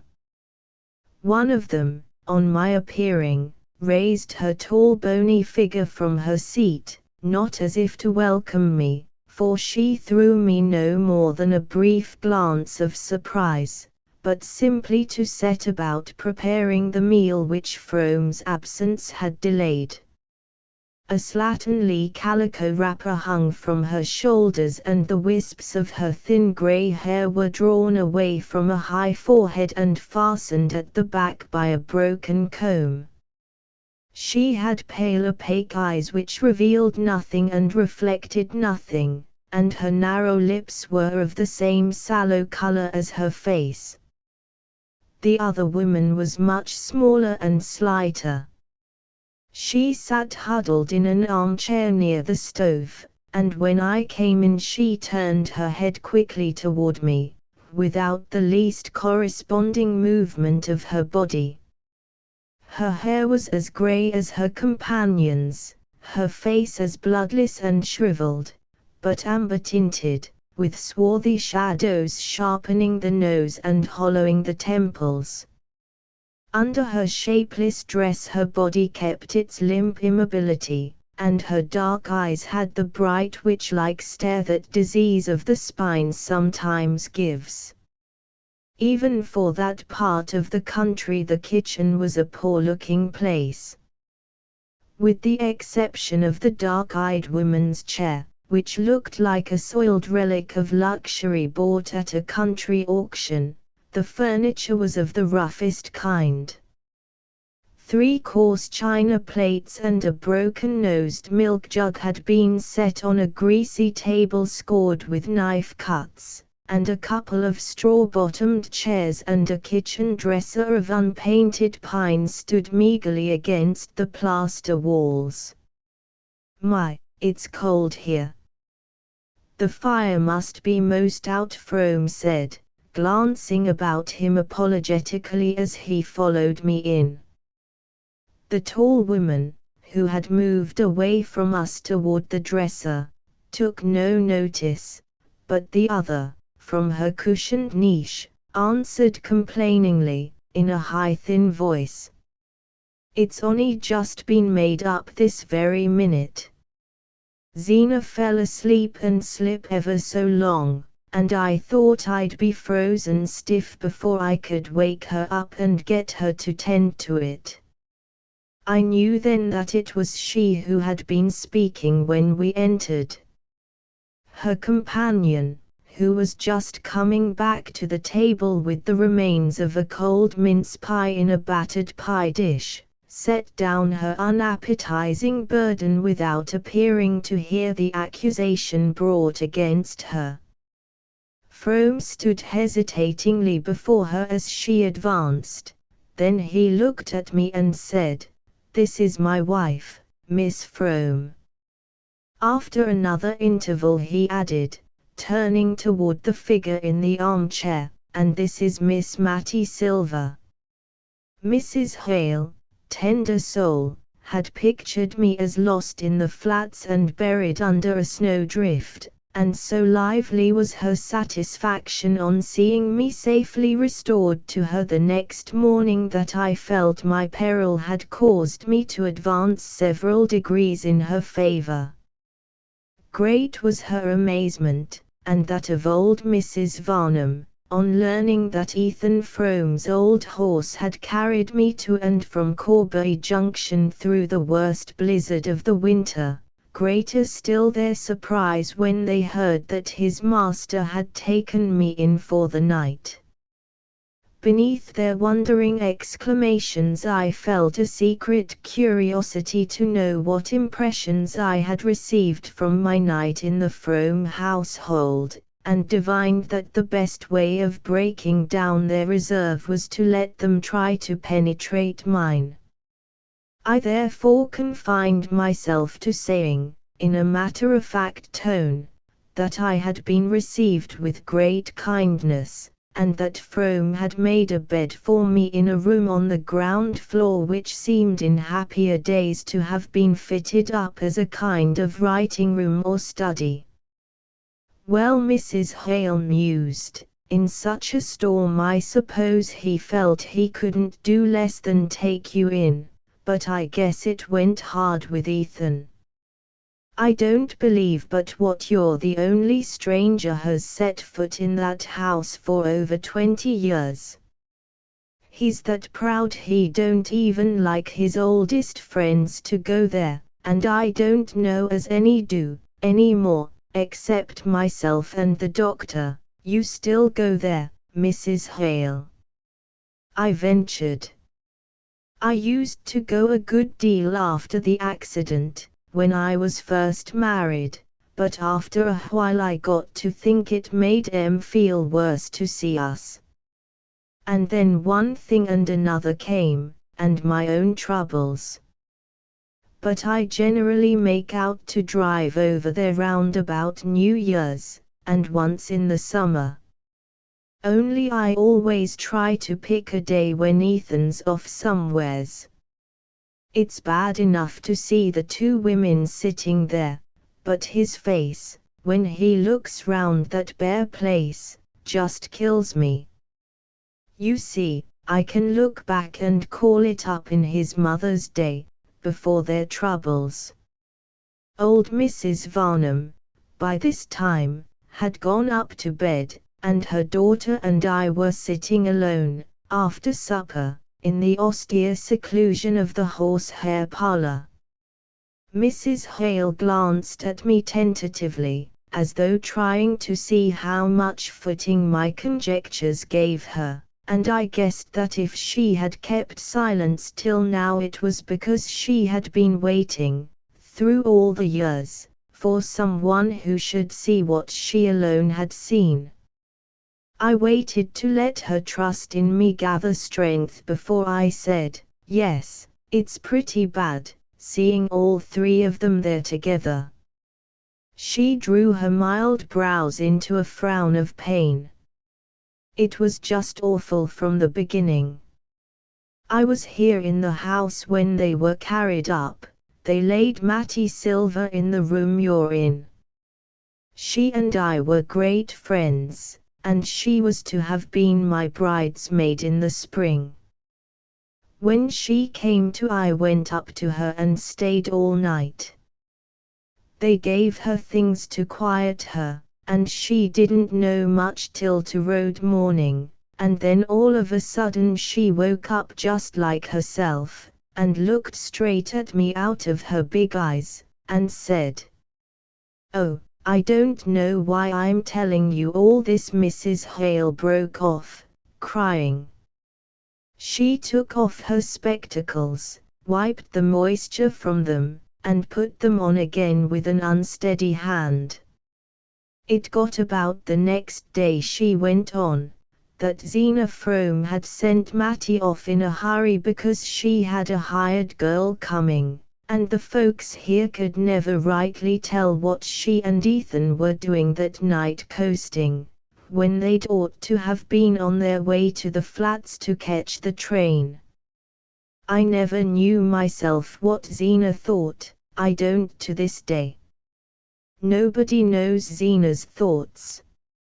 Anyhow, when she heard o' the accident she came right in and stayed with Ethan over to the minister's, where they'd carried him. And as soon as the doctors said that Mattie could be moved, Zena sent for her and took her back to the farm. And there she's been ever since." Mrs. Hale answered simply, "There was nowhere else for her to go," and my heart tightened at the thought of the hard compulsions of the poor. "Yes, there she's been," Mrs. Hale continued, "and Zena's done for her, and done for Ethan, as good as she could. It was a miracle, considering how sick she was, but she seemed to be raised right up just when the call came to her. Not as she's ever given up doctoring, and she's had sick spells right along, but she's had the strength given her to care for those two for over 20 years, and before the accident came she thought she couldn't even care for herself."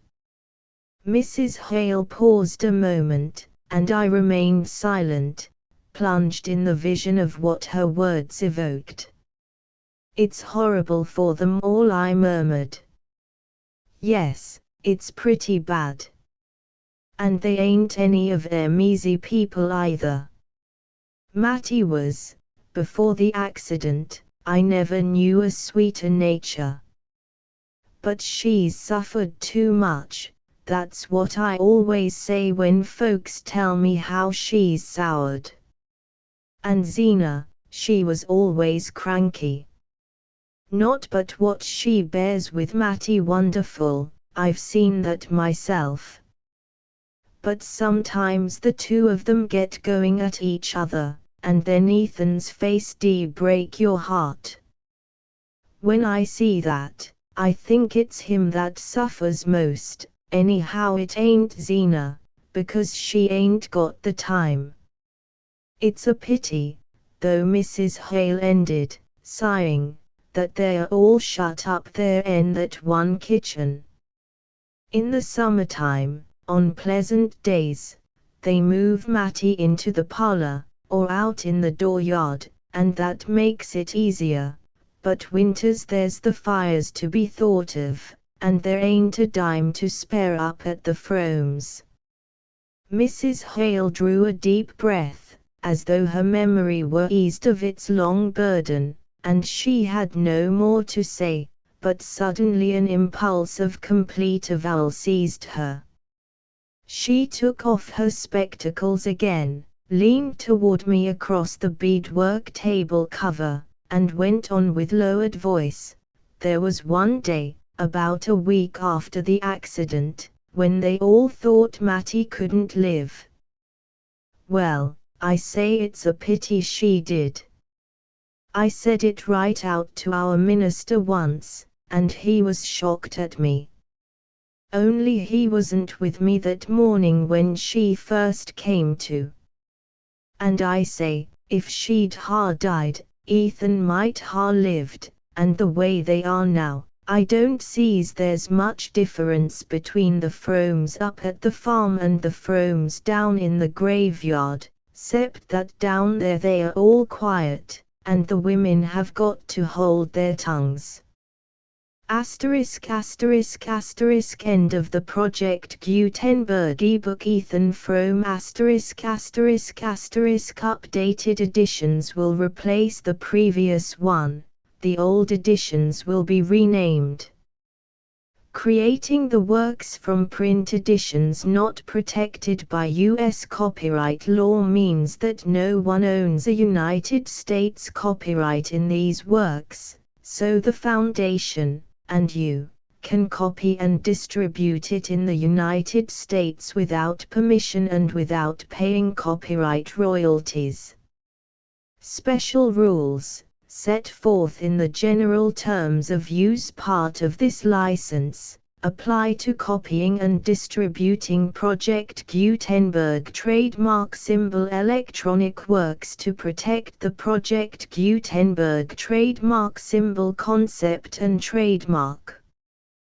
Project Gutenberg is a registered trademark, and may not be used if you charge for an ebook, except by following the terms of the trademark license, including paying royalties for use of the Project Gutenberg trademark.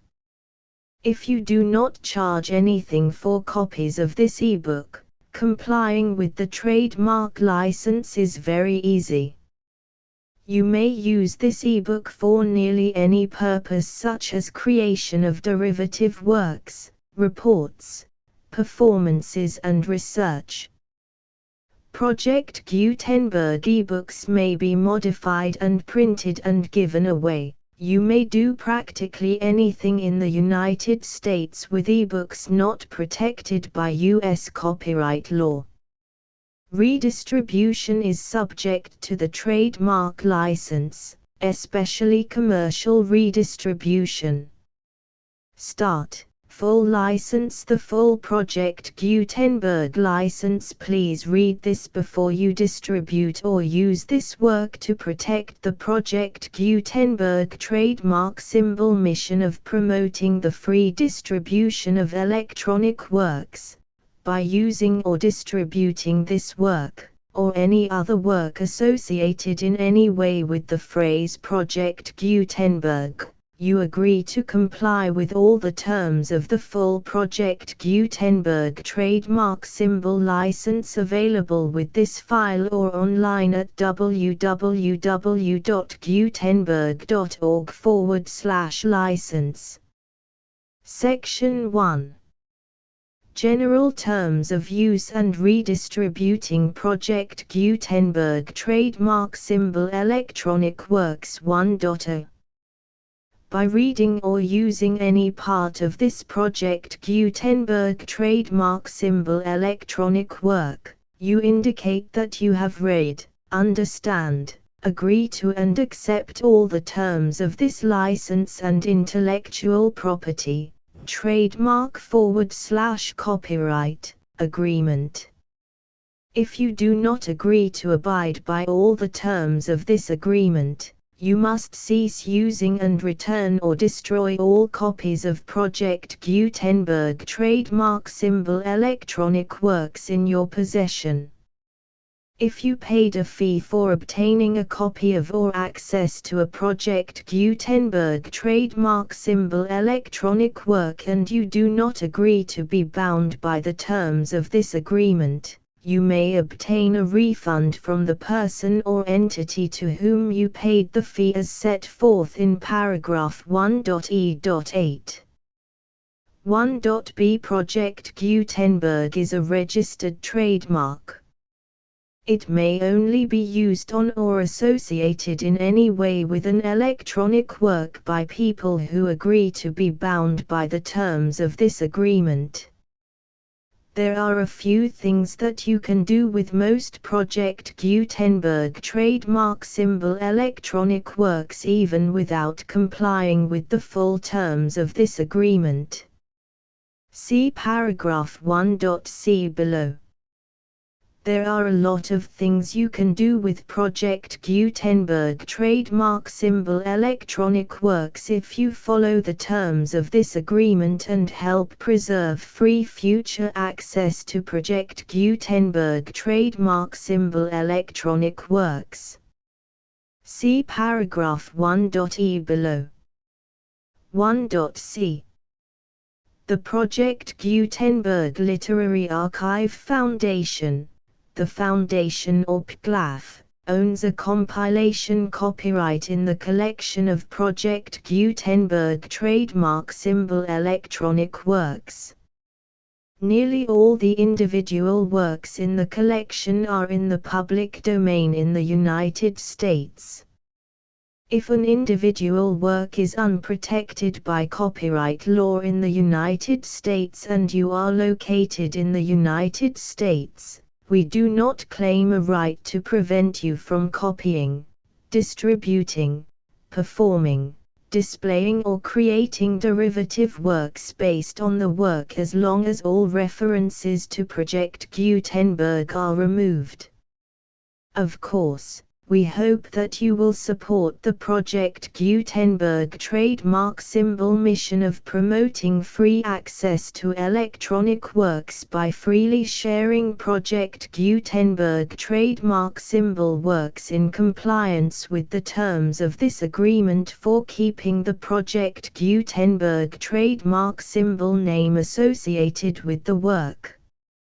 You can easily comply with the terms of this agreement by keeping this work in the same format with its attached full Project Gutenberg trademark symbol license when you share it without charge with others.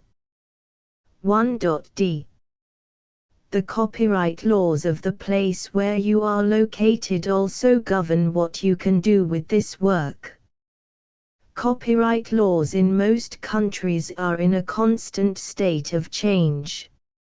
If you are outside the United States, check the laws of your country in addition to the terms of this agreement before downloading, copying, displaying, performing, distributing or creating derivative works based on this work or any other Project Gutenberg trademark symbol work.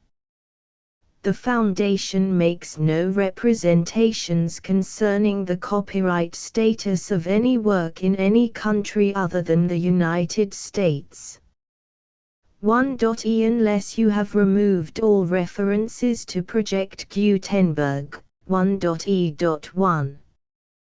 The following sentence, with active links to, or other immediate access to, the full Project Gutenberg trademark symbol license must appear prominently whenever any copy of a Project Gutenberg trademark symbol work, any work on which the phrase Project Gutenberg appears, or with which the phrase Project Gutenberg is associated, is accessed, displayed, performed, viewed, copied or distributed, This ebook is for the use of anyone anywhere in the United States and most other parts of the world at no cost and with almost no restrictions whatsoever. You may copy it, give it away or reuse it under the terms of the Project Gutenberg license included with this ebook or online at www.gutenberg.org. If you are not located in the United States, you will have to check the laws of the country where you are located before using this ebook. 1.e.2 If an individual Project Gutenberg trademark symbol electronic work is derived from texts not protected by U.S. copyright law, does not contain a notice indicating that it is posted with permission of the copyright holder, the work can be copied and distributed to anyone in the United States without paying any fees or charges. If you are redistributing or providing access to a work with the phrase Project Gutenberg associated with or appearing on the work, you must comply either with the requirements of paragraphs 1.e.1 through 1.e.7 or obtain permission for the use of the work and the Project Gutenberg trademark symbol trademark as set forth in paragraphs 1.e.8 or 1.e.9. 1.e.3 If an individual Project Gutenberg trademark symbol electronic work is posted with the permission of the copyright holder, your use and distribution must comply with both paragraphs 1.e.1 through 1.e.7 and any additional terms imposed by the copyright holder. Additional terms will be linked to the Project Gutenberg trademark symbol license for all works posted with the permission of the copyright holder found at the beginning of this work.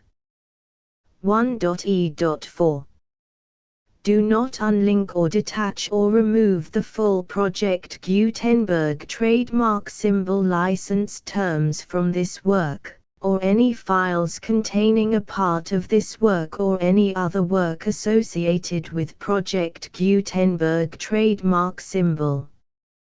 1.e.5 Do not copy, display, perform, distribute or redistribute this electronic work, or any part of this electronic work, without prominently displaying the sentence set forth in paragraph 1.e.1 with active links or immediate access to the full terms of the Project Gutenberg trademark symbol license. 1.e.6 You may convert to and distribute this work in any binary, compressed, marked up, non-proprietary or proprietary form, including any word processing or hypertext form. However, if you provide access to or distribute copies of a Project Gutenberg trademark symbol work in a format other than plain vanilla ASCII or other format used in the official version posted on the official Project Gutenberg trademark symbol website, www.gutenberg.org, you must, at no additional cost, fee or expense to the user, provide a copy, a means of exporting a copy, or a means of obtaining a copy upon request, of the work in its original plain vanilla ASCII or other form. Any alternate format must include the full Project Gutenberg trademark symbol license as specified in paragraph 1.e.1. 1.e.7 Do not charge a fee for access to, viewing, displaying, performing, copying or distributing any Project Gutenberg trademark symbol works unless you comply with paragraph 1.e.8 or 1.e.9. 1.e.8.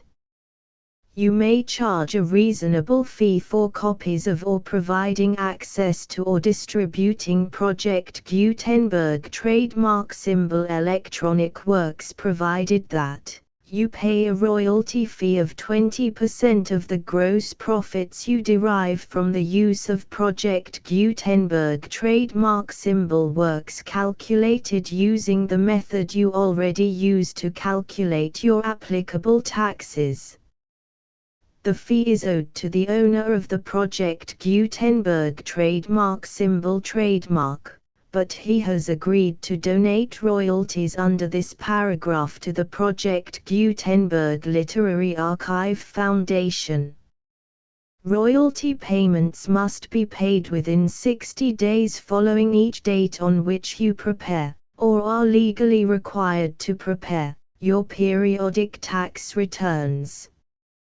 Royalty payments should be clearly marked as such and sent to the Project Gutenberg Literary Archive Foundation at the address specified in Section 4. Information about donations to the Project Gutenberg Literary Archive Foundation.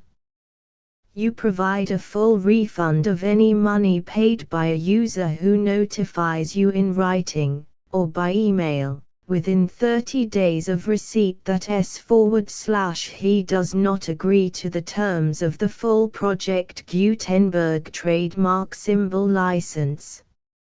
You must require such a user to return or destroy all copies of the works possessed in a physical medium and discontinue all use of and all access to other copies of Project Gutenberg trademark symbol works. You provide, in accordance with paragraph 1.f.3, a full refund of any money paid for a work or a replacement copy, if a defect in the electronic work is discovered and reported to you within 90 days of receipt of the work. You comply with all other terms of this agreement for free distribution of Project Gutenberg trademark symbol works. 1.e.9. If you wish to charge a fee or distribute a Project Gutenberg trademark symbol electronic work or group of works on different terms than are set forth in this agreement, you must obtain permission in writing from the Project Gutenberg Literary Archive Foundation, the manager of the Project Gutenberg trademark symbol trademark. Contact the Foundation as set forth in Section 3 below. 1.f1.f.1. Project Gutenberg volunteers and employees expend considerable effort to identify, do copyright research on, transcribe and proofread works not protected by U.S. copyright law in creating the Project Gutenberg trademark symbol collection. Despite these efforts, Project Gutenberg trademark symbol electronic works, and the medium on which they may be stored, may contain defects such as, but not limited to, incomplete, inaccurate or corrupt data, transcription errors, a copyright or other intellectual property infringement, a defective or damaged disk or other medium, a computer virus, or computer codes that damage or cannot be read by your equipment. 1.f.2. Limited warranty, disclaimer of damages, except for the right of replacement or refund described in paragraph 1.f.3, the Project Gutenberg Literary Archive Foundation, the owner of the Project Gutenberg trademark symbol trademark, and any other party distributing a Project Gutenberg trademark symbol electronic work under this agreement, disclaim all liability to you for damages, costs and expenses, including legal fees. You agree that you have no remedies for negligence, strict liability, breach of warranty or breach of contract except those provided in paragraph 1.f.3. You agree that the foundation, the trademark owner, and any distributor under this agreement will not be liable to you for actual, direct, indirect, consequential, punitive or incidental damages even if you give notice of the possibility of such damage. 1.f.3. Limited right of replacement or refund. If you discover a defect in this electronic work within 90 days of receiving it, you can receive a refund of the money, if any, you paid for it by sending a written explanation to the person you received the work from. If you received the work on a physical medium, you must return the medium with your written explanation. The person or entity that provided you with the defective work may elect to provide a replacement copy in lieu of a refund. If you received the work electronically, the person or entity providing it to you may choose to give you a second opportunity to receive the work electronically in lieu of a refund. If the second copy is also defective, you may demand a refund in writing without further opportunities to fix the problem. 1.f.4. Except for the limited right of replacement or refund set forth in paragraph 1.f.3, this work is provided to you as is, with no other warranties of any kind, express or implied, including but not limited to warranties of merchantability or fitness for any purpose. 1.f.5. Some states do not allow disclaimers of certain implied warranties or the exclusion or limitation of certain types of damages.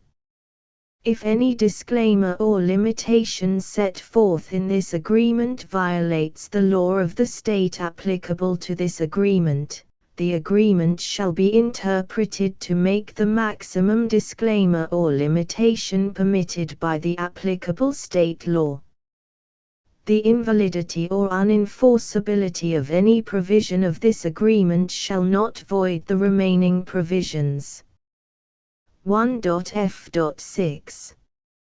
Indemnity. You agree to indemnify and hold the foundation, the trademark owner, any agent or employee of the foundation, anyone providing copies of Project Gutenberg trademark symbol electronic works in accordance with this agreement, and any volunteers associated with the production, promotion and distribution of Project Gutenberg trademark symbol electronic works, harmless from all liability, costs and expenses, including legal fees, that arise directly or indirectly from any of the following which you do or cause to occur.